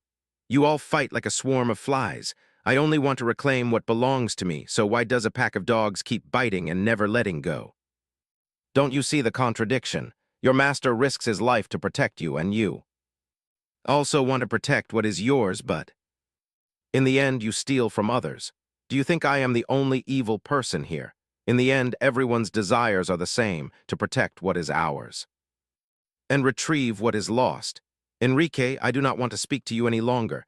Lay down your weapon and abdicate now, or I will strike you down. I also do not want to talk. I am merely complaining a bit, because my patience is wearing thin. Rosanna asks in confusion, so in the end it comes to this. It turns out you want to die by my hands. Saying this, Enrique summons a powerful surge of dark mana. Rosanna screams, damn it, everyone get back. Instantly the surge of mana bursts towards them. Roger, protect the Lord. Captain Liella stands there, wondering why. Why has it come to this? Is fighting to protect what is precious actually stealing something from others? Are all of our desires truly the same? This is not funny at all. How can it be like this? Where did it all begin? She reaches out to call Hira, but before her hand can touch him, everyone is already lying flat on the ground, looking utterly miserable. To think even at this point you still protect your lord, such loyalty truly moves me to tears. Enrique, what have you done? Haha, foolish. This is the result of you dragging everyone down for your own greed. If only you died, it would be over. Instead, you make everyone die in your place. It is all because of you. But now it is all over. Finally, I can personally end it all. I have waited for this moment for so long. My heart is pounding with excitement. Suddenly, Enrique pauses. It turns out it is not. If it is not my heartbeat, then whose is it? Could it be that reinforcements are already here? Get out of here. What? I thought who it was. It turns out to be the Happert kid from earlier. Lazarus says with a trembling voice, Don't touch Hira. If you dare touch a single hair on his head, I will. Are those your last words? Good grief. I do not understand why you all make such a fuss over a mere brat. What can you even do? A creature like you cannot protect anything. If you want to protect him that badly, try standing up. Let's see, you think you are so capable. Why can't you move? That brat is so important to you, isn't he? The tip of the sword is about to pierce Lazarus. Right at this moment, Hira speaks up. Stop it. Stop it. Hira flies into a rage, his mana bursting forth with immense power. Enrique quickly blocks it and groans, Ugh! Enrique stands frozen in shock. Then raises his hand. You, what are you doing? You are turning my mana into dust. If you do not stop, my body will also end up the same. What on earth are you? The more I think about it, the stranger it gets. You were clearly hit by my strike. You should have dropped dead on the spot. How can you be completely unharmed like this? Hira gasps as he is choked by him. Ah, it is impossible. Come to think of it, you are Liella's son, right? Is it because of the influence of her mana? Lazarus, to be honest, I am surprised. I did not expect you to hide this until the end. Not just a Happert, but the future heir. Let Hira go, he is just an innocent child. You are targeting me, he has done nothing wrong. I will die as you wish. So please, what a pity, but no, I have no intention of sparing this brat. As you wish. It is true that your death would end it, but if I do not eradicate the Happert family by its roots, I will not feel like I have one, aren't you? And this kid extremely annoying. Saying this, Enrique summons a swirling mana ring, his hand like a sharp sword tip aiming straight at Hira to strike.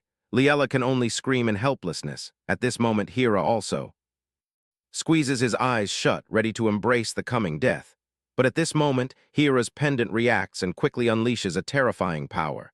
After that, Lazarus only sees a bright golden light before his eyes as he calls out Hira's name. At this moment, Enrique stands stunned, watching his mana shatter once again. He asks himself, what is this? How on earth? It cannot be like this. Lazarus also looks in surprise and calls out, defeated by a kid, damn it, why can't I? Why, ridiculous. He picks up the sword. Will I fail here? Then he aims at Hera to strike. Right at this moment, an explosion rings out. Henry cries out, as the sword falls from his hand. Freeze, Henry. It is over now. It is truly over. Give up. Over. Ha ha ha, he laughs like a madman. Ha ha ha, in the end, what exactly is over? Do you think neutralizing the Hall is a victory?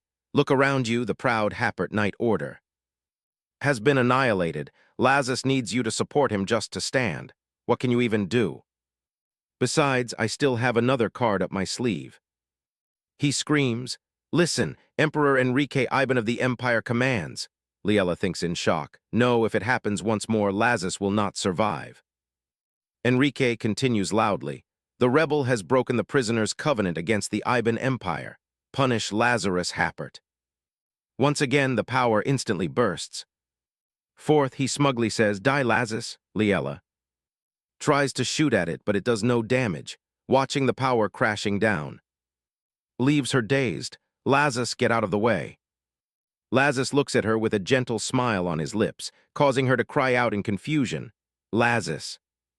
On this side, Hera has awakened, the boy senses the danger of this moment. Lazarus says, I am sorry, saying that he pushes her away. Liella screams, no, Hera sees this and quickly grips the pendant tight. His eyes closed, the pendant quickly emits a golden light. On this side, Lazarus braces himself to receive the prisoner's covenant punishment. It is fine just like this as long as I can save Liella. His eyes close, seeing only darkness, but suddenly a voice rings in his ears. Lazarus. Lazarus, he opens his eyes in shock. Hera is emitting a powerful surge of mana, blocking the power of the prisoner's covenant. Lazarus wonders, Hera, how is this possible? Liella screams, Lazarus now. Defeat Enrique. Lazarus immediately picks up the sword and approaches the Emperor. He wonders, how can that brat use that power? How is this possible? Liella says. Even if you live a lifetime, you will never know. This is something a person like you can never possess. Damn it, damn it. Lazarus raises his sword because that is pure love. With that, he slashes towards Enrique, sending him crashing to the ground. Liella turns to look at Hera. Well done. My son, you are truly worthy of being the heir of the Happert family. Then Lazarus throws his sword down and steps forward to lift Hera up. He holds the boy tightly in his arms. Thank you, my son, Liella speaks up and asks Lazarus. He looks up at her as she questions him. Hera, is our hero all right? Of course, he is only asleep. I am so sorry, it is all because I acted on my own initiative. I am fine, Lai, but I was so terrified thinking you were gone. It is my fault for running away to the kingdom of Nixon, and this attack is also because of me. Because of me, you fall into traps time and time again. That is not true. Your departure to the kingdom of Nixon is part of my plan. What? What do you mean? My running away was part of your plan. From the day you left where you were and what you did, I received reports on everything. How is that possible? Did you not see him? There is a man who persistently followed you even when you said you would go. Alone, right at this moment, Hijit sits up weakly and asks, my lord, are you all right? She asks in surprise, could it be Hijit is? Yes, Hijit took on the task of reporting your whereabouts. To me, even the threat that I am your husband, always turning a blind eye to your sins. I have put his mana into the prison. Why do you think he agreed so easily? Thanks to you, I can easily subdue Happert. It is not too late. I will put everything back where it belongs. Even the fact that you witnessed the prison and decided to leave me, Hijit reported it all to me. You knew everything, yet you pretended not to and let me go. I did not want to leave you at all. That is because stopping you or persuading you to stay by my side will not solve anything. When I learned that Enrique was using the prison as a secret to threaten you, I realized, just as Enrique said, that I could not help you with anything. He made me feel completely powerless. He will not stop until he captures you to keep you by his side as a tool to purify the hall. We would have been threatened forever, so I decided to kill Enrique, if the Happert family. Rebels, they will target you, so I thought. I should let you go instead of dragging you into this. That is why Hidget went with you to ensure he could bring you to a safe place far away from the Empire, so that is how it is. If Lazarus finds out you helped me escape, I will take care of that. Lady Liella, you do not need to worry, you must focus on not letting the Lord trace you. If you get caught halfway, the situation will become far more complicated. He does not let me contact the outside. The window is too old, so I am planning to repair it. I reinstalled the locks on the doors and windows because I am too sensitive about my own safety. It turns out he is acting on Lazarus's orders. So you knew everything all along? Of course, did you really think I would let go of you? Hidget, please take care of Hira and those who are unconscious. Take them to safety. Yes, my lord. Let us go, Liella. Yes, but where to? We must let everyone know that the war is over outside the mansion. The battle still rages on. Lazarus's group quickly appears at the top of the mansion. Lazarus shouts loudly, "Listen up. Everyone," he holds up Enrique Iban's severed head. "Enrique Iban is dead. The war is over. If you lay down your weapons and surrender, I will spare your lives." The Happert Knights cheer in excitement. Happert has won. Meanwhile, the enemy drops their swords in stunned silence and surrenders. Hidget holds Hira in his arms, feeling a deep sense of relief. At this moment, Rosanna and Rudger also wake up. Liella looks over at Lazarus, a gentle smile gracing her lips. The battle with Enrique ends just like that. Although Lazarus's injuries are quite severe, they will not leave any long-term effects. The doctor says it is fortunate that the damage is limited to this. The 3 members of the Happert Knight Order are also recovering without any major issues. Baron Dark Blake is currently in prison awaiting trial. Now that Henry is gone, he becomes the one bearing the greatest responsibility. With Henry dead, everyone returns to their loved ones. All of these things happen in just a single night. There is only one thing that has not returned to us. Since that day, Hira still does not wake up, and the madam sits there for days without eating. Although the doctor says there is no major issue, the young master still does not wake up. The madam must be so worried. Lady Liella, even so, you should still eat something. It has been days since you last ate anything. I am fine, but Hira has not woken up yet. How can I swallow a single bite? Hira saved all of us. How can I eat in peace? How can I act as if nothing is wrong? Wake up, Hira. If you do not open your eyes, Mother will. Mother really does not know what to do anymore. Please. My child. Her tears accidentally fall onto Hira's face, and her image gradually becomes clear in the boy's eyes. Ren calls out in surprise, "Lady Liella." At this moment, Hira also speaks up. "Mother, Mother, why are you crying?" Trembling, Liella calls out to Hira and pulls the boy into a tight, weeping embrace. "Hira, thank goodness, thank goodness. Mother thought you would never wake up. And it worried me so much." "Me? Yes, after you fainted in the basement that day, you slept for several days, did you know? Why did you do something so dangerous? Why do I not remember? I remember up to the part where I reached the basement, when I regained consciousness. I see Father in danger. Hira, are you all right? It is fine. You do not have to force yourself to remember. It is all over. I am sorry. I must have ruined everything. No, that is not true. You saved everyone. Is that true? Of course, without you, all of us would have been in danger. Father is Father. All right, yes, thanks to you, Father is doing very well. What about Hidget and Rosanna and Rudger? They are too. Everyone is just waiting for you to wake up. If not for your courage, Hira, we would have all met a terrible fate. I want to go see Father and everyone in the Night Order. Mother, during the time you were away, I worked so hard.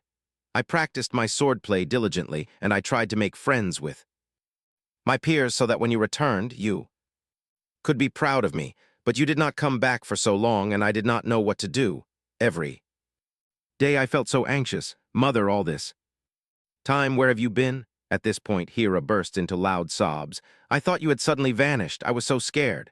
Mother is sorry. It is the same phrase as always. Mother is sorry. I am truly sorry, Hira. But this apology is different from the times before. I am so sorry. Not as Viscountess Marmel, but as Liella Happert, who I truly am. Before, Mother did not realize how you felt.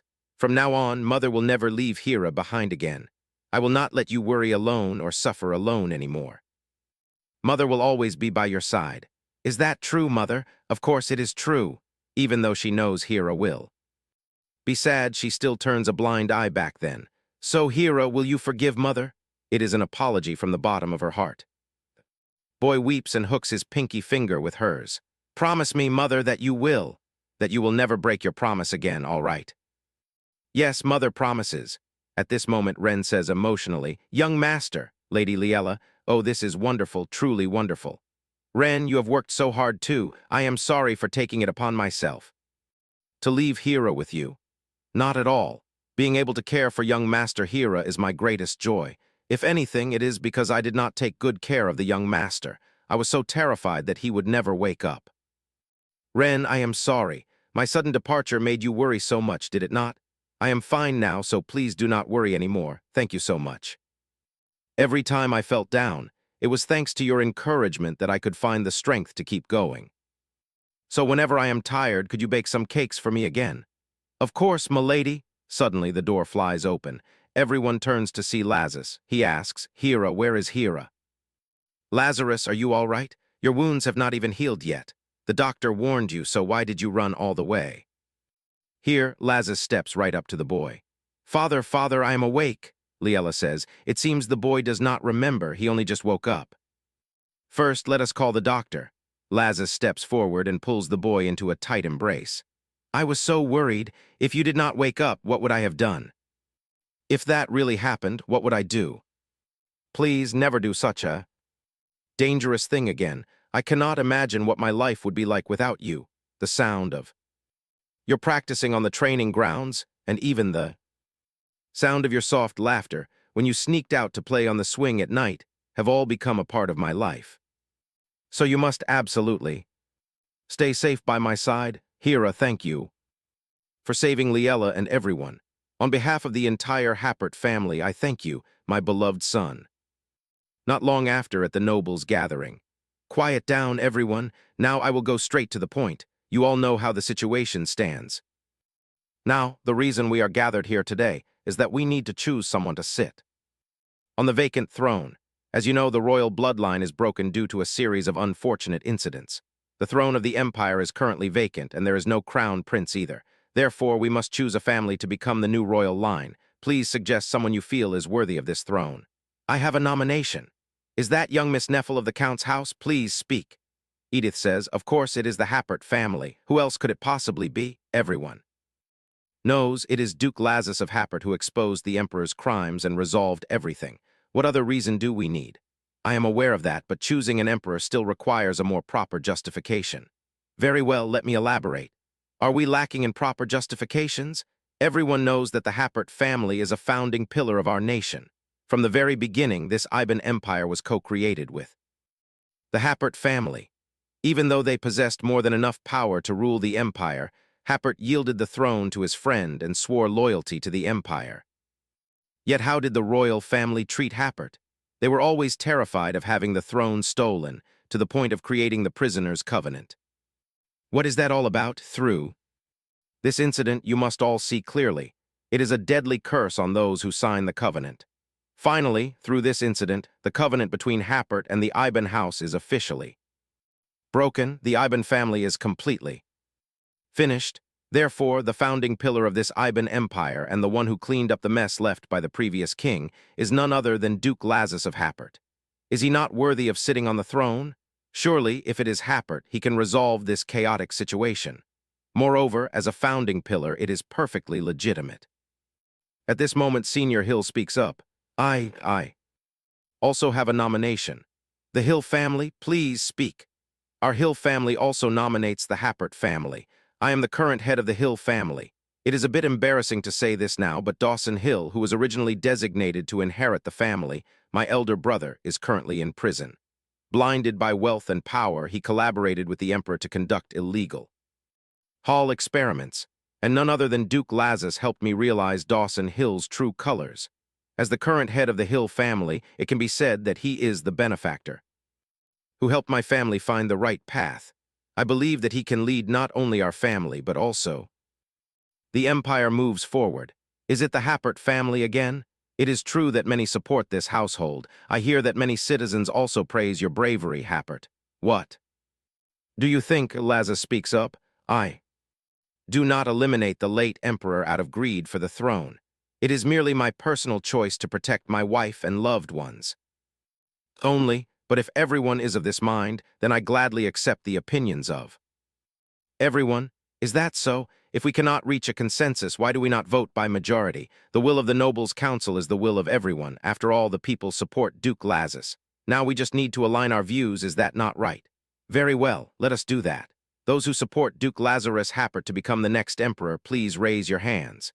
Edith Neffel is the first to raise her hand, and Senior Hill. After that, the nobles raise their hands in agreement one by one. Thus, the result of the Noble Council is that Duke Lazis Happert, the head of the Happert family, becomes the next emperor of the Iban Empire with high unanimity. Not long after, on the day of the coronation, Lazis kneels before the crown of power of the empire, and so he wears the crown. Please bear witness to the new emperor of the empire, Lazarus Happert. Now is the moment everyone knows the new emperor. Liella and Hera look at each other and smile happily. Let us go, everyone is waiting outside. Ah, wait for me a moment. Hera, take this. What is this? Open it and see. Oh my, it is this necklace. Your necklace is shattered on that day. I am sorry, it is a precious item, yet I fail to keep it safe. I do not even remember what happens.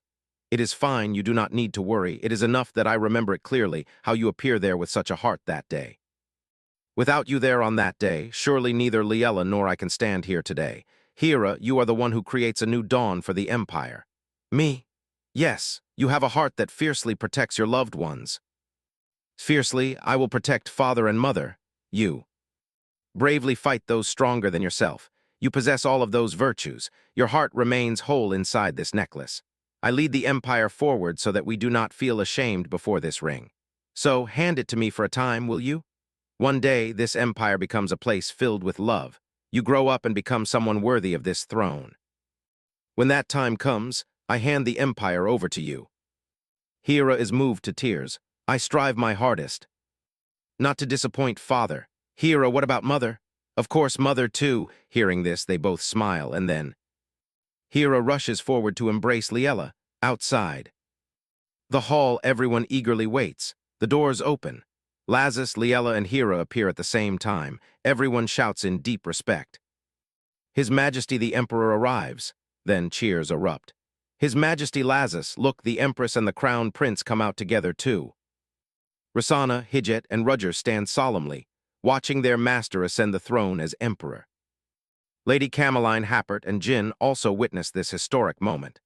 Both Senior Hill and Edith Neffel feel joyful as they see Liella become the Empress of the Empire. At this moment, Rosanna calls out in a booming voice, Happert Knights, prepare. Immediately, they point their weapons to the sky. Lazis, from above, also raises his weapon and fires. Mana rings into the sky. Below, the knights also begin to fire, countless mana rings are created, shining in various colors. Hera's face shines with excitement. Lazis shouts, everyone listen. The new emperor, Lazis Happert, has words for you. This empire until now is ruled by the strong, led by the Iban family who monopolizes power, fighting, and scheming to seize the throne. You already know the outcome. To win the battle for the throne, Enrique fakes his mana using the Hall mutation. Perhaps some say that Happert's mana is also just power after all. I too once think this way. Without strength, everything can be stolen. Love or friendship, all is vanity. I believe that only the strong can hold on to everything. But it turns out that is not the case. Violence only breeds more violence. You hold nothing in your hands. Strength is merely a means to protect the ones I love. Teach me that. I promise everyone present here, the era of the strong plundering the weak and the weak being plundered ends. In this empire, from now on, the strong protect the weak. Everyone lives in equality and freedom. The mana of Happert is no longer a power for conflict, but a power used to protect all the citizens of the empire. Hear this clearly. From this very moment, the Iban Empire vanishes from bloody history. And so the speech ends. Upon seeing Lazarus, everyone bows in deep respect, seeing the family of three. Together in affection, Roger speaks. Ah, I am so jealous. What is it this time? Seeing that makes me want to get married too. Maybe I should look around for someone I like. What, around you? My surroundings are filled with nothing but nights. Are there only sweaty guys like you around? Hearing this, Rosanna snaps the spoon in her hand, muttering through gritted teeth. These rascals. They continue, the only one who isn't a man is the captain. Do you really think you can date her? Hijat replies. Of course that is. Before he can finish, Roger interrupts. Well, for you, of course it is impossible, but as for me, I think it is not a bad idea. Hearing this, Rosanna's face flushes for a moment. Roger continues, no matter what. The captain is a dependable person. Her face is exactly my type. She is very strict, yet she is also quite cute. Right. The moment those words escape his mouth, an icy voice echoes from behind. Hijat quickly flees, leaving Roger standing there in a daze. Huh, what nonsense do you dare speak about? The captain, repeat after me. I will not be disrespectful to our esteemed captain ever again.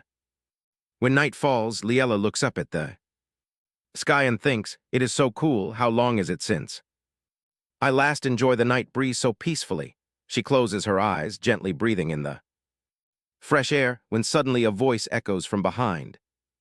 Liella, so you are here. She turns around and sees that it is Lazarus. Ah.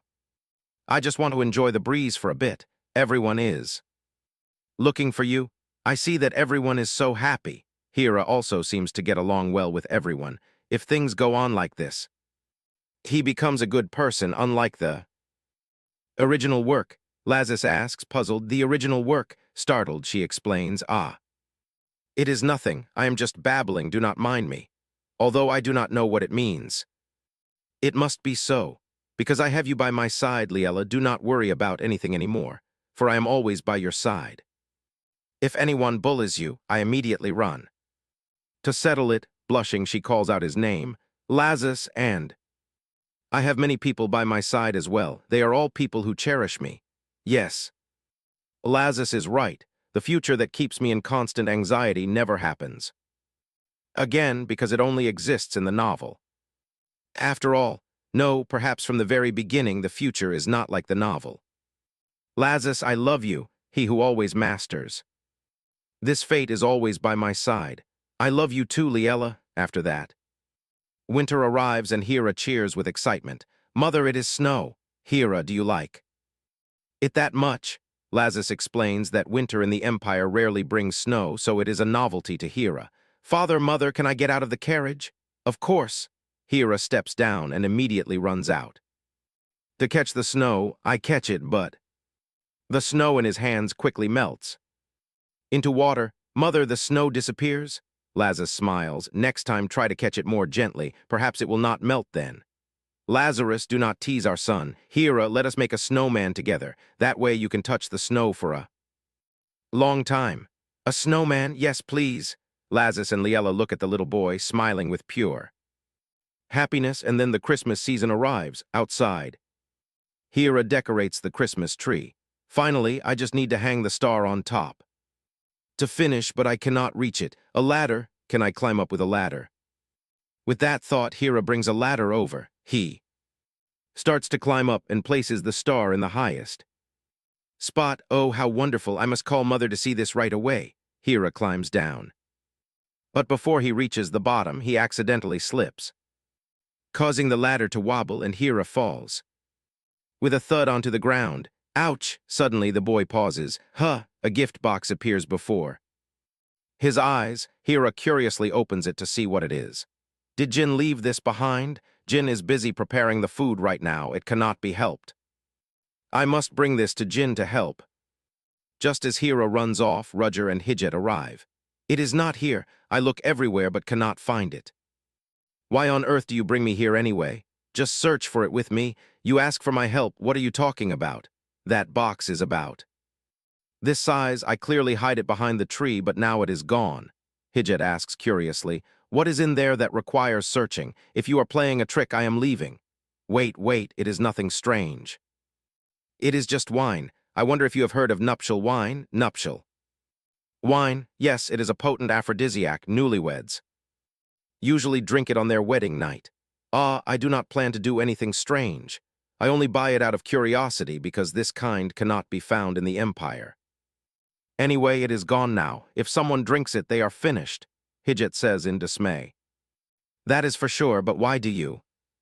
Leave it here. It is always darkest under the lamp. I think hiding it among the gift boxes keeps it from being noticed. Besides, it is easy to find again. Do you really think that works? Hira can open all of these. Why do you not attach your mana to that box from the very start? Are you a genius? You are an idiot, you fool. Guy, in short, search quickly, I want to destroy it. With that, they both search for it. Meanwhile, inside is a cozy dining table. Only now do I get to be alone with you. Hira is so tired that he falls asleep. Tomorrow, when Hira opens his gifts, I wonder how happy he will be. Lazarus picks up the wine bottle and shakes it. Then, let us also raise our glasses. What wine is this, darling? I found it on the table, surely, Senior prepared it. My alcohol tolerance is not very good, so I should eat a little more before drinking. I know. Then the two of them raise their glasses. Merry Christmas, Merry Christmas. With that, Lazarus lifts his glass and drinks it down with relish, but immediately after he freezes. Liella asks, what is wrong, darling? It is nothing. Eat up, you must be hungry. Liella furrows her brows, thinking, what kind of drink is this? Is it poisoned? What kind of wine behaves like this? He looks at the label that reads, wedding wine. He ruffles his hair and curses inwardly. Damn it, who on earth brought this here? Liella, do not drink that wine.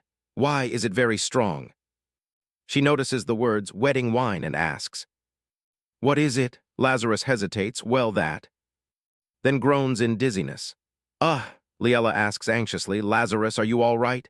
His face is flushed and he is sweating profusely. Come here, let me check. Are you drunk? Suddenly, Lazarus embraces her, his hand squeezing Liella's hand tightly. Stunned, she asks Lazarus, what is it? Before she can finish her sentence, Lazarus claims her lips. Both of their faces flush a deep crimson. After a moment, Lazarus releases her, then suddenly strikes Liella's neck, knocking her unconscious instantly.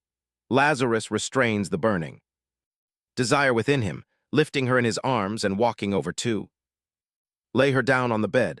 Panting heavily, he finally regains a bit of his senses. Wedding wine, I do not know who pulled such an interesting stunt. He speaks in a dark, cold tone. Who on earth brought this here? Outside, two people are still searching desperately. There really is none. Look carefully again. I said there is none. Where on earth did it go? Why is it not here? Let us check somewhere else.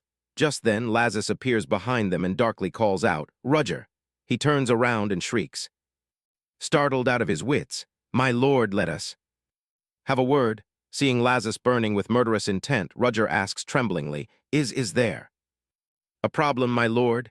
Lazarus holds out the wine bottle and demands, what wine is this? Because of this I ruined my dinner with Liella. The effect is quite potent. It sends one straight to the clouds. Do you not know what it is? Roger stammers, well, that, and glances at Hijit for help, but Hijit avoids his gaze. Roger reaches out helplessly. Lazarus asks again in a cold voice, is this wine bottle yours? I am sorry, I only bought it out of curiosity. I have no idea how it ended up there. Right, I knew it is you, buying wine while on escort duty. And what kind of wine is it? Wedding wine. It seems you wish to receive extra training. No, that is not it, my lord. Please, no. An extra month of training for you. Any objections? No, my lord, I dare not. Meanwhile, inside the room, Liella slowly opens her eyes and wakes up. She sits up and calls out for Lazarus. Lazarus, where are you? As she passes by the window in the hallway. She pauses. So beautiful. Christmas this year is truly a white Christmas. Suddenly, Hira runs over and takes her hand. The boy smiles brightly and says, Mother, Hira, why are you not asleep yet? I am waiting for midnight, Mother. I want to welcome midnight with you. It is midnight now. Mother, come look at this. Hira, what are you planning to do? Hurry, Mother. With that, Hira pulls her out to the Christmas tree. Oh, is everyone here? Yes, Hira wants to show us something. Wait, why is Roger here? You do not need to mind him. Hira says, everyone close your eyes. Quickly, like this, Liella wonders. What Hira has prepared. Roger mutters, oh, do not tell me everyone will disappear when we open our eyes. Rasana snaps, shut up, will you? Hira's voice rings out, open your eyes now, Liella sees the glittering Christmas tree and gasps, it is gorgeous. Hira is this. Mana, it is definitely Mana. How is it? Do you all find it wonderful? Yes, Hira. It is truly beautiful. Liella creates another. Mana ring, it will look even better if we do this. What do you think? Wow, absolutely stunning. Laza says, I cannot lose either. Roger and Hijit chiming in one after another. Oh, then I must also pitch in. There is no helping it. Thus, the Christmas tree is surrounded by numerous colorful Mana rings. Hira exclaims in excitement. Wow, this is the first time I see such a beautiful tree. Yes, it is indeed beautiful. Mother, father. Merry Christmas, and to Hijit, Roger. And Rasana too, Merry Christmas. Liella leans against Lazarus. I will never forget this Christmas for the rest of my life. Neither. Will I Merry Christmas, Liella, everyone. Oh, why is this here? Roger replies, I wanted to make a surprise. Oh, that is the wine I picked up. Did it taste good? So it turns out Hira took the wedding. Wine away, time flies. Swiftly, by the garden swing. A voice rings out.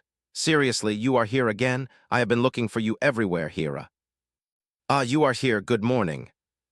Rose, you dummy. What do you mean good morning? Hurry up, my brother is looking for you. Huh, why? What do you mean why? Today is the Empress's birthday festival. We must get dressed before we can go. I told you to try on your outfit this morning. Did you not listen? Ah, I remember now. I can just wear this. Your brother is far too fussy, unlike Senior. My brother is indeed a bit stiff, but he only does it for your own good. He does not hold a grudge against his own mistakes. Although His Majesty forgave him, he is still constantly worried because he allied with the rebels and ruined the Hill family's banquet, so do not mind it too much. He is just a little too enthusiastic. Hey, Rose, what about you? Why do you take such good care of me?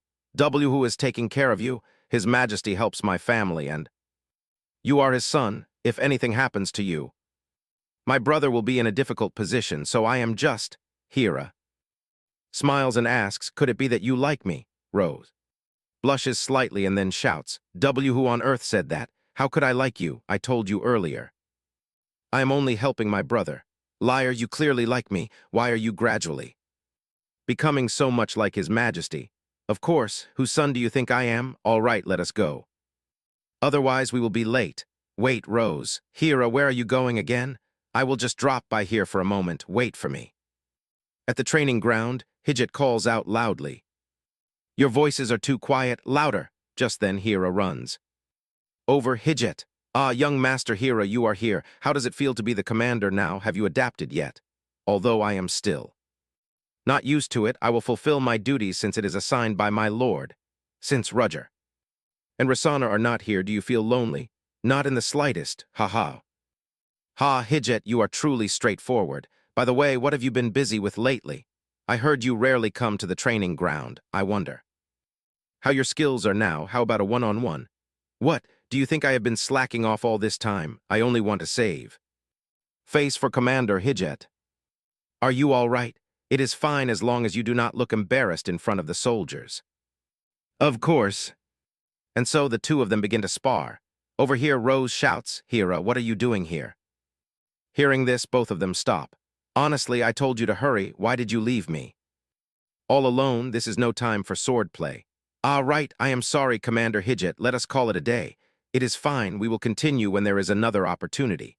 Rose tugs at Hira's arm, saying, if you do not hurry, my brother will be truly furious. Let us go. No, I am coming. Hira turns back with a smile. We will continue next time, Hijit's mind is cast back to his childhood by the image of Hira, leaving him momentarily dazed.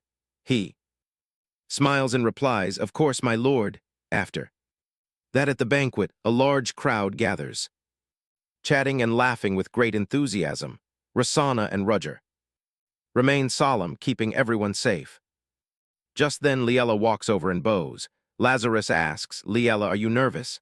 Of course I am. It has been so long since everyone gathered like this. And it is my birthday, too. I have never experienced this before. What is there to worry about? I am always by your side. Everyone comes with a joyful heart to celebrate you. Do not worry. At all, today will be your happiest day, so just relax. Suddenly, a voice rings out. Lady Edith, please do not be like this. Wait, I must go in and verify first. Liella turns around to see Edith shouting, I knew it. Your Majesty, monopolizing the Empress on a day like this is truly unforgivable. Senior quickly covers Edith's mouth. Ha, greetings, Your Majesty. Happy birthday, Empress. Hearing the loud voice, Rosanna runs over and asks, Are you all right, Your Majesty? Even. Senior also rushes in. Is Lady Liella all right? Yes, I am fine. It is always like this. Suddenly, Rosanna smacks Roger's head. It is all because you are too busy eating cake, you idiot. Why are you hitting me? You are eating too. You even told me to bring you the piece with strawberries. What? Now you are blaming me. Do you want me to beat you up? Is that how you speak to your lover? Really, you silly fool. Seeing this, Liella covers her mouth, letting out a soft giggle. I made that cake myself. It seems to be quite delicious. How fortunate.